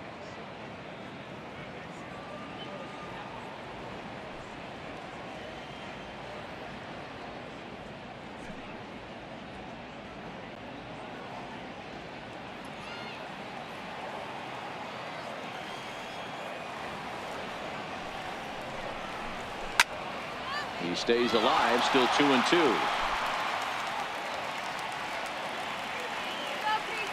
Here now the 2-2 is laid off, and the count runs full. And it's late in his afternoon of work, and the longer this at bat goes, the better of chance of him making a mistake. But as a guy starts to tire, they're more likely to leave the ball up. But man, he's been good so far. Now the 3-2 pitch. Gets him looking up around the letters. Flat out locked him up with a changeup right there. Usually you're trying for a swing and miss when you throw that pitch in a 2-strike count, but clearly he wasn't looking for it. So it's a backwards K for him. And that brings in Hunter Dozier. He was sat down on strikes in his last at bat.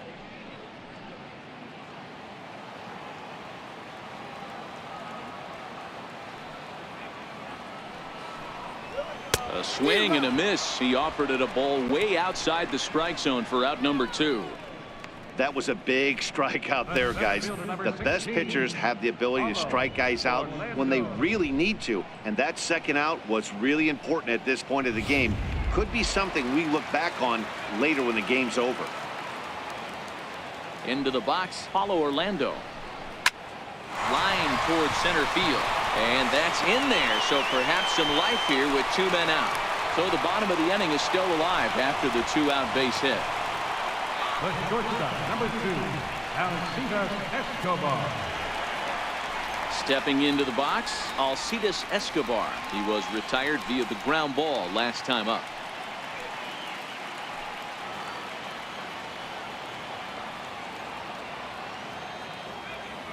He's set. Here comes the 1-1.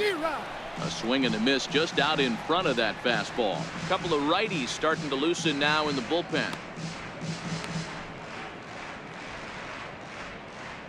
2 out with the possible go-ahead run at first.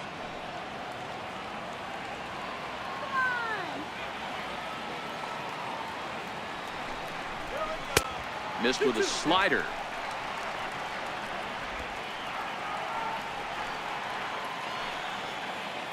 Let's go, 2-2. Here it is. Popped him up. Gonzalez on the move. And he'll reach first safely. He lays out for it, but he can't pull it in. Throw comes in quickly, but the winning run is in scoring position now with 2 away. Hey, after back-to-back 2-out hits right now, this pitcher thought he was going to cruise through this inning, and now he's got traffic, and he's in jeopardy with a ball in the gap or a ball missed over the heart of the plate, a crooked number going on the board. With Merrifield next to hit. He's gone hitless in this one, Dan, and he's not alone. No, he's not, Matt. This lineup has had no answer for their opponent on the mound so far.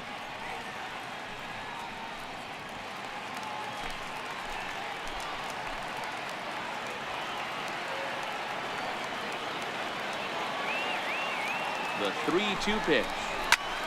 And here's a ball hit in the air, but no chance to run it down. It's a foul ball. The next 3-2.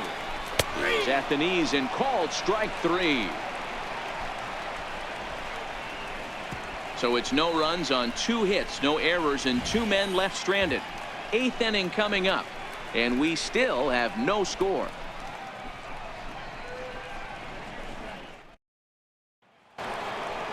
At the plate, Yoenis Cespedes, 0 for 3 with a couple of strikeouts for him to this point in the ballgame.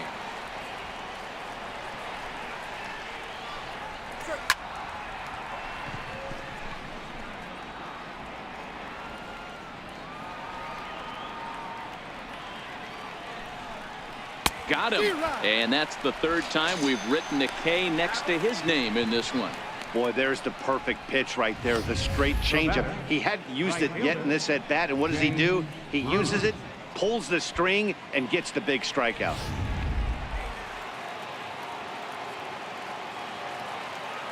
Standing in now, Jay Bruce. 1-2 now as that one's fouled off. 1 out, nobody on.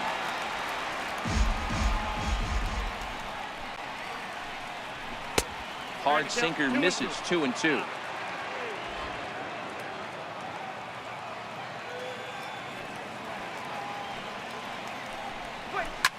Now a hard liner, but this is a foul ball.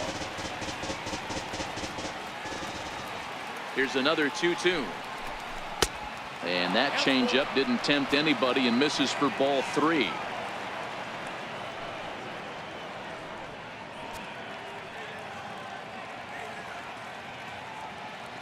Seventh pitch of the at-bat coming up.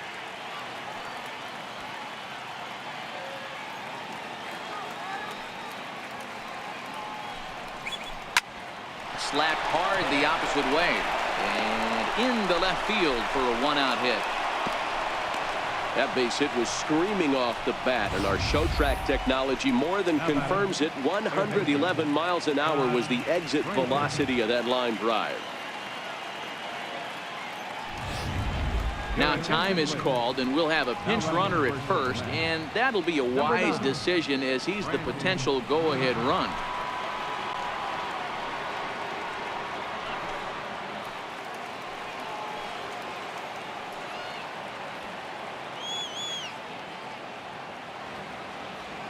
Into the box now, Todd Frazier.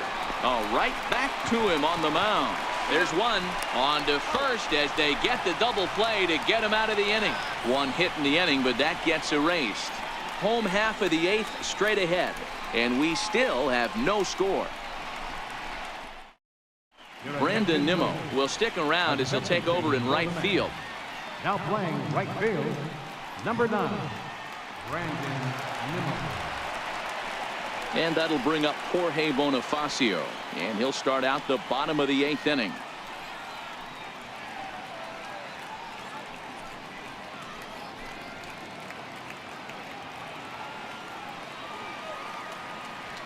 He's ready. Here's the 0-2 pitch. Flying toward right center, and there's a base hit. So just like that, the leadoff man's aboard, representing the potential go-ahead run. I know this pitcher's trying to keep his pitch count down, but that's ridiculous right there. Pitch right down the middle. He's lucky he's getting this ball back. Now the New York manager's up off the bench on his way to the mound, and it would appear he's seen enough of his starter this afternoon. He'll depart with our score tied, and he'll still be accountable for the runner at first, and the best he can do is a no decision in this one. Rafael Montero takes the ball here as he'll enter with a runner at first and nobody out. Rafael Montero.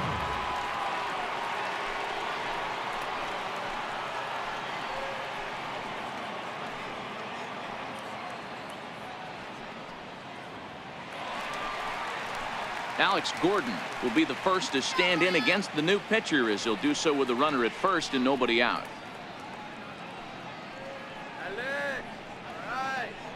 Go-ahead runs aboard here at first with nobody out.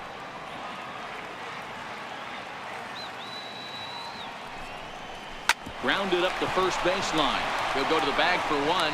Tag, and they got him at second base to turn a double play. Final line there for the Mets starting pitcher. Great day's work any way you look at it.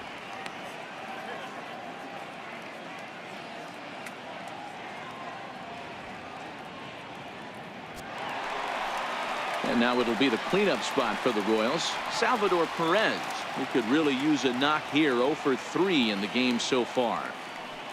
Into the windup. Here comes the 2-2 pitch. Down the third baseline.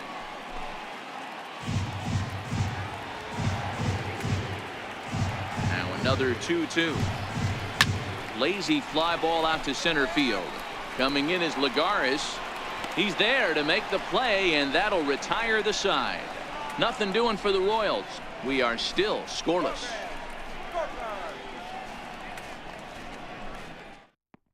Willie Peralta will be on the mound to start the 9th inning, and his job will be keeping the ball game tied until the bottom half. Stepping into the box, Adrian Gonzalez. He's got a hit in 3 at-bats to this point.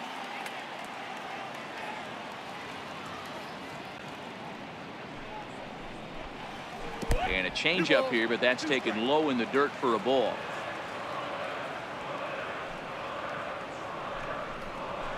Lined hard to center field.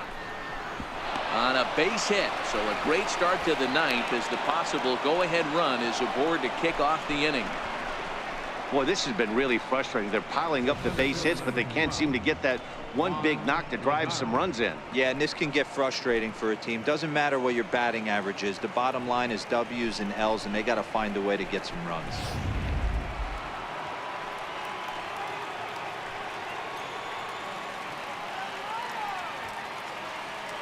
In now, Juan Lagares.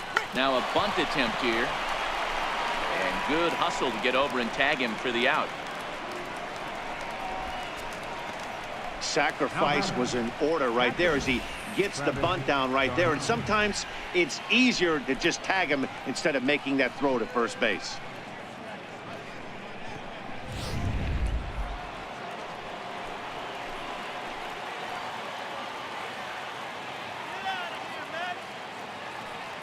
Into the box, Travis d'Arnaud. 2-1.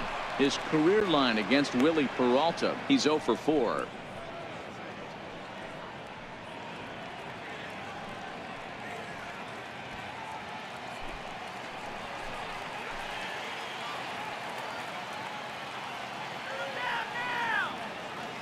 Now the 2-1. And this is on the inside edge, perhaps off the inside edge, but it's a called strike. 2-2 now.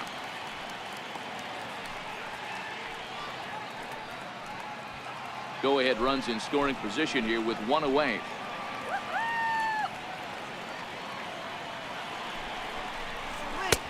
And they're working the outer half here, but that one's wide for ball 3. You see a right-handed batter waiting next, but he could very well be pulled back as the situation dictates.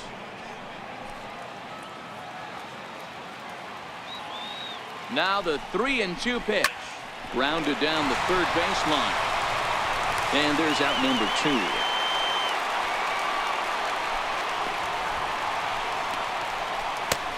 The batter, number 1. And that will bring in the former top prospect, Ahmed Rosario.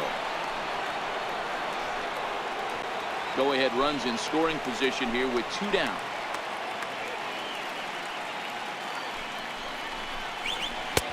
Slider is in there, and now it's 1-2.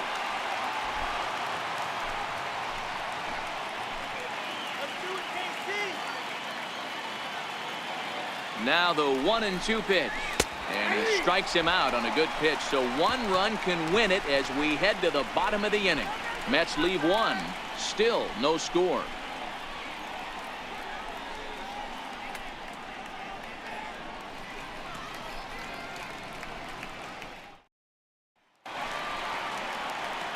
In is Jorge Soler, 0 for 2 on the afternoon so far.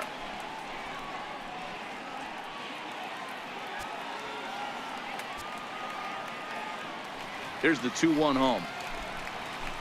And that changeup makes him jump. A swing and a miss. Now action in the bullpen as their closer starts to get loose out there.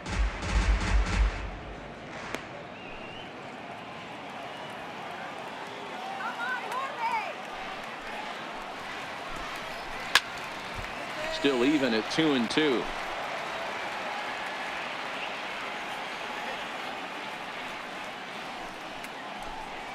And a good bite to that slider as he swings through it for the first out of the inning. Really good late bite on that slider right there. The best ones have that late action that just darts at the last minute. They're so tough to get the bat on, and when you've got that good slider going, it's a great strikeout pitch.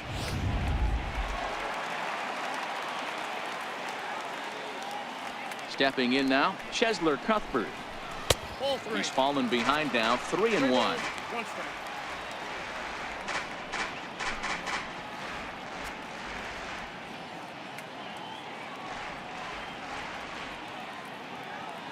Bases are empty, 1 man out.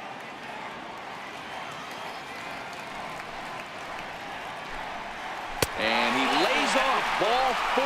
So now the potential winning run is aboard at first. Well, he walked him on 5 pitches, but that last pitch was really good. He missed down, but only by a hair. When a hitter has a 3-1 count, he can wait until he gets a pitch he loves. Now time is called, and a very wise decision here with the potential winning run at first. They'll opt to put a little extra speed on the base pass. Digging in, Hunter Dozier. Possible winning run on first, 1 man away. Before the pitch, a check on that winning run at first. And he'll get back in safely.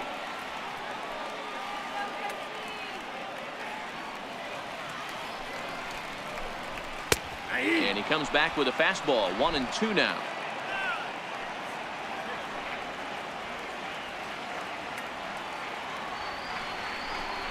And he struck out again. That's the 3rd time he's gone down on strikes in this one.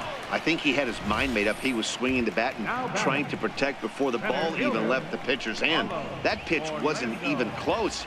He would have needed a flagpole to hit that one.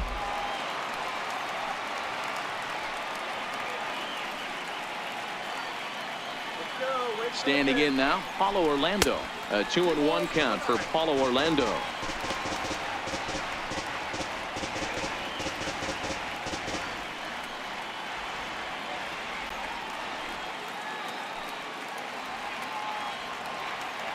Now the 2-1.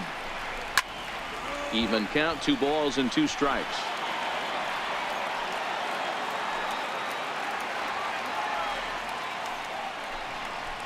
And a slider swung on and missed, and the side is retired. One left for Kansas City, and this is still a 0-0 ball game.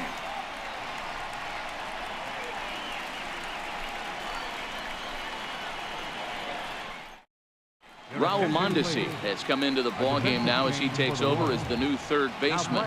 Third base, number 27. Digging in, the switch hitter, Jose Reyes. His career line against Willie Peralta. He comes in hitting right at a 300 clip. The 1-1. He's high and outside for a ball.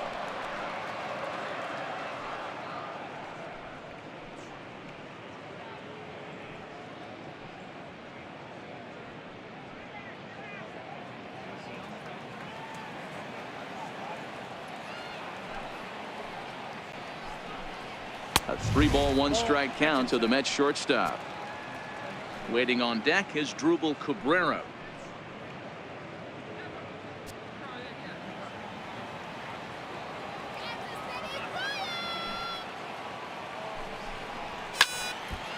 Three and two now.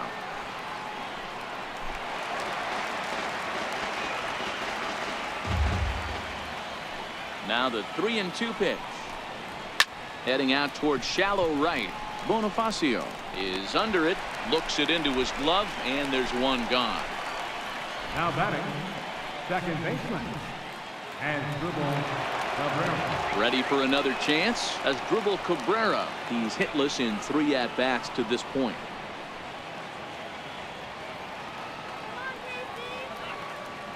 The 1-1.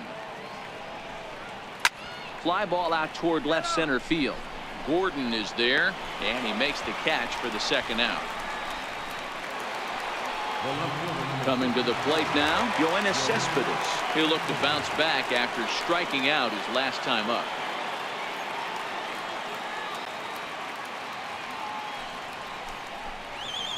Hit hard down the line. And this gets past him at third as it hugs the line. A fair ball. Oh, but the feed to the shortstop is off the mark. And now he'll get into scoring position with 2 away. Not really much the pitcher can do about that one.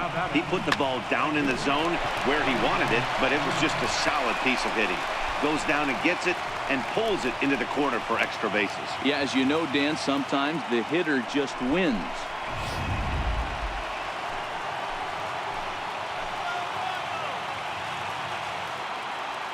In now, Brandon Nimmo. Swinging a ball line down in the left field corner. But this will be foul. Now the 1-2 pitch. And he strikes him out here for out number 3. So after a scoreless top half, they'll have a chance to win it here in the bottom half. Danger averted following the 2-out double. More baseball on MLB Network right after this.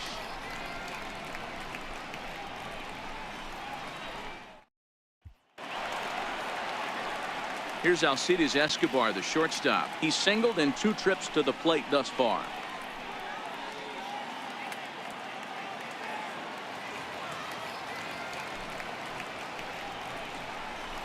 Hit to third. Frazier is there. And that's out number 1. The batter, number 15, second baseman, Whit. So the Royals batting order turns over and set to go. Whit Merrifield looking to change his fortunes here. 0 for 4 with 2 strikeouts so far in the game. The 2-1 home. Looped over toward first. But this will be taken easily at first, and there are 2 gone.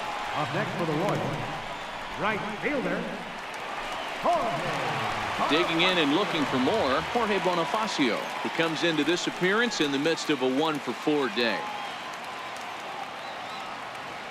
The 1-2 is taken for ball 2. 2 out, nobody on.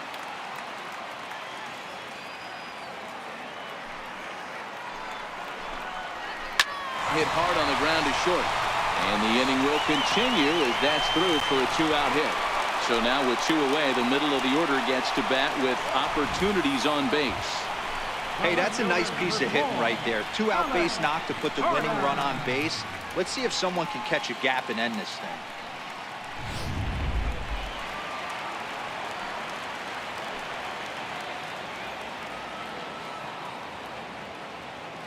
Into the box, Alex Gordon.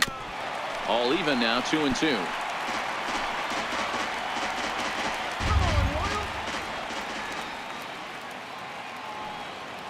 Here's the 2-2 pitch. Tried to stay back on the changeup there, but this is chopped foul at home plate. Ready with another 2-strike offering. Ground ball right side. A dive, and he knocks it down. But they'll still manage to get the out on the force, and with that fine play, the inning comes to an end. Royals leave one. We are still scoreless.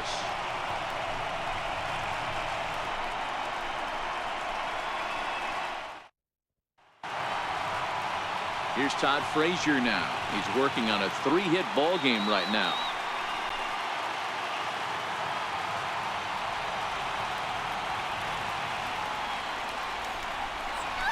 Hit on the ground to third. Mondesi scoops it up. Throw on to first, and one third baseman grounds out to the other, one away.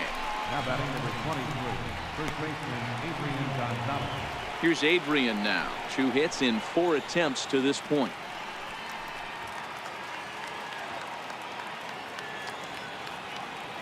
From the windup, the 1-1 pitch. Swing and a little tapper. Foul ball, strike 2. Peralta gets the sign, looking to put him away here on a ball and 2 strikes. And the changeup is way low that time.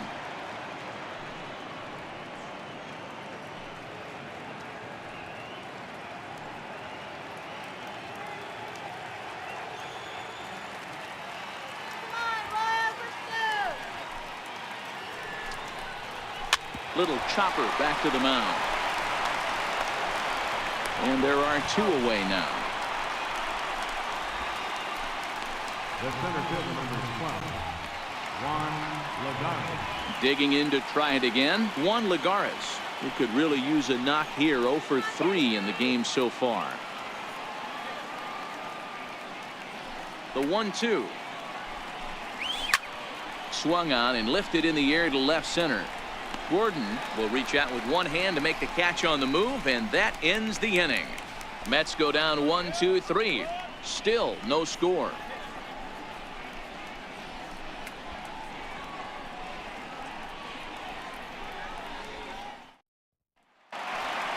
Here's the catcher, Salvador Perez.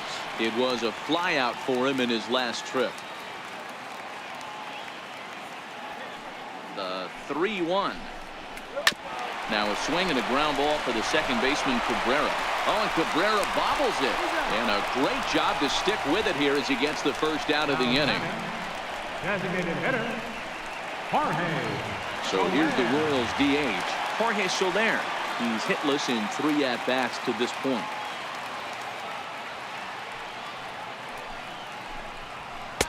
Outside with the fastball as the count moves to 2-1 now.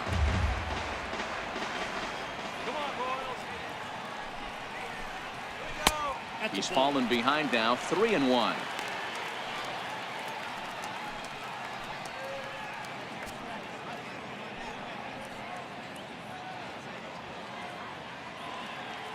One out, nobody on.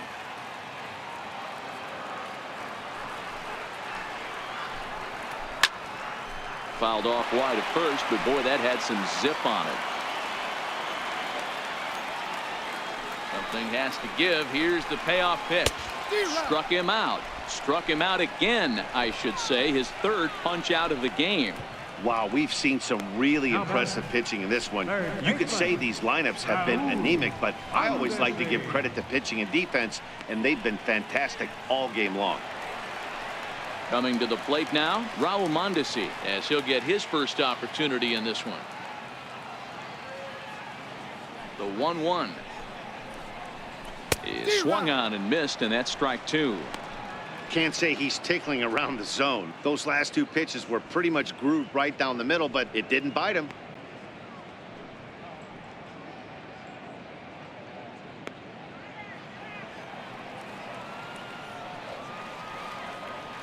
A ball and 2 strikes. Here's the pitch. And he strikes him out to retire the side, so we'll play at least one more. KC down in order. And this is still a 0-0 ball game.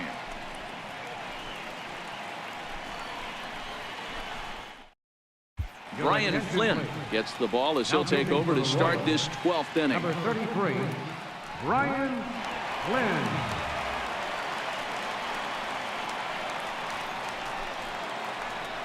Into the box, Travis d'Arnaud. He got on top of one and was a ground out victim last time. The 1-1 home is a fastball that misses.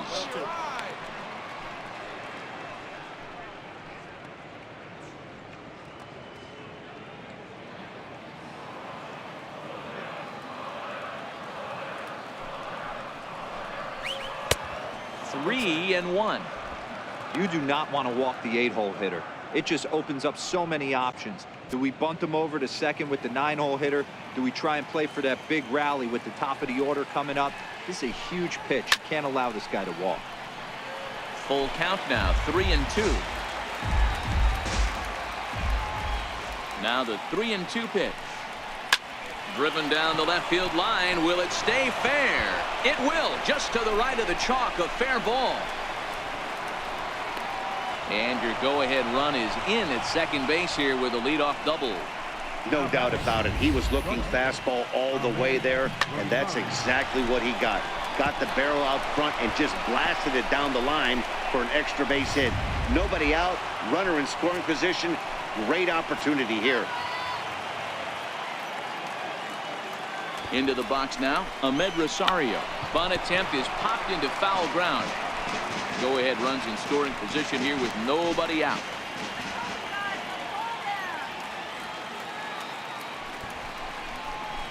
And he pulls this one back in time, 2-2. Don't be surprised if he gets another back foot slider right here. Don't think for a second, just because he took the first one, that this pitcher won't come back exactly the same way. Here's the 2-2 pitch. Now a bunt attempt here, and they'll make sure this stays foul down the line, and that becomes the first out of the inning. Batter number 7, designated hitter. So a big spot here, and stepping in, Jose Reyes. And he could very well get the intentional pass here, as that would set up a potential double play ball that might keep the game tied. High in the air down the right field line. Bonifacio's under it. He hauls it in without any trouble, and there are two away. Here now is Asdrubal Cabrera. His day at the plate hasn't amounted to much, 0 for 4, but this is a great opportunity to make amends. Well, when your team really needs you, like they need it right here, you have to be able to put your personal struggles out of your mind. Right now is all that matters.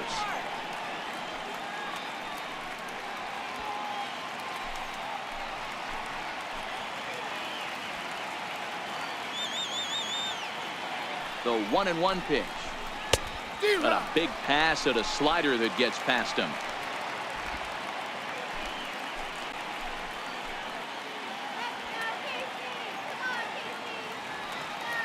Now the 1-2 pitch. Missed with a slider.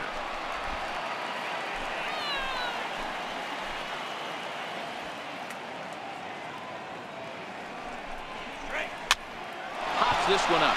Merrifield is there for it. He makes the play, and that'll end the inning. One hit, one left. Still one run can win this thing as we move ahead to the bottom of inning number 12. And we still have no score. And that brings in Hunter Dozier, who could really use a knock here. 0 for 3 in the game so far. Even at a ball and a strike, here's the pitch. Grounded back up the middle. A dive, but he can't knock it down. It's through for a base hit. Hey, that's a nice piece of hitting right there to put the winning run on base. Interesting here, this is where you play a little bit of manager. It's an AL game. Let's see if he employs a little National League style. Maybe ask the guy to bunt and move the runner up right here. I don't think so, though. American League, it's nasty. You're trying to drive something in a gap or over a wall. Standing in now, Paulo Orlando. 3-2, full count.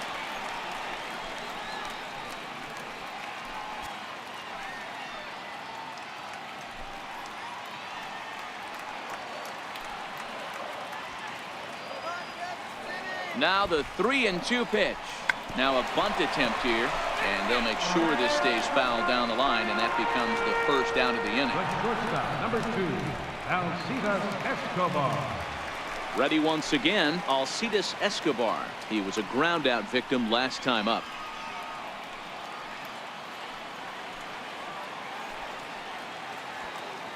Now the 0-2 pitch. Popped him up. Gonzalez on the move. He's there, but he drops it.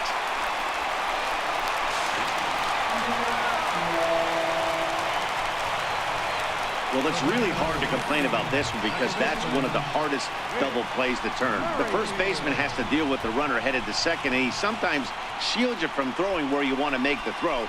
They should have made it, but that's a tough play all the way around. With Merrifield next to hit. He's gone hitless to this point. Not a great game up to this point, but none of that would matter if he could come through right here. A chance to be the hero.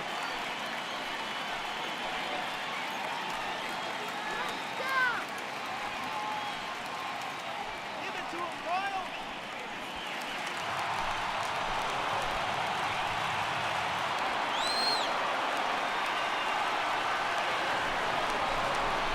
Merrifield behind, a ball and 2 strikes. I have no issue wasting a pitch on 0-2 to try to get a guy to go fishing, but it has to be somewhat tempting.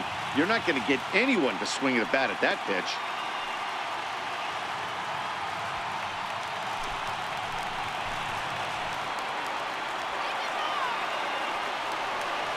Now the 1-2 pitch. Lays off the 1-2 changeup, and he's worked it back to 2-2.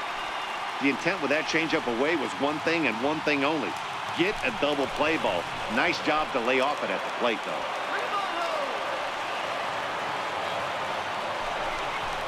Got him. And he goes down on strikes for the 3rd time. I really liked it. He gave up nibbling out of the zone trying to get him to chase. That wasn't working, so he just reached back and fired a good old country hardball fastball right by him. No better feeling in the world when you're a pitcher than throwing a fastball right by a guy. In now, Jorge Bonifacio. Still hanging with him. Another good swing to keep it going.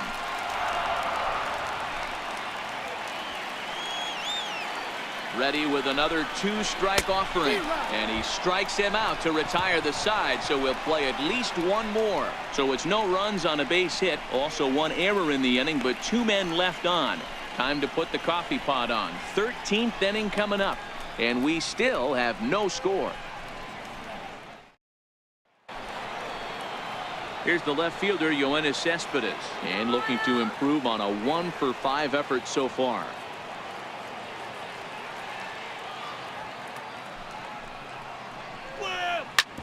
Back up the middle. That's through for a base hit, his 2nd of the ball game.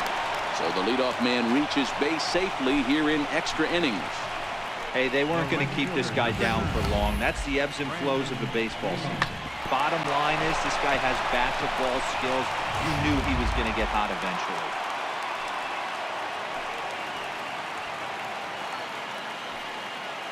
Stepping in now, Brandon Nimmo. And with 2 strikes, he's able to get this one down.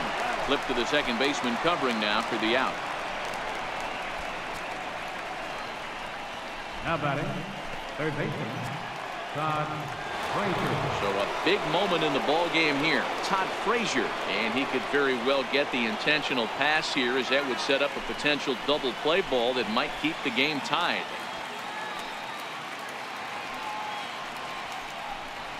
And the indication from the dugout comes, it looks like they're going to put him on intentionally. So that'll set up the double play possibility with 1 away.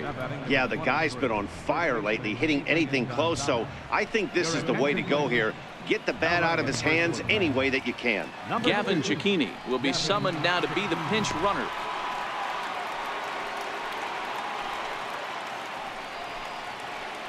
So it's a tight spot here. 1st and 2nd, 1 man out. And now the left-handed hitting Adrian Gonzalez will get a shot.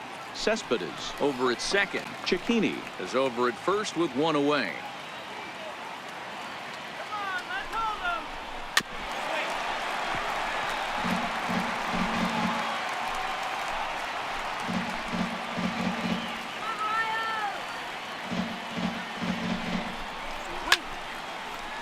Now a pitch popped up. Should be enough room for Perez behind the plate. And he'll get back there to make the catch in front of the screen as they retire their man here for the second out. Now at the plate, Juan Lagares. It was a fly out for him in his last trip.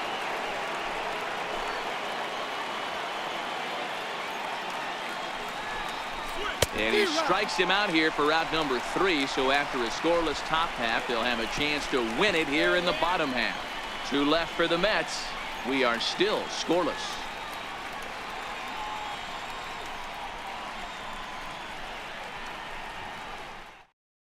Gavin Cecchini is going to go ahead and stay in the ball game and play third now. Now playing third base, number 2. Here's the left fielder Alex Gordon. He was retired via the ground ball last time up. Now the 1-2 home to Gordon. And a good job there to hold back as the count moves to 2 balls and 2 strikes now to the Kansas City left fielder. Line to the right side, but foul.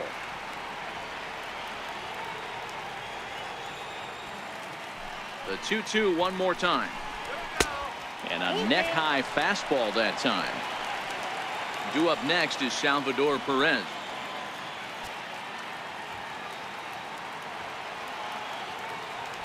The 3-2 pitch. He swung on and missed. He got him on strikes. Talk about blowing it by a guy. Geez, I mean, that fastball was way behind him when the swing came through the zone. I have to think he was looking for something off speed, and he just couldn't pull the trigger on that fastball.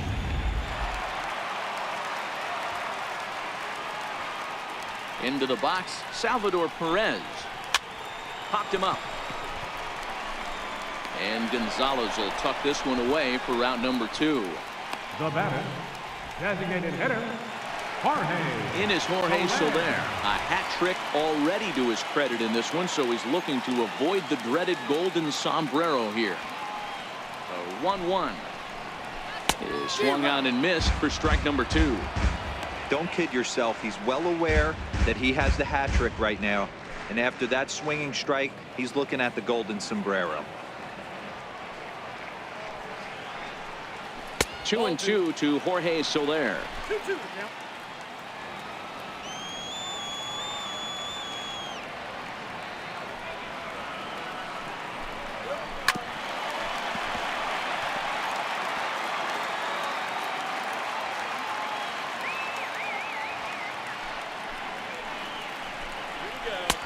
And that one never threatened the zone. It's gone full now to 3-2.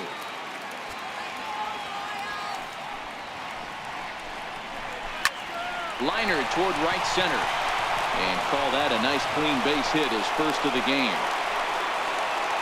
Outside of home runs, nothing fires me up more than watching a good baseball player drive the ball to the opposite field. Talking about hitting the inside half of the baseball, that's exactly what happened right there. And when we say inside half of the baseball, imagine the ball coming to a complete stop halfway between home plate and the pitcher's mound, and then cutting that baseball in half and highlighting the inside half. That's where you're trying to take the knob of your bat or the hands to that spot and carve the inside half of the baseball with power.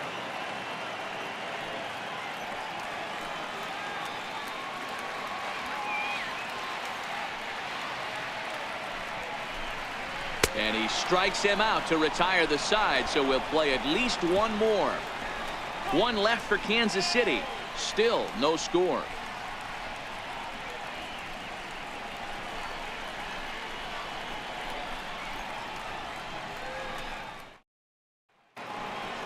Here's the catcher, Travis d'Arnaud. It was a 2-bagger for him in his last at-bat. Now the 2-1. Lofted in the air out toward right center. Bonifacio's under it. He's got it one away. Wilmer Flores will move into the on-deck circle now to try to get something started here with one gone in the inning.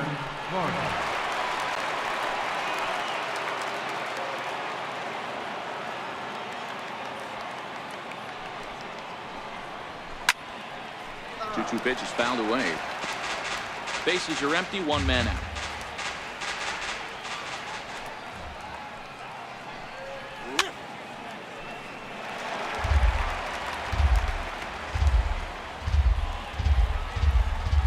2-2 one more time. Smoke toward the hole. And that is through into right field for a single.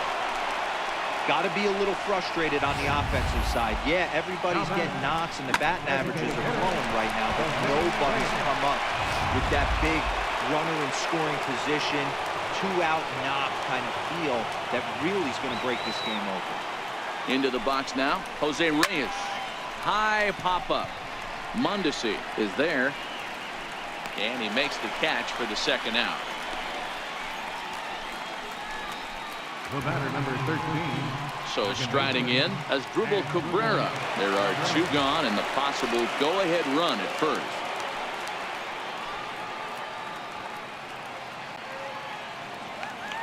Now the 3-2 pitch. Line toward right center. And that'll get down for a base hit. So now they'll have runners on the corners with two away. Hey, nice job all around right there. He's able to get a head start, full count, 2 outs. You know he's going right there. Batter didn't come out of his zone, no. Drove a nice single into the outfield. Now we got runners on first and third. Brandon Maurer is going to finally make an appearance in this one as he'll take over in the 14th inning.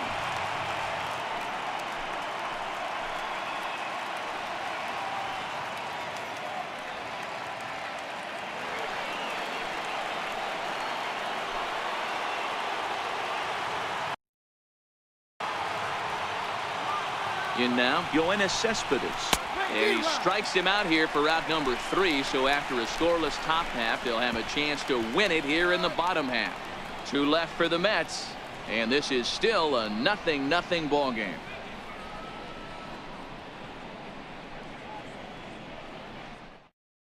Wilmer Flores will stay in the ball game as a new shortstop. Now playing shortstop, number 4. Jerry Blevins is going to finally make an appearance in this one as he'll take over in the 14th inning. Jerry Blevins.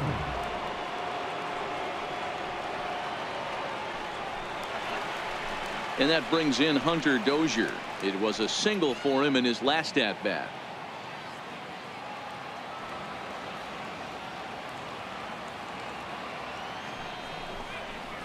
Now a foul tip that's held onto at the plate, and the count moves to 1-2 now.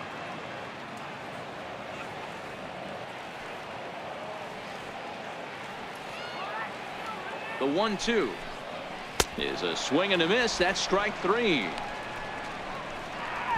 Well, we've seen some really good pitching from these guys in this one. The bullpen has looked sharp and it backed up a nice effort turned in by the starter. These days, pitching has become a full staff effort, and I've been impressed with the job these guys have done so far. 1 out, nobody on.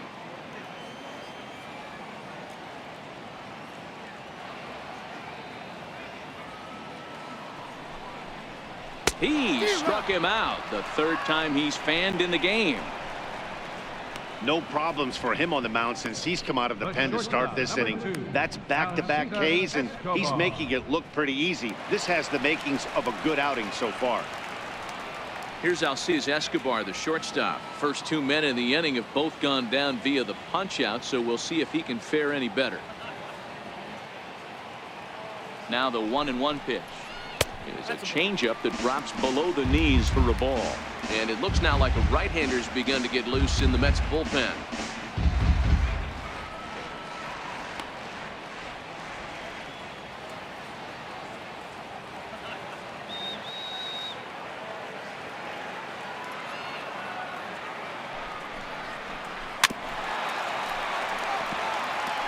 Bases are empty here with 2 men out.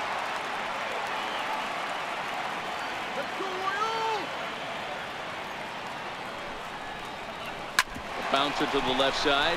Flores has it. And he's safe. And as a former pitcher, I can tell you, nothing is more painful than having to get extra outs in an inning. That should have been out number 3 there. Instead, he has to refocus and get back to work.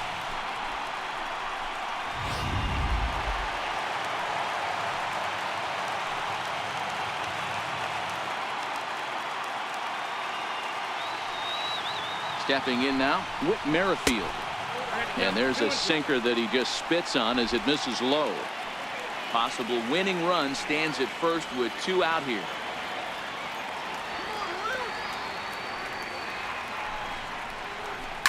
Line drive to center field. In there, a base hit. And that's going to move that go-ahead run to second now with 2 gone. Well, you don't want to do the math on a 1 for 7, but the base hit might leave him with a little more positive taste from this one. 100%, Matty. Give me that knock all day long. The last thing you want is an 0 for 7. That's like 2 days of being terrible.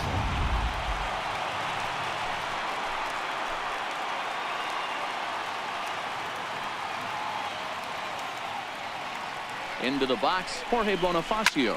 A drive to left. Get out of here. Get out of here. Gone. They win it. Santa Maria.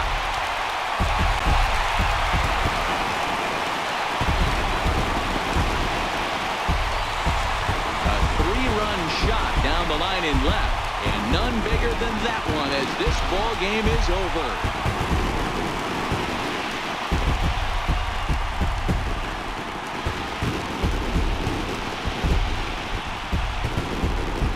Hey, when you get to extra innings, you're looking to piece together a rally or scratch any runs you can across the plate. But he says, hey, to heck with that. I'm going to do it with 1 swing of the bat. So a walk-off home run ends this thing in extras. That was fun.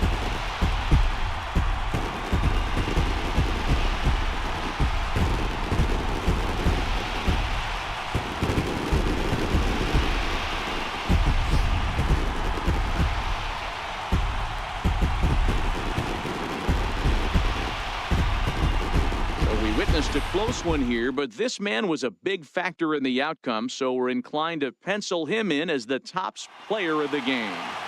When you walk up to the plate and hit a walk-off tater, you're probably going to be the player of the game, and that was a clutch swing of the bat, and he'll be riding high.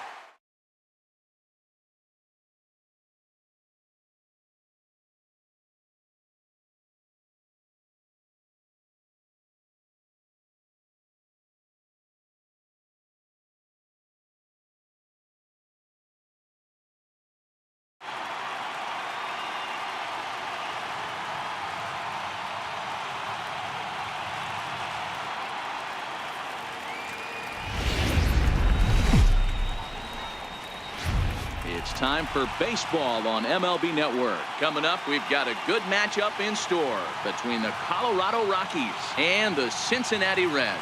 2 great hitters lead their teams to battle next on MLB Network.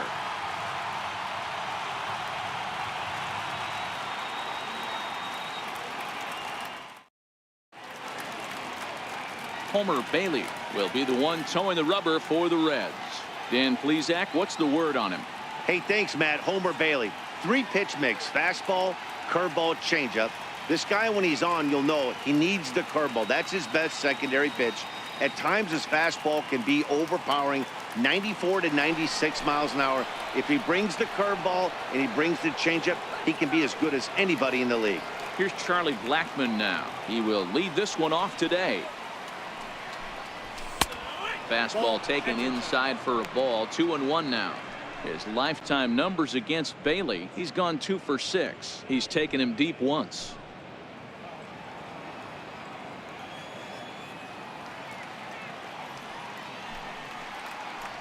And a little off to begin the afternoon as it's to 3-1 now.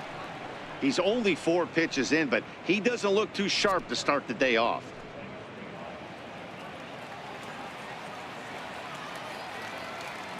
The 3-1. Hit hard to the right side. Foul.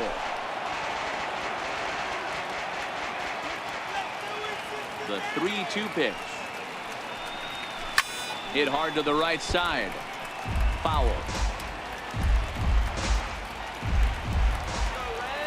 The 3-2 one more time. Is a wave and a miss. He struck him out. And a chance now to check out the visiting Colorado Rockies. Who are you focused on, Dan, please, Zach? Yeah, keep an eye on Charlie Blackmon. He won the National League batting title last year. Swinging the bat, he hits about everything. Breaking balls, changeup, fastballs. There wasn't anything that they could get by him last year. I love watching him perform, and I'm hoping that he continues that same trend this year. In now for Colorado, DJ LeMahieu.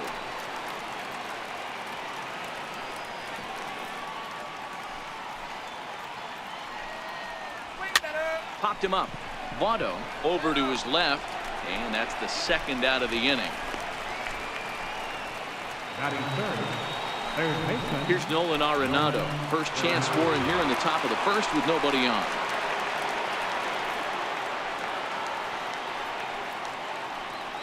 Just underway here in Cincinnati.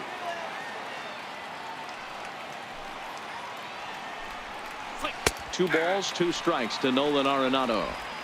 2 balls, 2 strikes, a crucial count for both pitcher and hitter. So, Dan, what was your approach on the mound in that count? Do you still pitch for the strikeout here? I think one of the keys, Matt, you want to try to initiate contact. And we'll have to leave it there as this is strike 3, and that will retire the side. 3 up, 3 down for Colorado. And now the Reds will get their first opportunity. No score.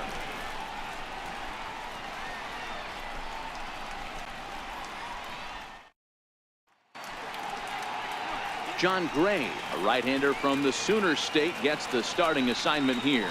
What's your take on him, Dan? Hey, the pride and joy of the Oklahoma Sooners. Former first-round draft pick by the Colorado Rockies. Big, strong guy, John Gray. 96 to up at 100 miles an hour.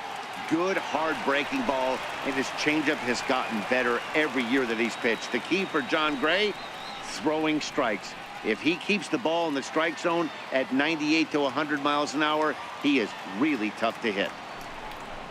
And here's a slider that runs inside that time, and that'll keep him from diving out over the plate. Individual matchup numbers against John Gray. He's 1 for 5.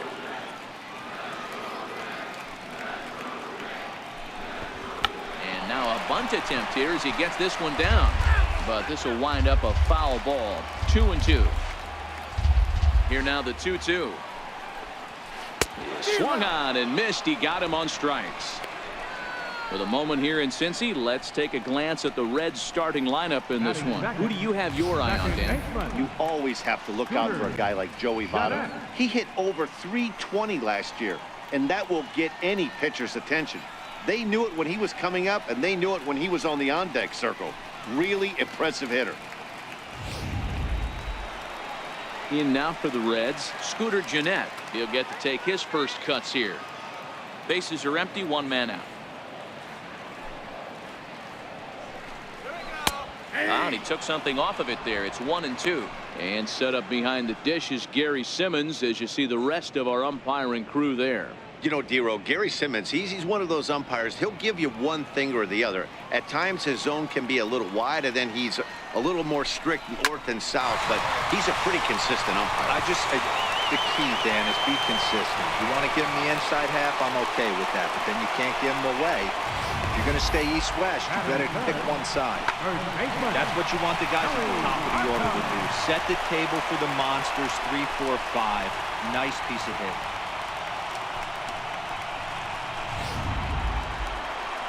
In is Joey Votto now. He's got a chance to end this one and send these fans home happy if he can get a ball deep enough into the gap.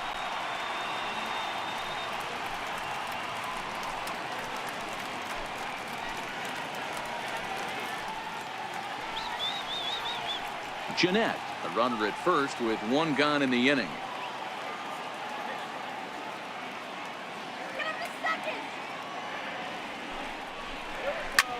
Slapped hard the opposite way. Desmond is there to put it away for out number 2.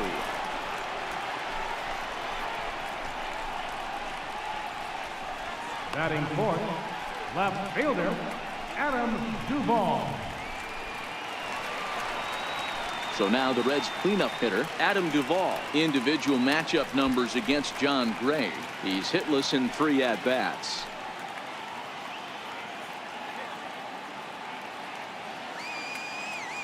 The 1-1 home to short. Over to LeMahieu covering at the bag, and that ends the inning. Reds leave 1. We are still scoreless.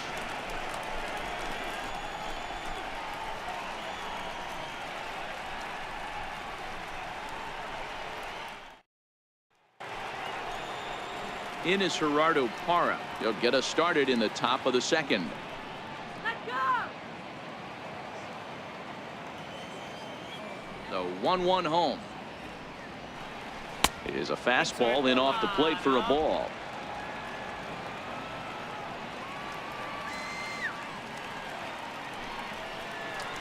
Now a bunt attempt here, but this will be a foul ball as that evens things at 2-2. A 2-2 count. Here's the pitch. Hit hard on the ground to third. Throw to first will be in time, and there's 1 gone here to start the 2nd. Okay, here's how the Reds are lining up in this one. And guys, we need to seriously focus on the defense behind the dish today. This guy brings gold to the party, the ability to block balls, keep everything in front of him, shut down a running game, and massage his pitcher through 9 innings.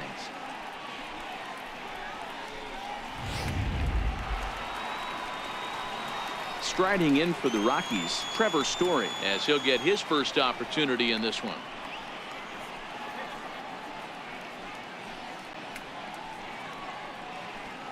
Come on, Reds!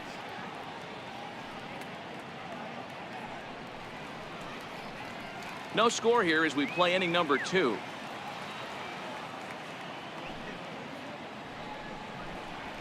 Now a swing and a fly ball. But this will wind up being a foul ball.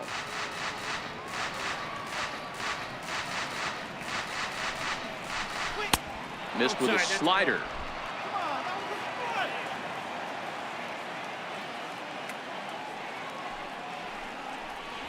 Now a swing and a miss. He struck him out, and it's 2 up, 2 down to start the 2nd.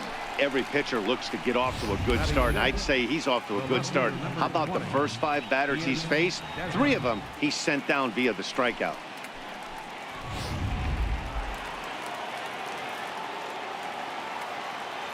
Standing in now, Ian Desmond. And he'll try to hold up in time, but to no avail as he went around, and the inning is over. Can't ask for much more there out of Homer Bailey. It remains 0-0.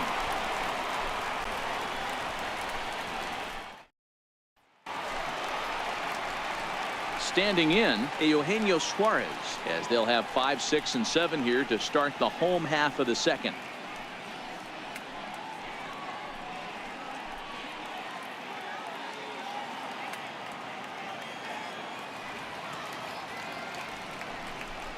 Checks his swing, but this pitch is right there for strike 1. Hey, from a hitter's perspective, I don't mind that take right there.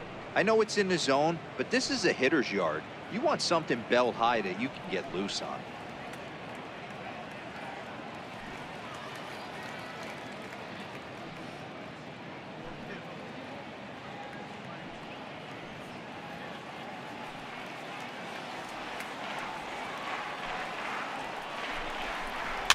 And the count will be full.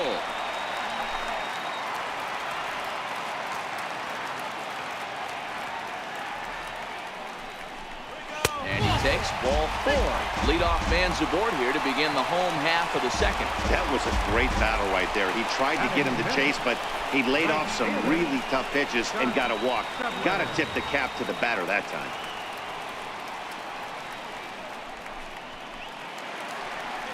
Ready now for Cincinnati, Scott Schebler. The winning run is at first base.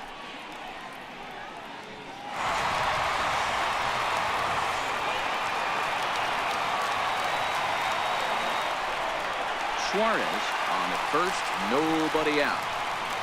Let's go. Wait for the pitch.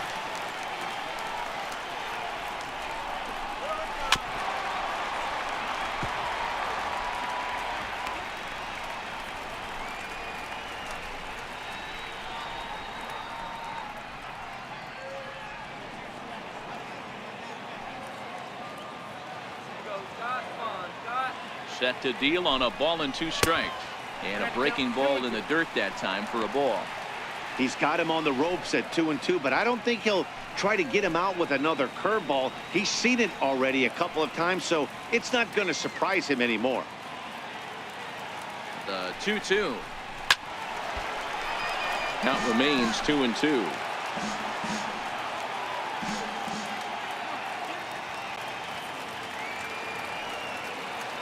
The 2-2. Whoa, right back at him, and it hit him. And they are able to get the out at first, but more importantly, let's hope he's okay on the mound. And with that play over now, time to check and see if our man is all right. You can really see him favoring that leg, and that is his plant leg, which is always a concern, but from the way he's acting out there, I think it looks like he's going to be okay to try and continue. And here's Jose Peraza. Individual matchup numbers against John Gray. He's hitless in 3 at-bats.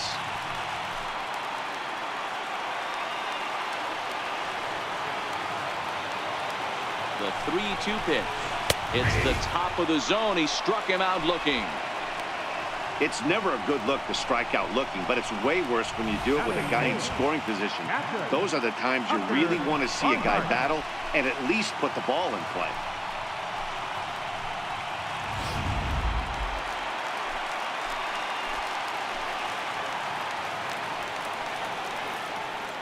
In now, Tucker Barnhart. Fouled away.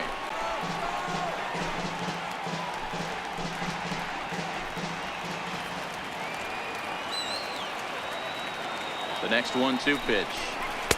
Curveball that time, not even close. Bottom of the second here with no score.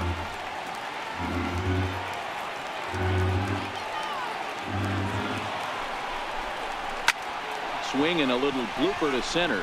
LeMahieu ranging into the outfield. He can't get there as it falls in. And the Reds have done it. They walk off a winner. Hey, this game looked like it was going to be one of those wild ones right from the beginning. But when you could win this thing in walk-off fashion, what a way to win a ball game. A walk-off win?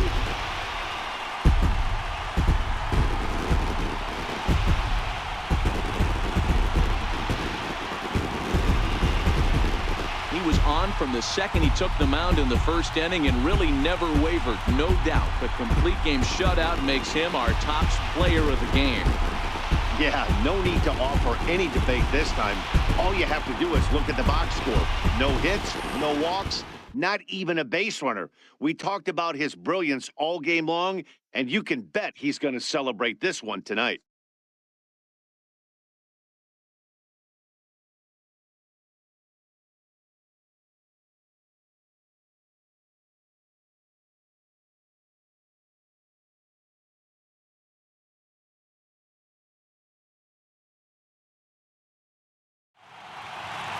A single run good enough to do it today. 1-0 the final score. Cincinnati took the lead in the second inning and rode that until the very end. Homer Bailey is the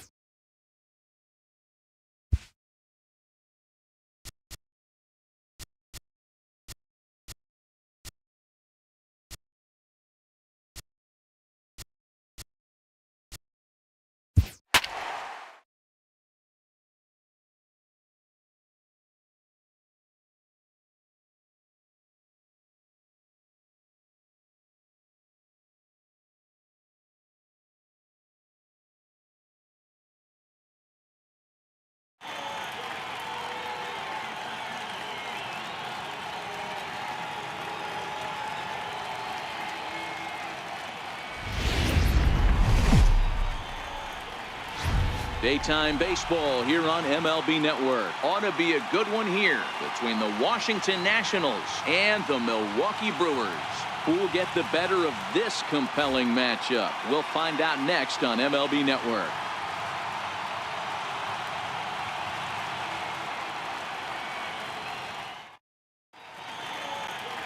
Zach Davies, a Washington-born right-hander, gets the starting assignment. What do you have for us on him, Danny? Hey, thanks, Matt. Zach Davies coming on to pitch. Not a big, strong guy, but he's a control guy that pumps the strike zone full of strikes. 89 to 92 miles an hour with sink, has a curveball, has the slider, and also the straight changeup.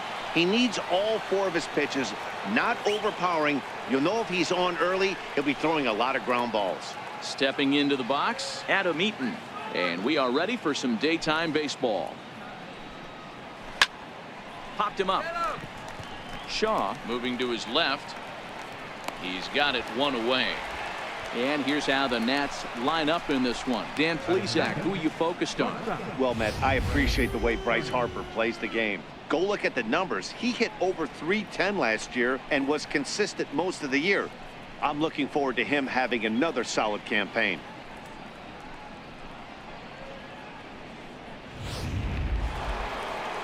The speedy Trey Turner digs in now.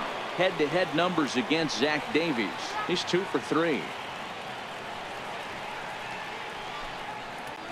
And here's a changeup in there for a called third strike, and that's the second out of the inning. Flat out locked him up with the changeup right there. Usually you're trying for a swing and miss when you throw that pitch in a 2-strike count, but clearly he wasn't looking for it, so it's a backwards K for him. Striding in now for the Nats, Bryce Harper. He'll get to take his first cuts here.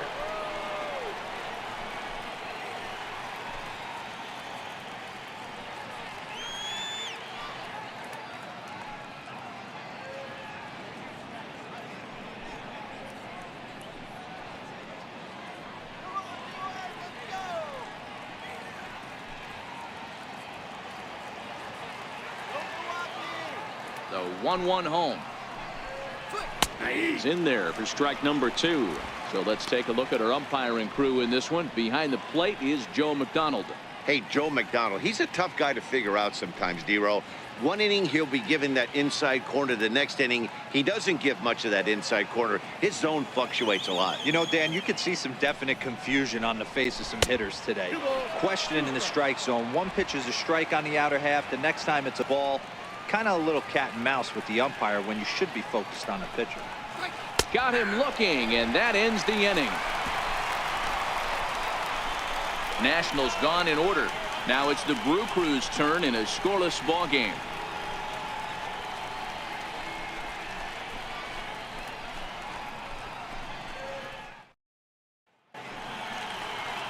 Max Scherzer, a Missouri-born right-hander, gets the job of starting pitcher here. Dan, any thoughts?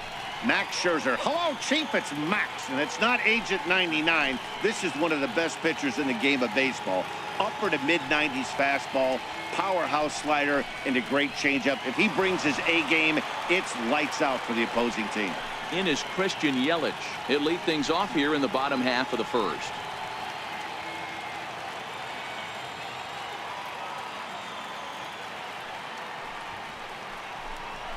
And a fastball is hit on the ground towards short.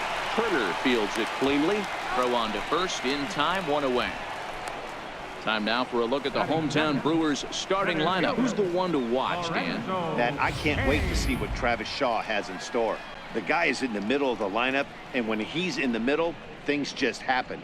Guys in front of him get on, he drives them in, and if not, he has the ability to get things started and set the guys up behind him. He's a force. In now is Lorenzo Cain. Past battles with Scherzer. Very lopsided for the pitcher, 0 for 15. 7 strikeouts on the stat sheet as well. And this ball runs away for ball 2. 2-1. Come on now, let's go. He's fallen behind now, 3-1. Travis Shaw is on deck.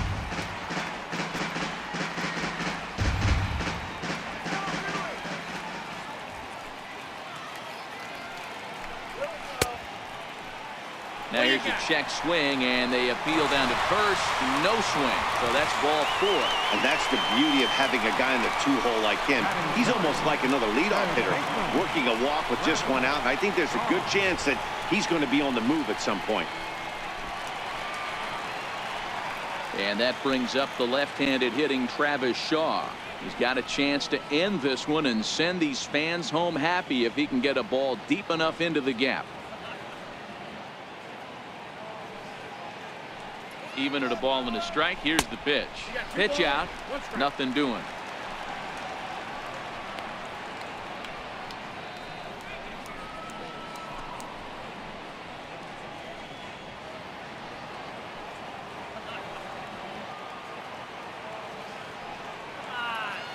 Now the 2-1 pitch. Takes a pitch for strike number 2. Well, that's a tough pitch to take right there, right down the middle. But I think that happens when you're facing a good pitcher like this guy. The last thing you're expecting is one right down the pipe, and unfortunately, he let that one go, and he'd like to have that pitch back to take a good swing at that one. He's going. 2-2. Kane runs. Got him swinging. The throw is not close as he's in there with a stolen base. So he can't make contact there on strike 3, but meanwhile the runner on first takes second here with 2 men away.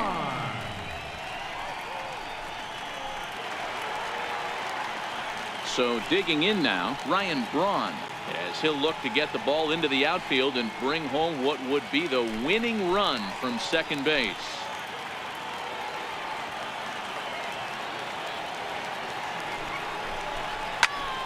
Count still full, 3-2.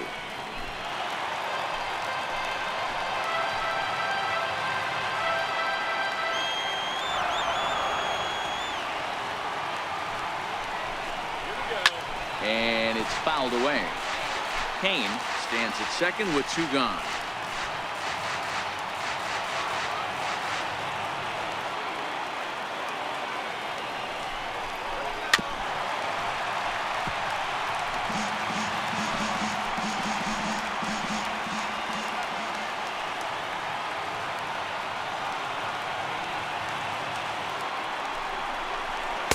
He struck him out, so he was forced to make 9 pitches that at-bat, but he'll take it as the inning is over. Back-to-back strikeouts keep him out of danger. We're off to the second, scoreless on MLB Network.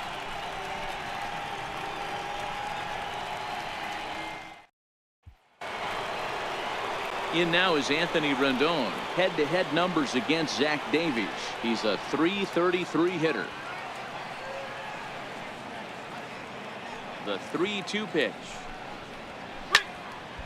Count remains full.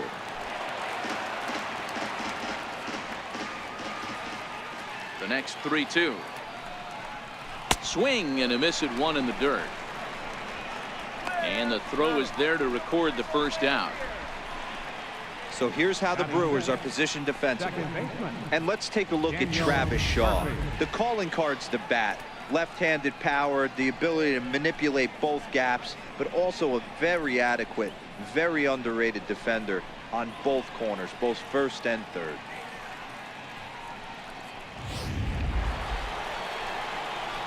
And now for Washington, Daniel Murphy, last year's recipient of the Silver Slugger Award for NL second baseman. 3-2 pitch. Popped him up. Arcia backs up and takes care of it. 2 away. Batting next, first baseman, Ryan Zimmerman. Here's Ryan Zimmerman now. He'll work on keeping this top of the second alive.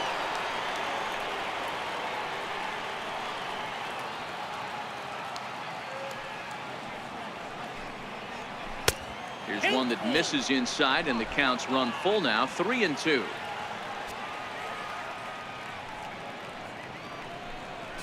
Got him swinging as he runs the fastball by him to end the inning. 3 up, 3 down for Washington. We'll go to the bottom of the second. No score.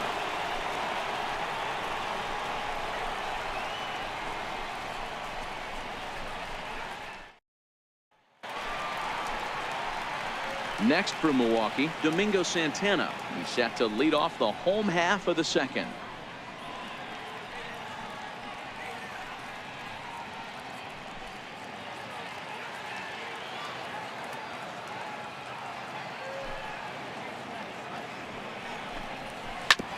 hit hard on the ground to second. Throw to first is in time for the first down. Time for a look at the curly W on D. And let's take a look at Michael Taylor. The ability again to play center field, both corners, to go get the balls in both gaps and have a strong arm.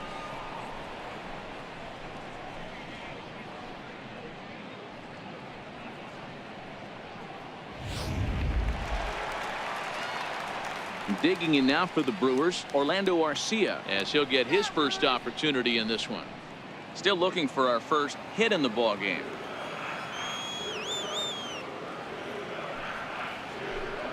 And a swing and a miss as they got him with the slider there, 2 away. Another strikeout for him on the mound, and boy, is it fun to watch him go about his business. No doubt, Matty. He's one of my favorites, mostly because of his stuff. You know, he can absolutely dominate on any given day because of what he offers up there. It's just nasty. There aren't many hitters that like to see this guy on the mound. Into the box now, Stephen Vogt. And here's a curveball that just about got away as it misses inside for a ball.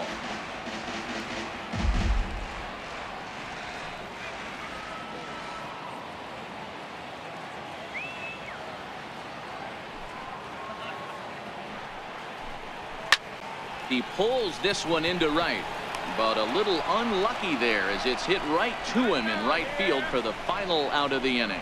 Gone in order are the Brewers. Will move to the third with no score.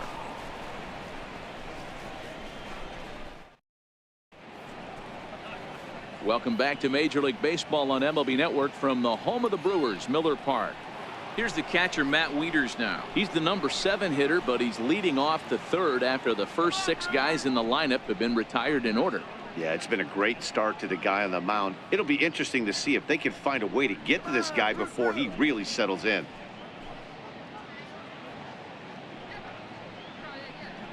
Go back to DC. The 3-1.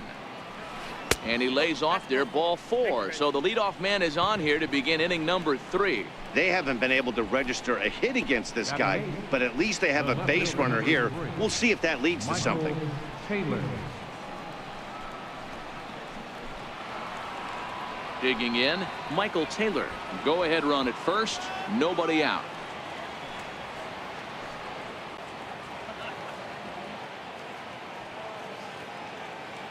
The 2-1. Hit hard on the ground to short. To second for 1. On to first, and they get them both. Nice job on the mound to bounce back from the leadoff walk. Those are usually pretty costly, but that won't be the case this time after the 2-ball.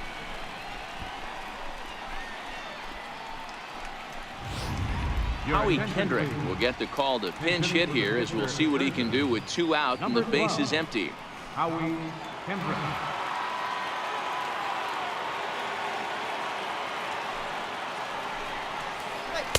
And he lays off for a ball, 2-1.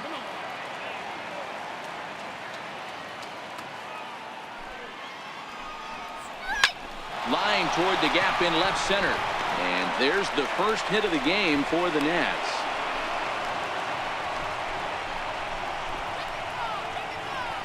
Center fielder, number 2, Adam Eaton. At the plate, Adam Eaton.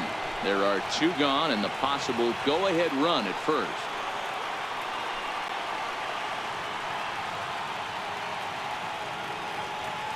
The 1-1 home is taken for strike 2.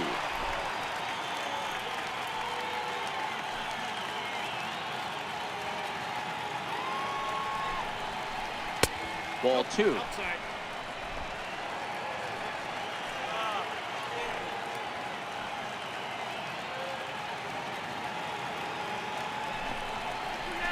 Hit out towards second. He's got it. Throw in the dirt, but a good scoop at first saves an error as this side is retired. Nationals leave 1. Home half of the third coming up. No score.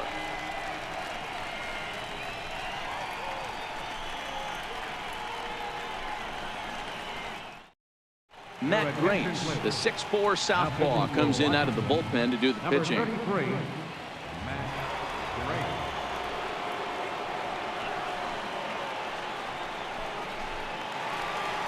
Jonathan Villar will be the first one to greet him, as he'll have to turn around and bat from the right side of the plate here.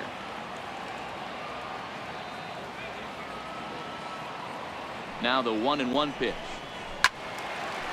And this is pulled foul as he was way out in front there.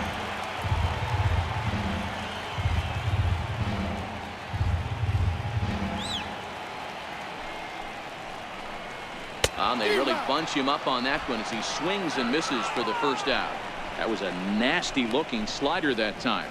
Yeah, that was really well executed, Matt. A classic strikeout pitch. You think it's fastball middle in, then it starts bearing in on your back leg, and unless you hit it out front, there's nothing much you can do with that. Jesus Aguilar will move into the on-deck circle now to try to get something started here with one gone in the inning. Aguilar. Bottom of inning number 3, 0-0 our score.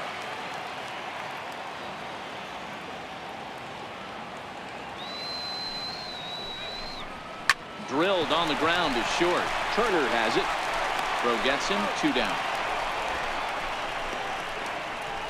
The left fielder, number 22, Christian. In is Christian Yelich. He's 0 for 1 after grounding out in his only trip to the plate so far. 2 out, nobody on.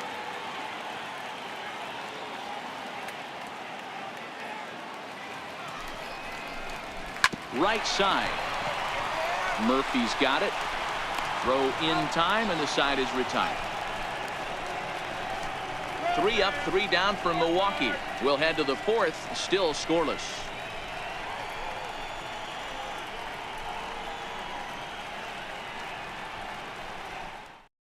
Oliver Drake, the 6'4" right-hander, comes in out of the bullpen to do the pitching. Oliver Drake.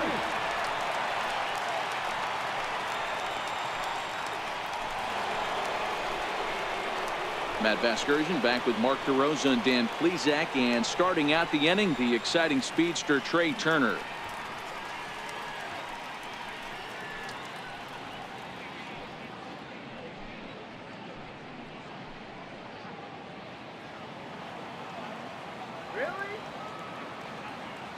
Now the 1-1 pitch. Misses, ball 2.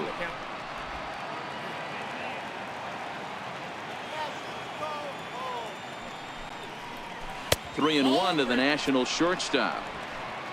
Trouble waiting on deck as Bryce Harper hits next. The 3-1. Taken, strike 2. 3-2.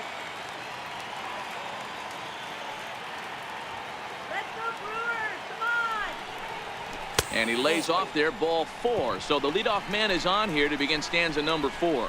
Well, in a scoreless game, you want to do anything you can to jumpstart your offense. With the speed of this guy on first, don't be surprised if he gets the green light here. And now Bryce Harper, 0 for 1 for him here in this one.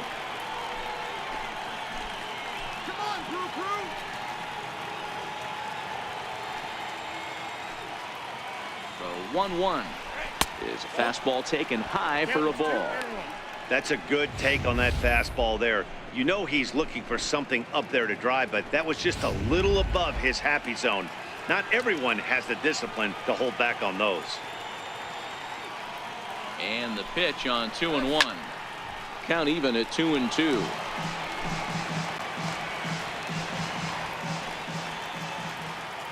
Runner! 2-2. Runner goes for second. Pitch is high. The throw. And it skips in as he steals the bag easily. So he swipes second successfully, but you have to wonder now if that might actually end up taking the bat out of the hands of one of their better hitters. Well, that's a good point, Matt, but I'd be a little surprised if that's the case. It's still early and the game is tied, so that would be a pretty cautious move to pitch around him here or just walk him flat out. Hard hit ball to second. He lays out, but he can't make the play, and it's through into right. And they're not going to get him as he's in there to score. Hey, a risky send right there, D-Row. With no outs, you're going to send that runner from second on that ball hit. Yeah, that's why they game plan, Dan. Bunch of meetings go into these series, whether it be hitting, pitching. Looks like the third base coach was on top of it. He was aggressive, and it paid off. Into the box, Anthony Rendon. And look out as that fastball ran in and got him. Ouch, man. Yeah, I can hear the crowd murmuring now, wondering if he hit him on purpose. But hey, us pitchers need to be able to throw inside, especially when facing hitters as dangerous as he is. Pretty sure this one just got away from him, and hey, that's part of the game.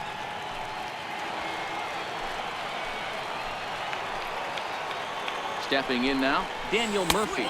And I don't think that's what he wanted to do, as the bases are loaded now with still nobody out. Right about now, the manager's questioning his decision to bring this guy in. If you can't trust a reliever to throw strikes, you can't trust him at all. We'll see if he comes to get him sooner than later. Digging in for his second at-bat, Ryan Zimmerman. He'll look to bounce back after striking out his last time up. The 1-1 home is a slider taken for a ball.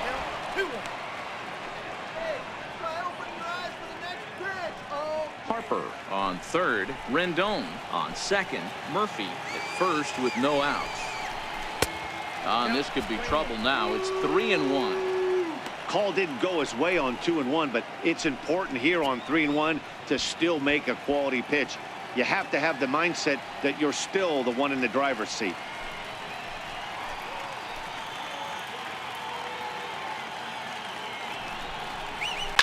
And he fouls this one off.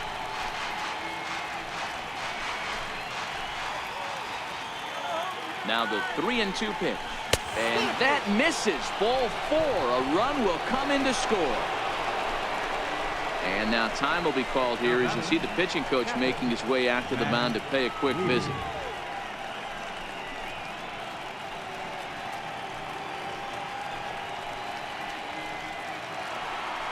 Ready now, Matt Wieters. He drew a walk his first time up. 2 runs on 2 hits and no errors so far for the Nationals. Down the first baseline, but this will get foul, so they'll do it again. 3-2. The next 3-2. Line to the right side, and they'll run him down and tag him out between first and second. A double play. Now batting, left fielder, Michael Taylor. Stepping in and ready for another shot, Michael Taylor.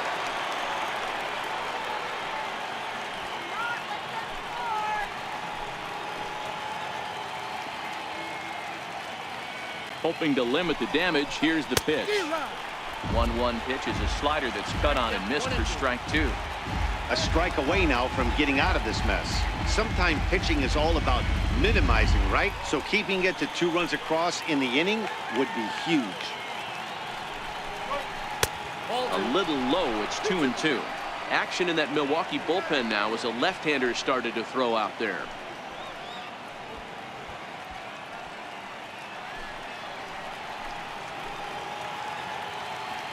He's set. Here's the 2-2. Takes this the other way to right. And that's in there. Base hit. And a relay to the plate. A tag, and they get him at the plate as 1 run scores, but not the second. So they pick up 3 runs on only 2 hits in the inning. No errors. And 1 man left on. On now to the bottom half of inning number 4. Nationals on top, 3-0.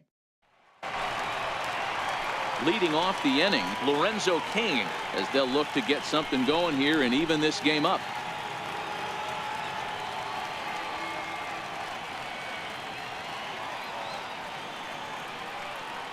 The 1-1. High and deep to right center. Harper giving chase. He gets to it and makes the catch for the first out.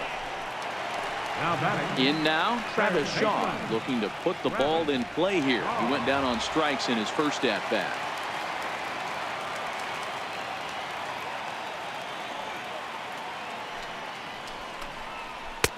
Oh, right down Main Street with that one. 2-2. Wow, not sure what you're looking for right there, but that one was pretty much middle center cut. Tough pitch to take.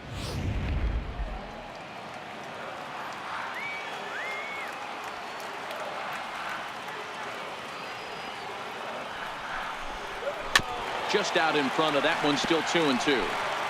No runs, no hits, and no errors on the Milwaukee line score so far. And that is swung on and missed, and things are starting to look bleak here for the home 9. There are 2 away now. Really good late bite on that slider right there. The best ones have that late action that just darts at the last minute. They're so tough to get the bat on, and when you've got that good slider going, it's a great strikeout pitch.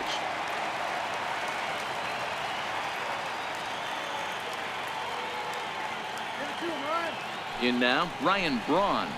2 balls and a strike to Braun.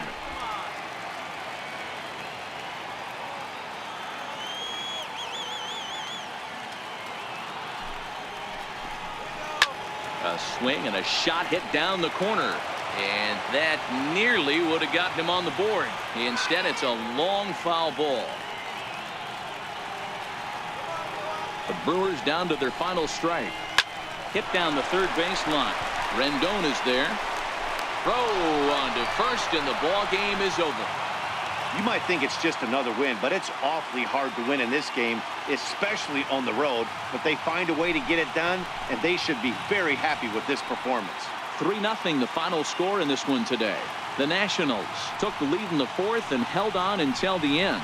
Matt Grace gets the W on the mound. So that's a wrap for us here this afternoon. For Mark, Dan, and the rest of our crew, I'm Matt Vasgersian. You've been watching MLB Network.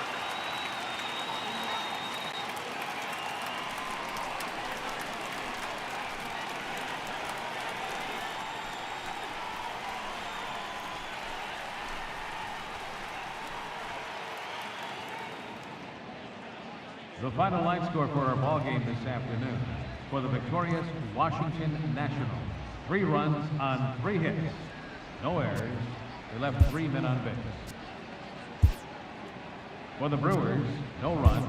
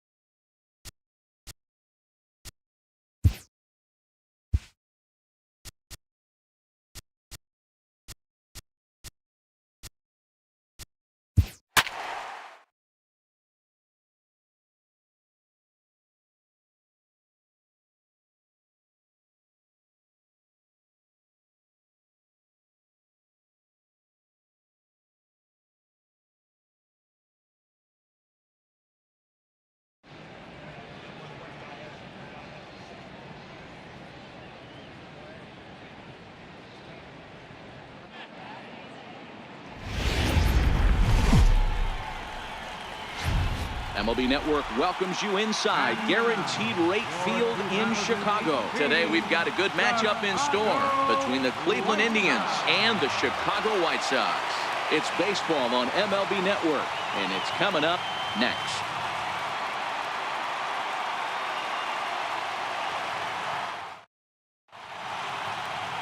James Shields will get the starting assignment in this one for the Chi Sox. Dan Plesac, what's the word on him? Hey, thanks, Matt. Big game James Shields on the mound. 3-pitch guy. Fastball, curveball, changeup. One of the keys for James Shields, he needs that curveball. If he has the curveball, It gets the hitters off of the fastball. Not an overpowering guy, but he will throw the changeup and the curveball behind in the count. He's more of a thinking man's pitcher. 2-1 now to the Tribe's leadoff man. Hey, I know it's early on in the game, but when the third pitch like that is called for a ball, it looks like that tight zone's going to be awfully small today. The 2-1. Grounder down the line at third, but this will wind up a foul ball. 2-2.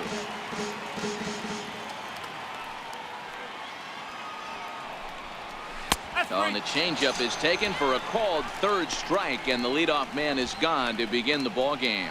Now a moment here for the Indians starting lineup. Danny, who stands out to you? Well, one man worth focusing on is Edwin Encarnacion. Edwing, as they call him. He's got over 1,000 RBIs. He's already proved he's a clutch hitter. He knows how to drive in big runs when it counts. So if the situation comes up in this game, I'm looking to watch how he goes to work in the clutch. And as the second baseman, Jason Kipnis. Lifetime numbers with James Shields. Comes in with 6 hits in 25 tries. 7 strikeouts on the stat sheet as well. 1 out, nobody on.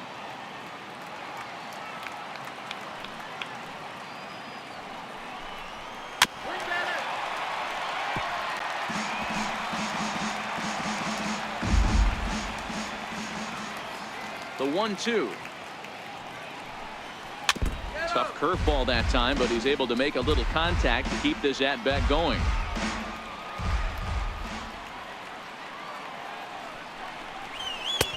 And a fastball just a bit up.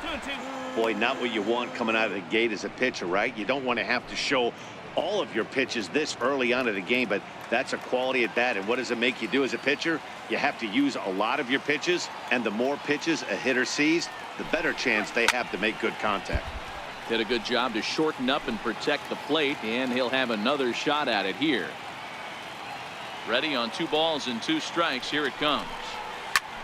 Slapped hard the opposite way, and that's into the outfield for a 1-out base hit. The throw into second. And he's in there easily at second with a 1-out double. Man, it looked like the pitcher was trying to get him to go fishing at a pitch out of the strike zone. He went for it all right, but he managed to catch all of that baseball, lacing it for a double in the outfield. That's a great piece of hitting.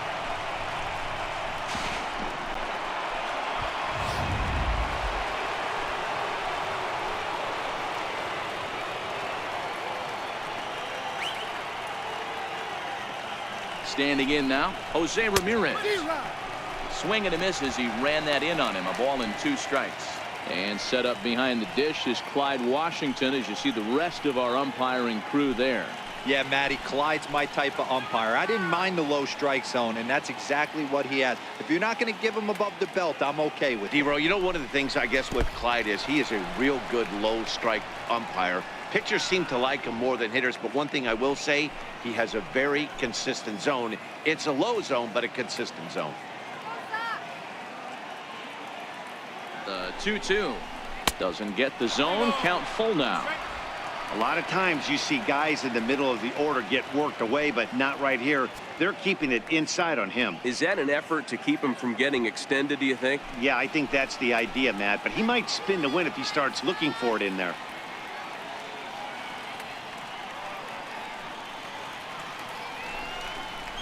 Got him looking with the fastball, as that had some 2-seam movement to it. 2 gone.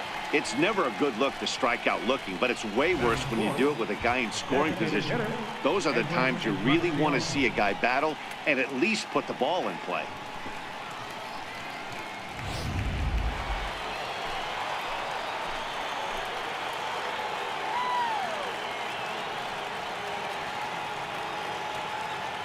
Into the box now, Edwin Encarnacion. Hit hard up the middle, and that's through into center field. Base hit. And the run will score as the Tribe strikes first to lead it 1-0. Boy, talking about picking your teammate up after that strikeout, D-Road. Big, and I mean big, 2-out RBI single. Yeah, way to come through for your team. When you take the donut off your bat right there, you're trying to pick up your teammate. He had the right game plan, didn't come outside it, stayed through the baseball, and was able to come through. Stepping in now, Michael Brantley. Now a good take here as he misses for a ball, and it's 2-1 now to the Cleveland left fielder. Lifetime numbers with James Shields. He's collected 11 hits in 35 ABs. And he turns on one, sending it high and deep to right. And he will get there to make the running play, and that will end the inning. 2 hits in the inning lead to a run for Cleveland. We'll move on to the bottom half of inning number 1. The Tribe lead this one 1-0.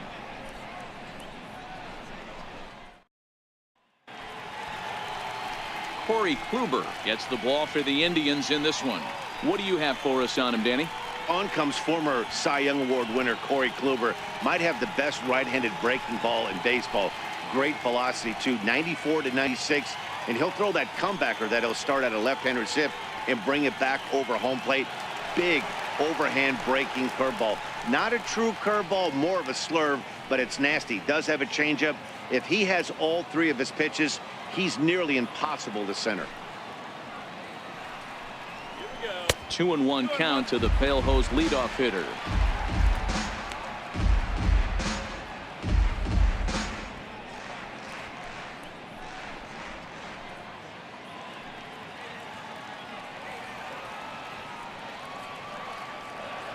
Kluber steps into his windup. Here's the 2-1. Curveball that time, not even close. After 2 breaking pitches, there's a pretty good chance right now you're probably going to get something right in the middle of the strike zone to swing at. So if you're looking for it, go ahead and turn that baby loose.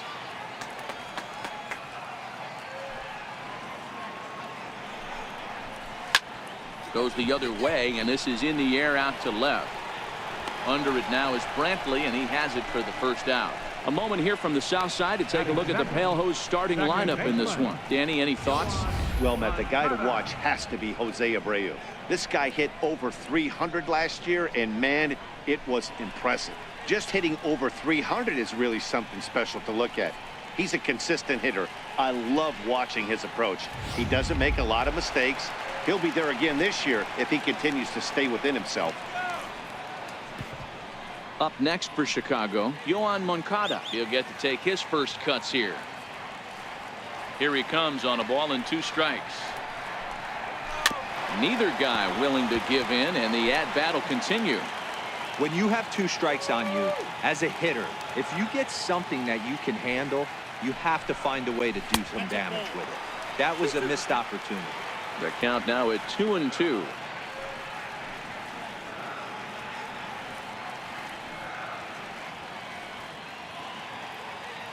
Bases are empty, 1 man out.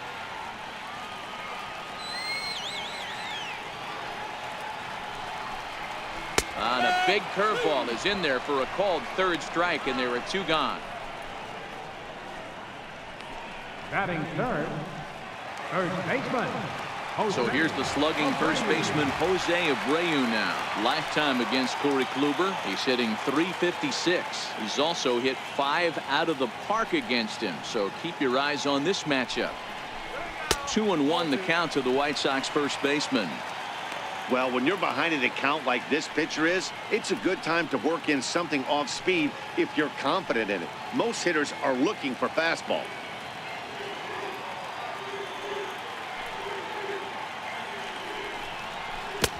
Swing and a miss, 2-2 now. I think he'll be frustrated with himself about that swing. He was in a good hitter's count and ended up chasing one out of the zone. Now the count's even again. The White Sox down to their last strike. Swing and a ground ball. This could do it. Backhanded. Throw in time, and the ball game is over. Wow, that's a rarity. A 1-0 game in baseball these days. Both of these pitchers pitched awfully well. It's a shame one of them had to lose this game. A single run good enough to do it today. 1-0 the final score. The Cleveland Indians scored in every single inning on the way to victory. Corey Kluber pitches well enough to get the W. James Shields lasted only an inning in the losing effort. So that'll just about do it for us this afternoon. Thanks to Mark DeRosa, Dan Plesac, and the rest of our crew. This is Matt Vasgersian, and you've been watching a presentation of MLB Network. See you next time.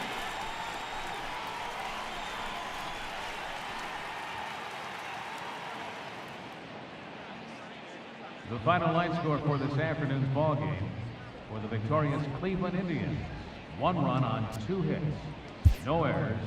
They left 1 man on base. For the White Sox, no runs on no hits, no errors. They left no runners on base.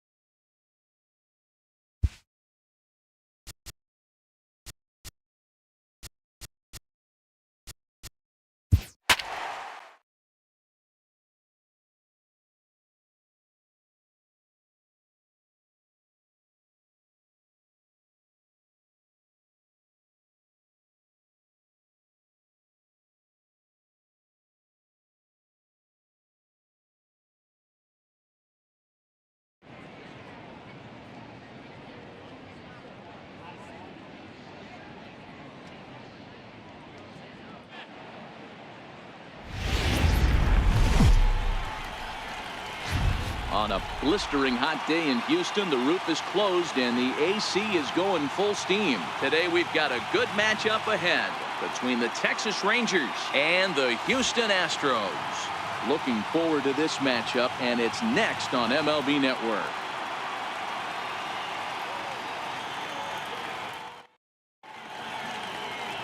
Justin Verlander, a Virginia-born right-hander, gets the ball to start this one. What's your take on him, Dan? Hey, thanks, Matt. Justin Verlander, former Cy Young Award winner. He's done just about everything you can do as a starting pitcher. At one time, might have had the best and biggest arm in the game of baseball. Consistently 94 to 97 miles an hour. Really good overhand curveball. Has the slider, has the changeup. Usually you'll know if Justin Verlander is on early. If he gets through the first couple innings, 1, 2, 3, he's going to be tough to beat. That misses 1-2.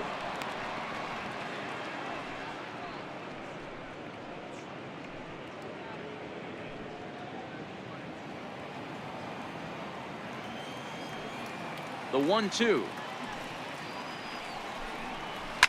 And he gets around on one and hits it high and deep to straightaway right. Back goes Springer to the track. On the warning track, he makes the catch. A chance now to look at the batting order for the visiting Rangers. Dero, what's the key for a road victory in this one?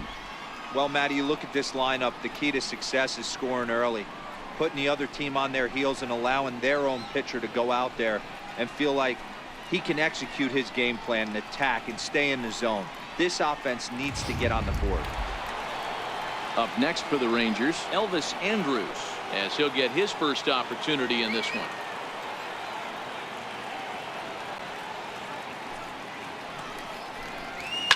Now Andrus with a swing and a deep drive to left. Into the Crawford boxes and gone.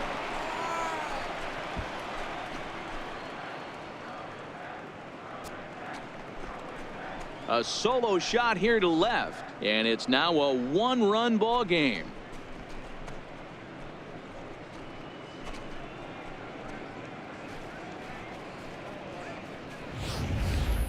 Wow, he really hit that ball well. Put a great swing on it with great extension, and it sailed right out of here.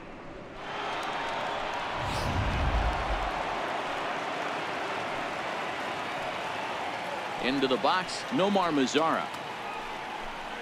Check swing, no swing, says the home plate umpire. Ball 2. So let's take a peek at the umpiring crew in this one. Behind the plate is Matthew Ross. Well, D-Row, you better be ready to swing. With Matt Ross behind the dish, big zone. Yeah, you know coming into this one, you better pull the trigger. If something's close, Matt Ross is going to punch your ticket. And there's one well above the zone for a ball. His line against Justin Verlander, he's just 2 for 12. He's also gone down on strikes 5 times.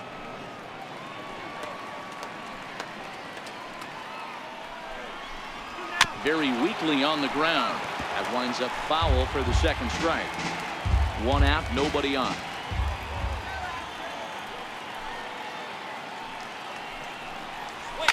Fouled off.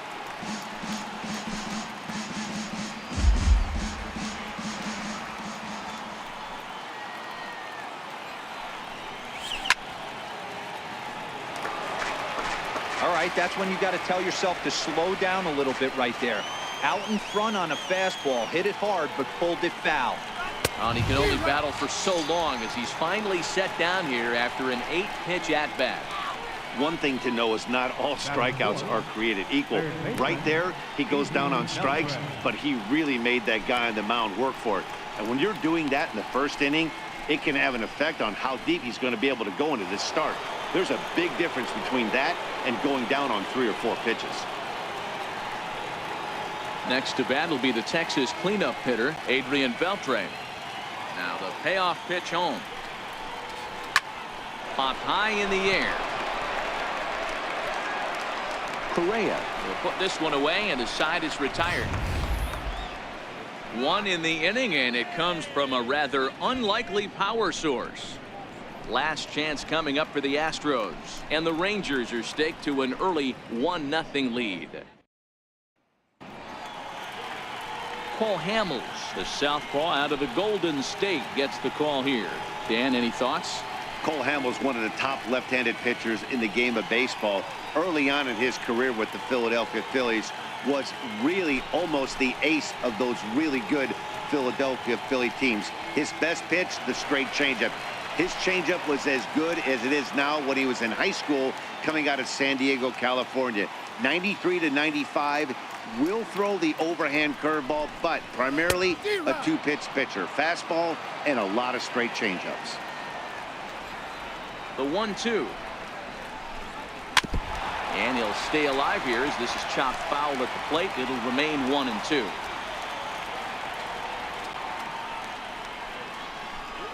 Swing and a miss, and that'll get a groan from the home supporters here. 1 away. Time now for a quick look at the hometown Astros starting lineup. What's going to be the key for him today, Mark? Yeah, Matty, a lot of professional at-bats up and down this lineup. I know they're behind right now, but it only takes one guy to set the tone and get the boys going.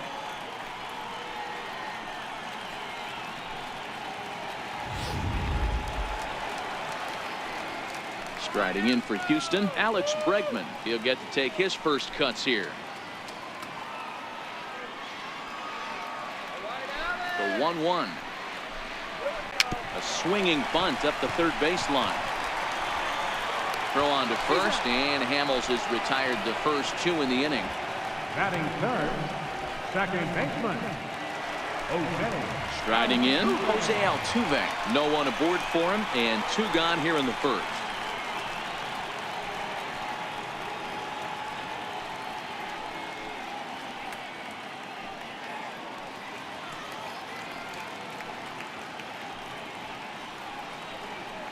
Bases are empty here with 2 men out.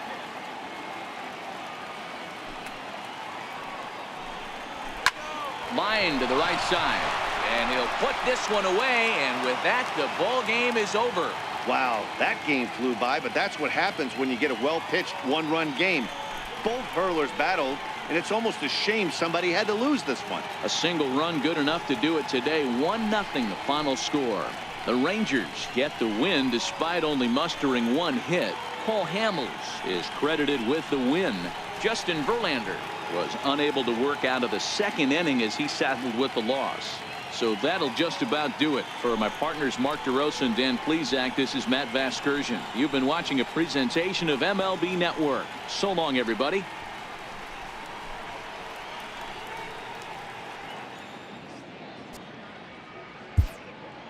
The final line score for our ball game this afternoon. First for the victorious Rangers, 1 run on just 1 hit.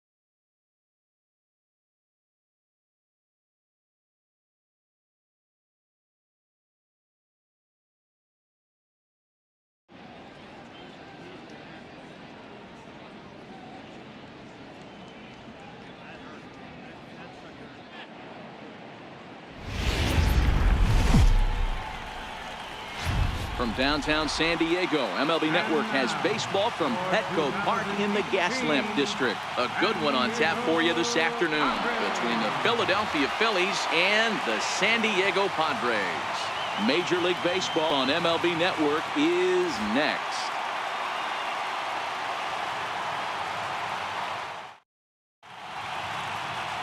Clayton Richard, a lefty from Indiana, is on the mound here. What's your take on him, Dan? Hey, lefty Clayton Richard, this guy's been around for a long time. Not an overpowering guy from the left side. At one time, he was in the low to mid-90s, but he consistently sits 92, 93, has the big overhand curveball, will mix in a straight changeup. The key to Clayton Richard, getting the fastball over for strikes to get a chance to use the off-speed stuff. So striding forward now, Cesar Hernandez. He will lead this one off today. To third. And this goes right through him. And how about that to start a game? Hey, guys, he was obviously trying to bury that slider down and in. Nice execution by the batter right there, keeping his hands inside and fighting it off for a nice base hit.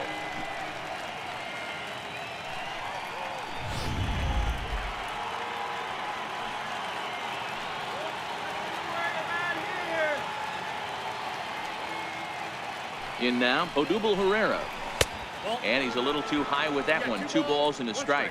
And set up behind the plate is Kenny Jansen as you see the rest of the umpiring crew there. You know, Kenny Jansen, Dero, he's kind of hard to figure out. Doesn't give a lot on the edges. He'll make you bring the ball into that plate. Yeah, Dan, Kenny Jansen is definitely consistent, and he'll reward pitchers around the knees. But on the edges right there, sometimes it's hit or miss.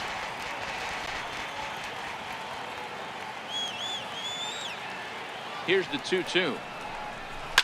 Softly hit out to short. But this is pulled in by the shortstop. Time now for a glance at the Phillies batting order in this one. Mark DeRosa, what's your take on him this afternoon on the road?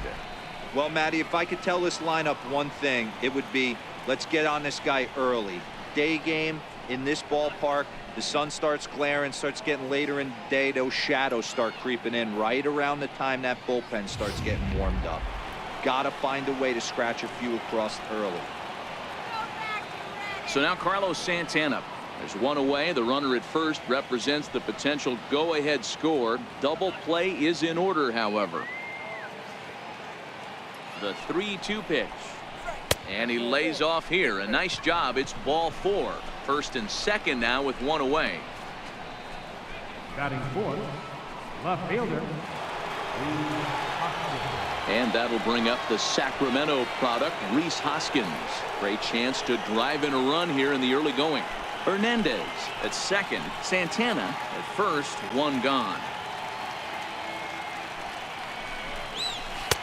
No offer on that one. 2 balls and a strike.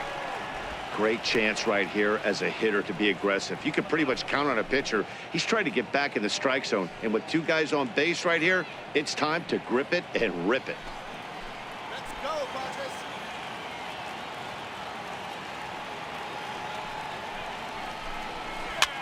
Fouled away.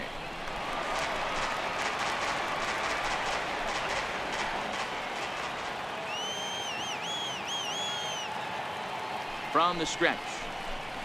Swing and a little tapper. That goes foul, so he stays alive with 2 strikes. Hey, he looked like he was a little bit out in front on that breaking ball right there. The body can go a little bit. If he was able to keep his hands back a little bit, he might have been able to do some damage with that pitch. Swing and a miss on the fastball that time. Out number 2. Big strikeout for the second out there, but he's not out of it yet. We'll see if he can feed off that K, wiggle out of the jam, and keep this game tied.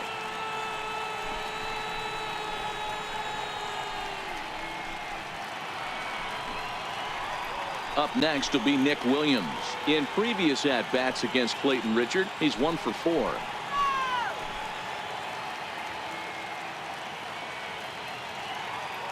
The 1-1 home. High fly ball out to straightaway center. And the 2-out threat will not come to pass as the inning is over. Phillies leave a couple, and now the Friars will get their first chance. No score.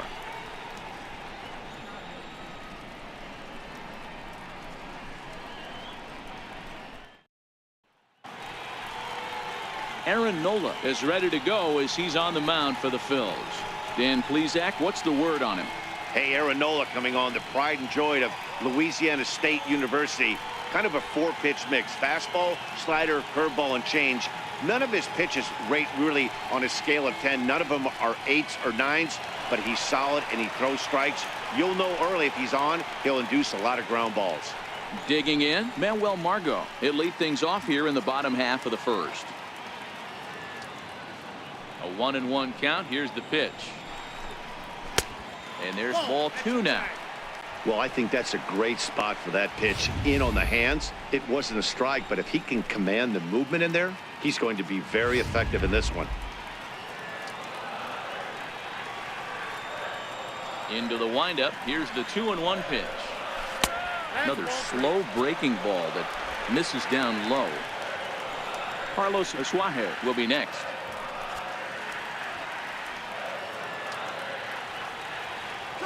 The 3-1.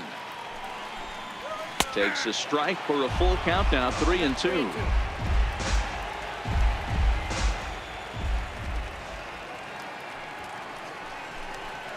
Flies softly out toward left center, and that finds some outfield grass. It's a base hit.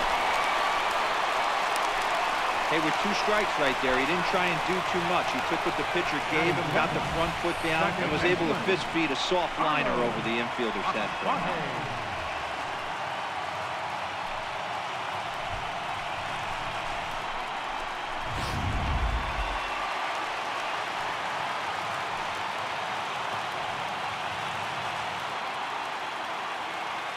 Standing in now, Carlos Suarez. And he'll miss the target there with a curveball, and it's 2-1 now. Nobody out, runner on first. All right, let's go. Here we go. 2-2 the count.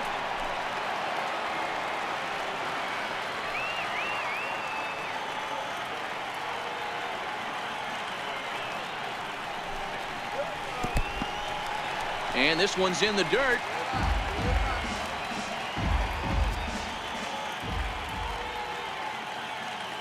Now the 3-2 pitch. Grounded to third. This could be two. One there. On to first, and they turn the double play.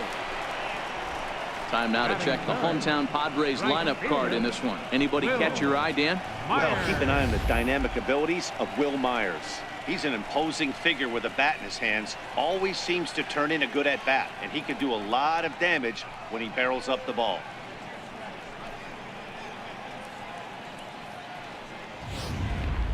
Here's Will Myers. No one on base for him after the double play. Yeah, Matt, that 2-ball really changed the complexion of this inning. It looked like the middle of the order was going to have a chance to get a big hit with some ducks on the pond, but now they just have to try and get a 2-out rally started.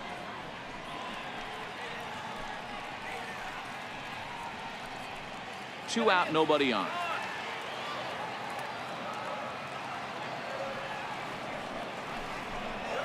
A 1-2 count to Will Myers. Nola has both great strikeout stuff and exceptional command on the mound to go with it. A rare combination, but one that makes him one of the best in our sport. Matty V, you talked about it. He doesn't walk a whole lot of guys. Well, if you don't walk a lot of guys, that... Got him looking, and that'll do it. The inning is over. An inning in the books tonight, still scoreless here on MLB Network.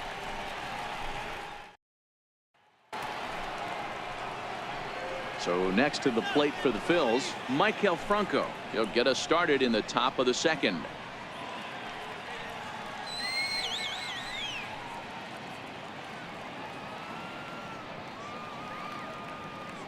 The 1-1. To 1-2 now.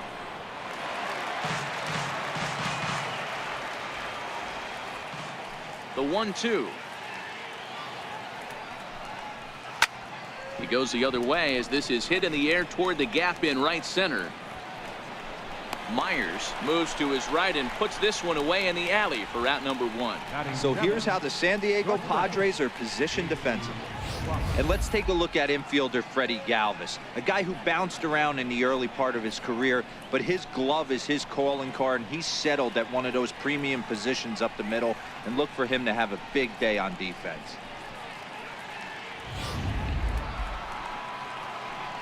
Digging in now, J.P. Crawford.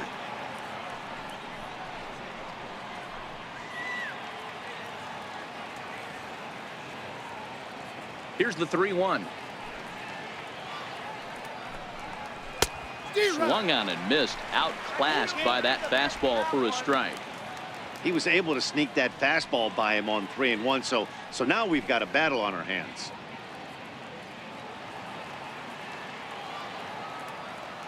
Now the payoff pitch home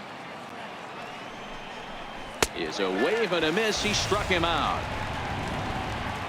Nice two-seam fastball there. You don't usually see a lot of swings and misses with that pitch unless it's really moving. So that one must have had some real good late life.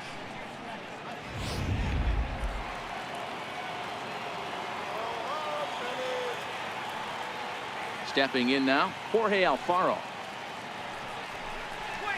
Hit sharply but foul down the right side. No score here as we play inning number 2.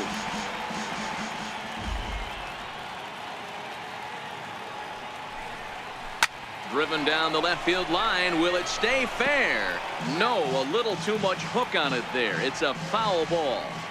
When you have 2 strikes on you, as a hitter, if you get something that you can handle. Swing and a miss.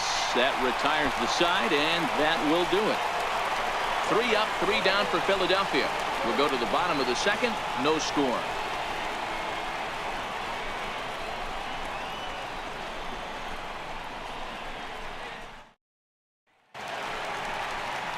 Digging in now for San Diego, Eric Hosmer.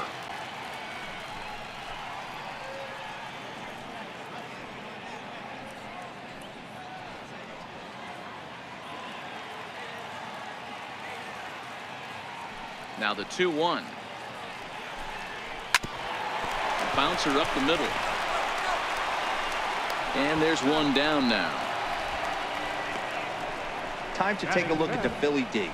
And this team, They're not going to be moving around as much as some of the new age teams. The shifting and moving the third baseman over second base and the right fielder to play third base. This is going to be your stationary team, trusting pitchers to execute pitches. Next to the plate for the Padres, Hunter Renfroe, as he'll get his first opportunity in this one. 1-1. Now a drive by Renfroe. This is hit well out to left. Gone! Santa Maria, game over.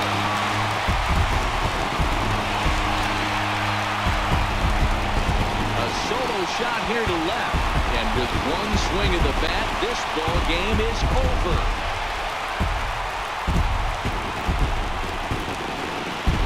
Well, the way things unfolded, you kind of had a sense that this thing was going to end in dramatic fashion, and that's exactly what happened. A walk-off for the win? Wow.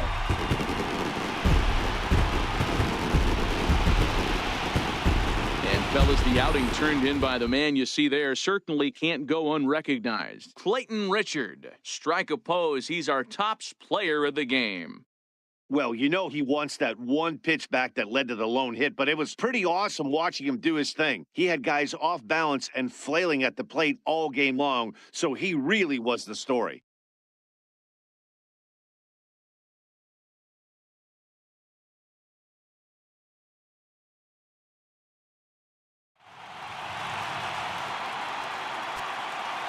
The final line score for this afternoon's ball game for the victorious San Diego Padres.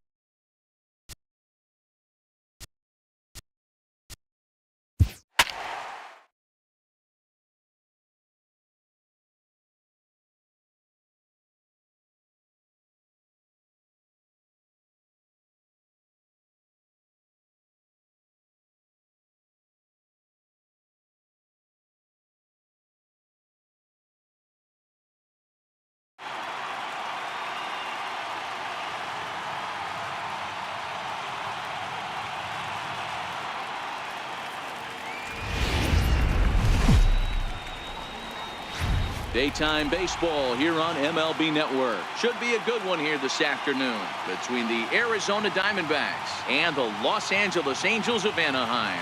Going to be an interesting contrast in styles in this one as one of baseball's hardest throwers goes head-to-head with a top finesse arm. Next. Shohei Ohtani, the right-hander from Japan, will get the starting assignment in this one. What do you have for us on him, Danny? Well, Matt, the first thing we're going to find out is how well this guy pitches with little sleep. I can't imagine knowing that you're going to be the next day starting pitcher the night before. This is a young guy making his first start. Listen, you can only make your debut one time, so there has to be lots going on in this guy's mind. Hopefully he can settle down early and pitch well in his debut. Standing in, David Peralta. And we are ready for some daytime baseball.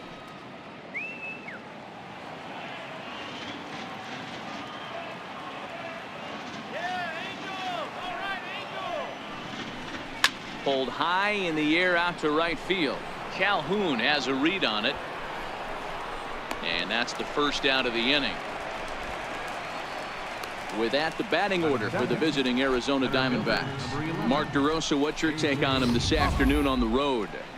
Well, Matty, if I could tell this lineup one thing, it would be let's get on this guy early.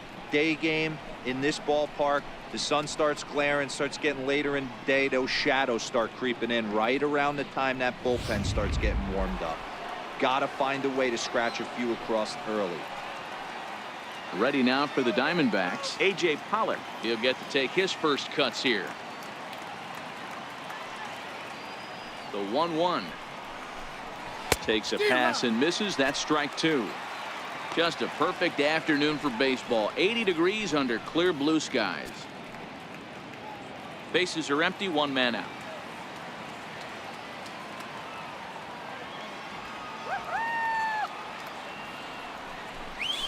High fly ball out to straightaway center. Trout has a read on it, and he makes the catch for the second out.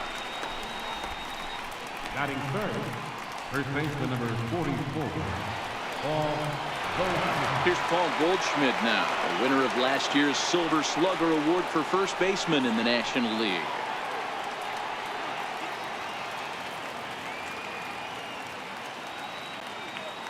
The 2-1 home is taken, ball 3.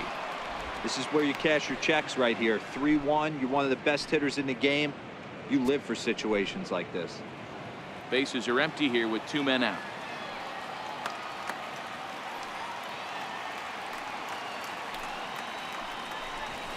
And it's fouled away.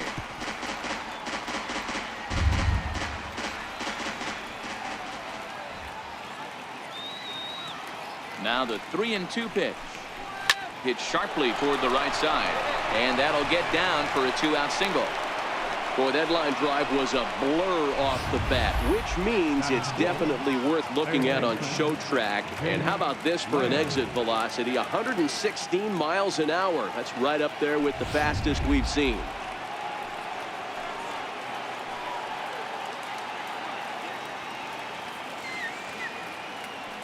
Into the box now, Jake Lamb. Swing and a miss as he chased with 2 strikes, and that will retire the side. 1 left for the Diamondbacks, and now the Angels get their first opportunity in this one. No score.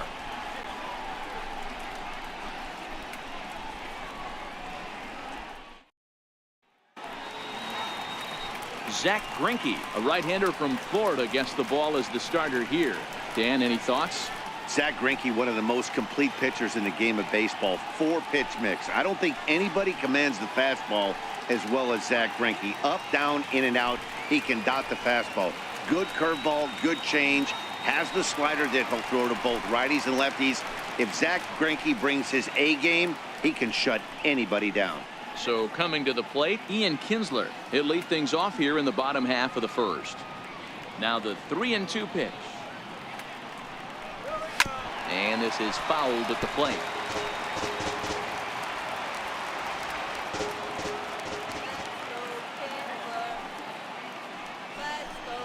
And a half swing that time, but it's a full swing in the eyes of the umpire, and that'll be the first out of the inning. Well, here's a look now at the Angels starting lineup. Who's the one to watch, Dan? You know, I'm excited to watch Justin Upton right now. This guy is one of 3 American League Silver Sluggers in the outfield. You know how many outfielders there are in the league? A lot. And he walked away with one of the Silver Sluggers. This man can hit. So the bases are empty with 1 man gone. And standing in, the ever-dangerous Mike Trout. Come on, Angels! 1 out, nobody on.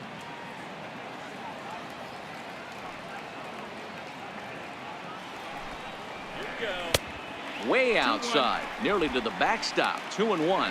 And there are our umpires calling balls and strikes is Mr. Earl Hendricks. Hey, you know, D-Row, the book kind of on Earl Hendricks is he likes one side of the plate or the other. Could it be where he sets up behind the catcher? It could be, Dan, but as a hitter, that's all you look for. I'll give you a little bit off the outside edge if you're going to be consistent with it. Fastball is looked at for strike 2.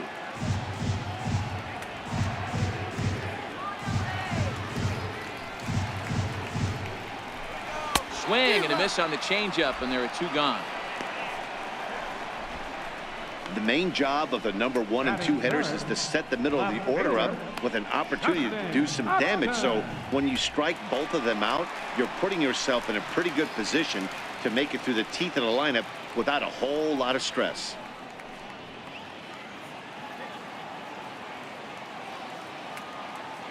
Greinke's ready. Here's the 2-1. Swing and a miss just behind a lively fastball. You want to talk about setting the tone and getting your teammates relaxed. That's exactly what this pitcher did, coming in and punching. And we'll have to leave it there as this is strike 3, and that will retire the side. 3 up, 3 down, 3 strikeouts. Not too shabby. Don't touch that remote. More on MLB Network right after this. So to the plate, the Diamondbacks designated hitter, Steven Souza. He's assuming the role of DH in this interleague matchup. Yeah, Matt, that's one of the funny things about National League teams playing in AL ballparks. All of a sudden, the lineup kind of changes dramatically. But the cool thing is it gets more guys a chance to get some at-bats or time in the field.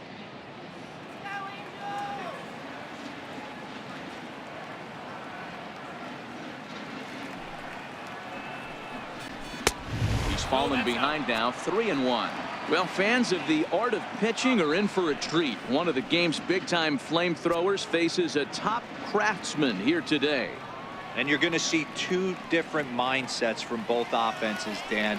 Facing the power guy, he's going to come at you. He's going to pitch to his strengths and not your weakness. And on the flip side, the finesse guy is going to try and keep everyone off balance. And I want to see what off-speed pitch he has working. You know, Dero, that's one of the beautiful things about the game of baseball. Good pitchers come in all different shapes and sizes, and they come with all different type of weapons. We're going to see one flamethrower and one guy that throws below the speed limit. Trout will slide over and put this one away, and that's out number 1. Time for a look at the Angels on defense. And check out the left side of this infield. You think the pitching staff's not going to want to pitch the righties in to pull and the lefties away to go the other way to the left side? That's because everything's getting caught on the left side of this infield. Should be fun to watch.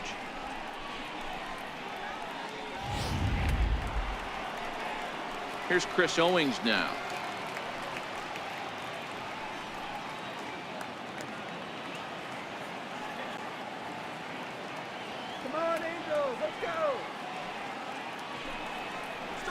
A shot down the first baseline. And this is going to get past him at first. That's a fair ball. And a good effort to bring it back in quickly, but he's in at second base with a double. Batting 7th, the catcher, number 5, Alex. So digging in now, Alex Avila. And he could very well get the intentional pass here, as that would set up a potential double play ball that might keep the game tied. Now the payoff pitch home. Very weakly on the ground. Owings, the runner at second with 1 away.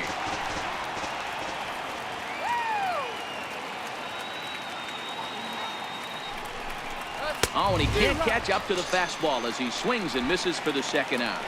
Yeah, as they say, there's a hole in his swing in that location, so a good job there of exploiting that. That can be real hard for some guys to overcome when teams start figuring out what locations you just can't handle.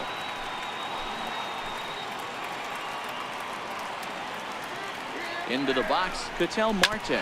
Grounded down the third baseline. But this will be a foul ball as that evens things at 2-2.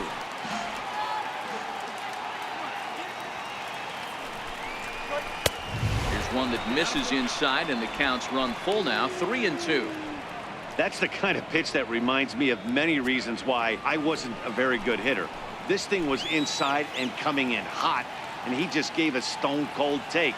I'm bailing out of the way if I'm in the box, no doubt about it. Line hard toward right center.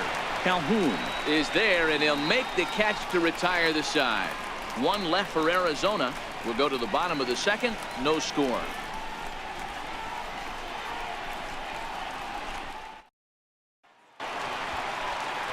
Ready now for L.A. Albert Pujols, as he'll get his first opportunity in this one.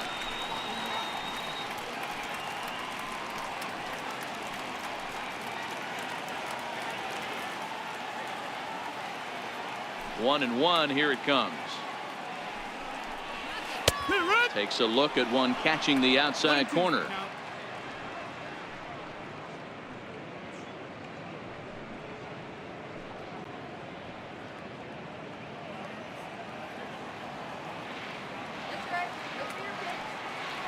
Looking for the strikeout. Here's the 1-2. And he takes strike 3 called on the fastball. 1 gone. Okay, here's how the Snakes are lining up defensively. Batting fifth. And let's take a look at third baseman Jake Lamb. Everybody's going to focus on the offense, and rightfully so. This guy absolutely mashes. But he's an adequate defender over at the hot corner. And be on the lookout for him to make a big play today.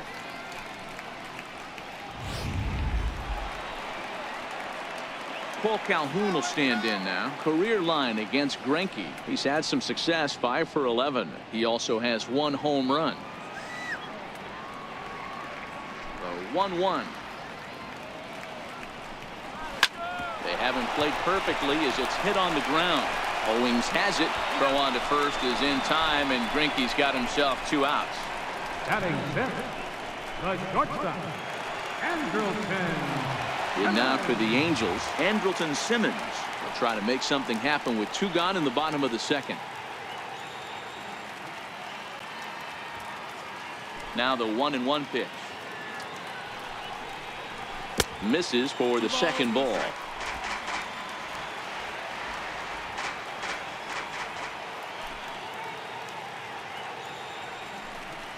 Hit down the third baseline, but this will wind up a foul ball. 2-2.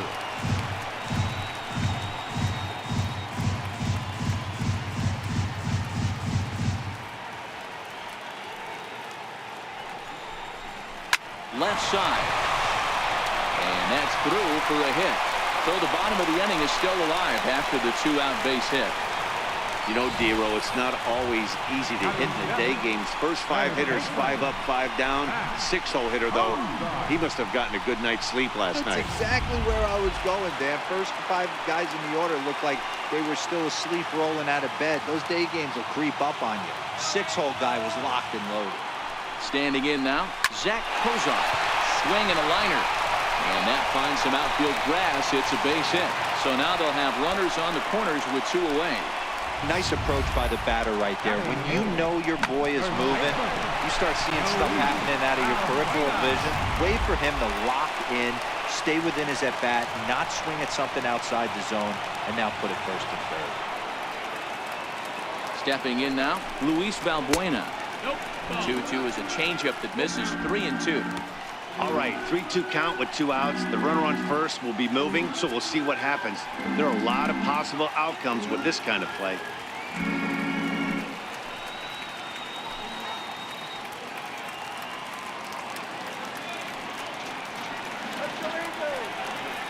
Now the payoff pitch home, and he misses with it for ball 4. So the bases will be loaded now with 2 away. That's a big no-no. He obviously had to work carefully with 2 men on, but he did not want to walk him to load the bases. Now he's really got his work cut out for him. We'll see how he fares here. So digging in now, Martin Maldonado, as he'll hit with the go-ahead run at third and 2 away.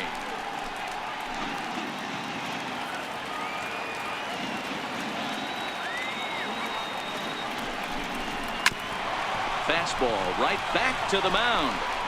Throw on to first. He'll be in time, and a good chance for the Angels goes for naught as the side is retired. Angels threaten, but leave them loaded. We'll move to the third with no score.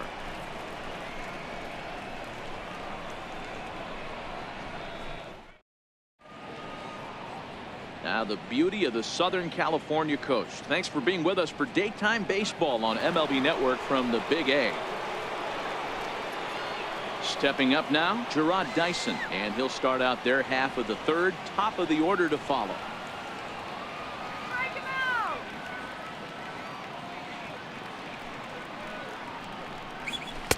out. Lays off that time, and it's 1-2.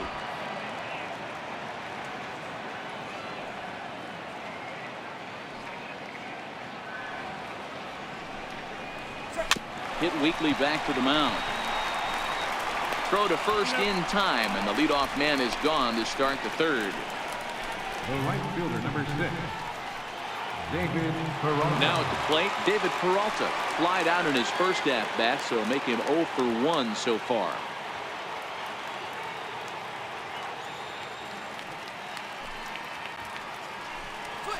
Hard hit to first. Valbuena fields it cleanly, and he'll step on first himself for the out. Now batting, the center fielder, A.J. Thomas. Up next for Arizona, A.J. Pollock. So far, 0 for 1 with a flyout.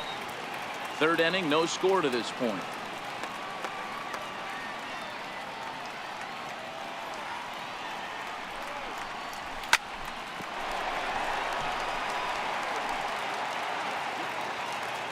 Here we go, guys. Come on.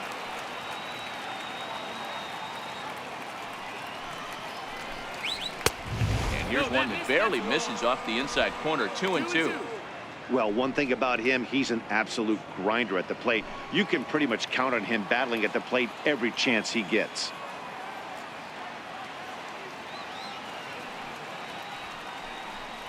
Got him swinging, and that will end the inning. So 1-2-3 go the Diamondbacks. Home half of the third coming up. No score.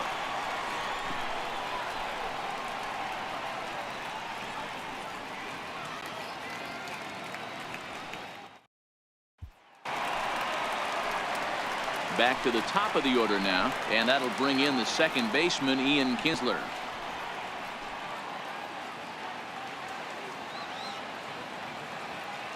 Greinke ready now, the 1-1. Looking at strike two, a fastball that catches the inside corner.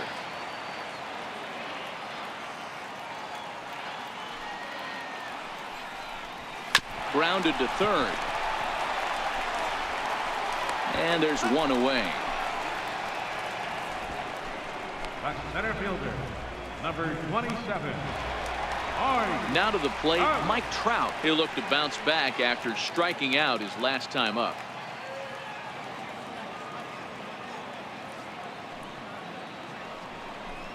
And this misses for ball four. A second walk he surrendered here in the first 3 innings. And with the bases empty and 3 balls, I think they were probably just saying, hey, we're not going to compound our mistakes here. Better issue a free pass and give him something to drive.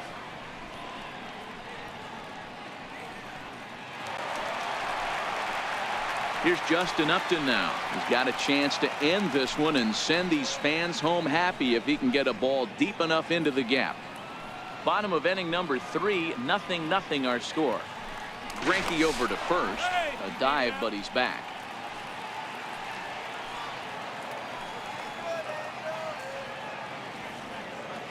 The 1-1 home. And he fouls this one off.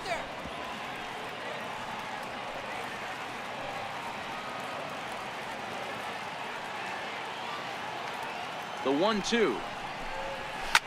High in the air out towards shallow right. Peralta is there to put it away, and the runner will be forced to retreat back to first. Here's Albert now. Number 5, Albert Pujols.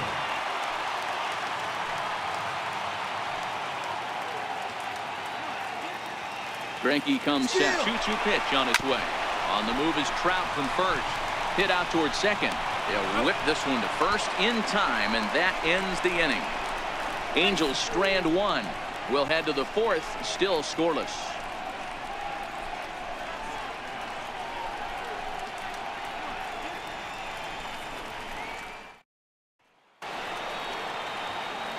Back with Mark DeRosa and Dan Plesac, Matt Vasgersian. It'll be Paul Goldschmidt that leads things off.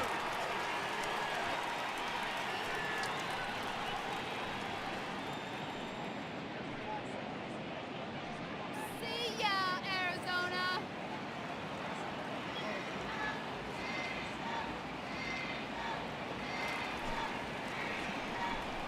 And a fastball there is inside as that one backed him up a bit.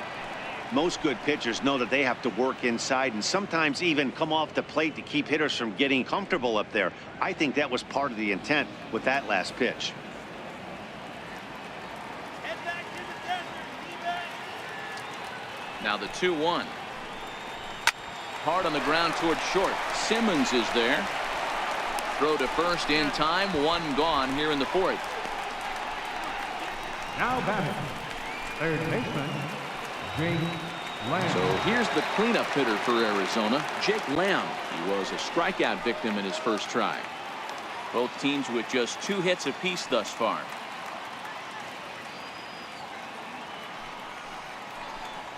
And That is swung on and missed. He's down on strikes, and the first two are retired here to begin inning number 4. Looked to me like he had the right idea with the swing on that pitch, and he just didn't get the bat through the zone in time. The pitch was away. He let it get deep, maybe trying to take it the other way, but it got too deep and was by him by the time his barrel could get in the correct position.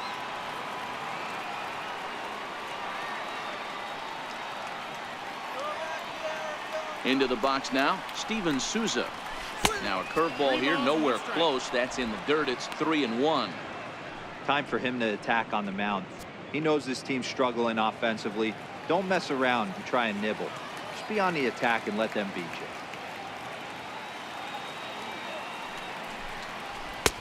Laid off as it caught the inside corner.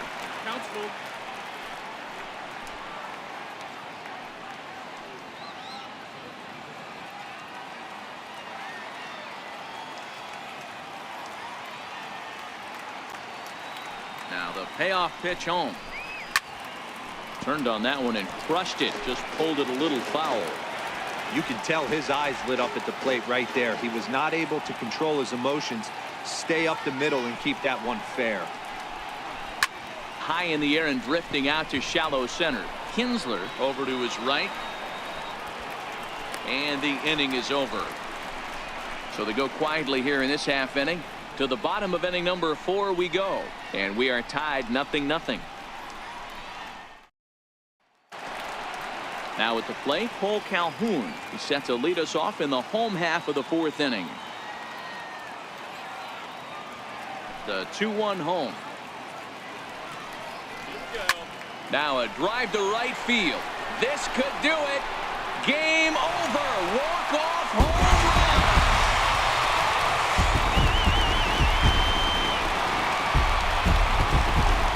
Solo shot to right center, and none bigger than that one as this ball game is over.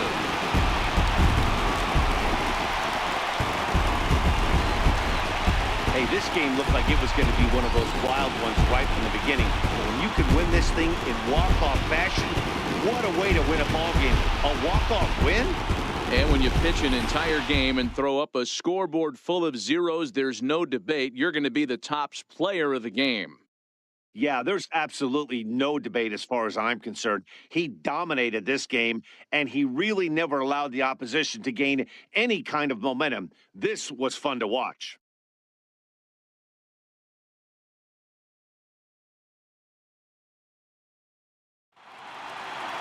A single run good enough to do it today. 1-0 the final score. The Angels took the lead in the 4th and held on until the end. Shohei Ohtani takes home the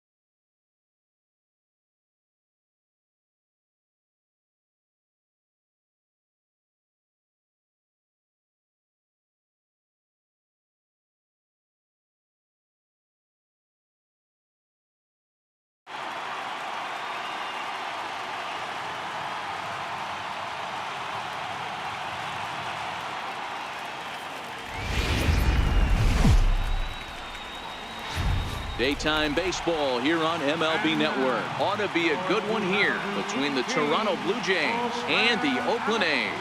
Live baseball here on MLB Network, and it comes your way next.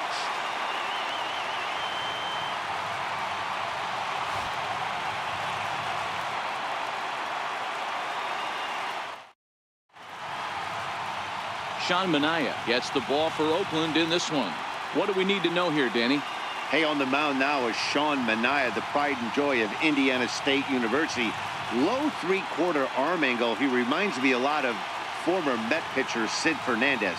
mid to upper 90s fastball, a true slurve. He also has a straight changeup and a funky arm angle. He's really tough on lefties. Here's Steve Pearce now. He will lead this one off today.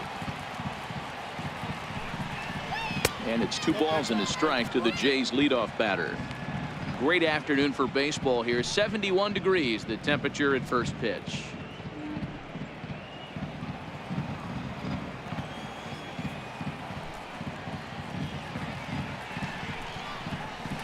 Drilled to the left side. Chapman's got it. Throws in time, and that's out number 1.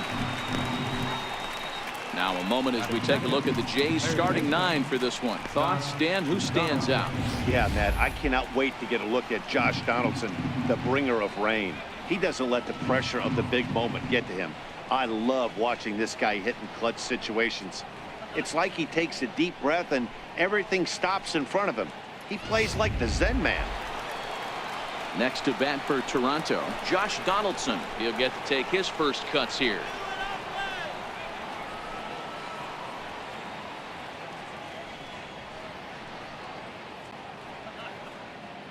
This is our house.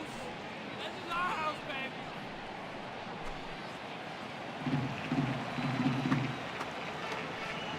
The 1-1 home. In front of the changeup, and he can't keep it fair. 2 strikes on him now.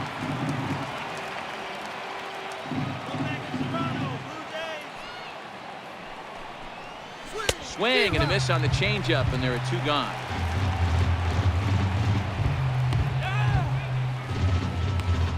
Batting third, first baseman. Here's Justin Smoke now. His career numbers against Minaya. He's gone 2 for 8. Just underway here in Oakland.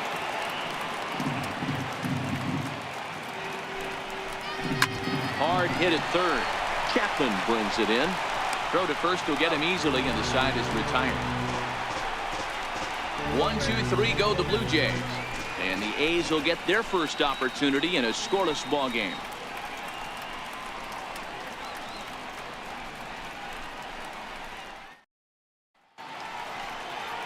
Marcus Stroman gets the ball for the Blue Jays in this one. Dan, any thoughts? Marcus Stroman, not a real big guy. First-round draft pick out of Duke University. Good power sinker, 92 to 94 miles an hour. His slider is good. Will throw an occasional curveball and changeup. His best trait, ultimate competitor. Stepping up to the plate, Marcus Semien. He'll lead things off here in the bottom half of the first.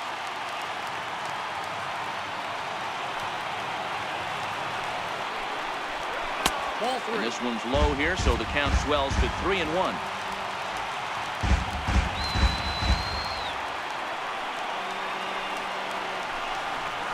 Hard liner toward short, but there to take it in is Tulowitzki, and that's the first down of the inning. Time now for a glance at Bob Melvin's A's starting lineup. Danny, any thoughts? Well, you better look out for that cleanup spot. He's truly one of the great power hitters in the game. I love watching him, and he's got elite power. That's the kind of power that he can hit it over the light towers, and he can hit home runs that will show up on show track and everything else. So anytime he steps into the box, he's exciting to watch. Next up for the A's, Matt Joyce, as he'll get his first opportunity in this one.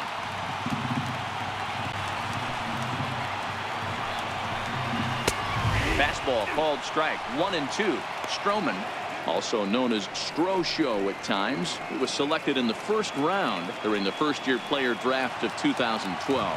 Yeah, Matty, they certainly got it right when they drafted this guy. He has turned himself into an absolute superstar. Everybody knows it. A drive to left. Get out of here. Get out of here. Gone. They win it. Santa Maria.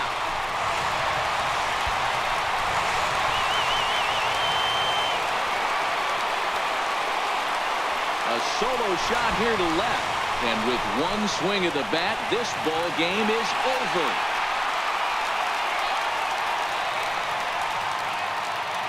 Well, the way things unfolded, you kind of had a sense that this thing was going to end in dramatic fashion, and that's exactly what happened. A walk-off for the win?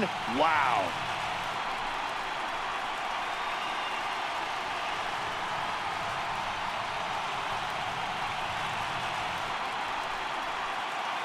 Well, the man you see there didn't start this one on the mound, but his performance certainly was impactful. That earns him the top Player of the Game award.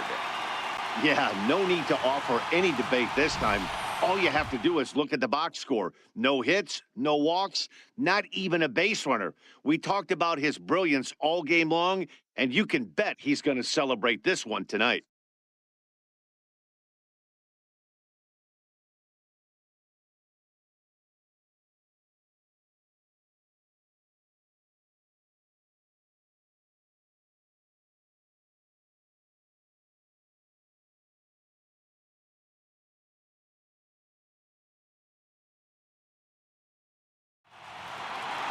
A single run good enough to do it today. 1-0 the final score.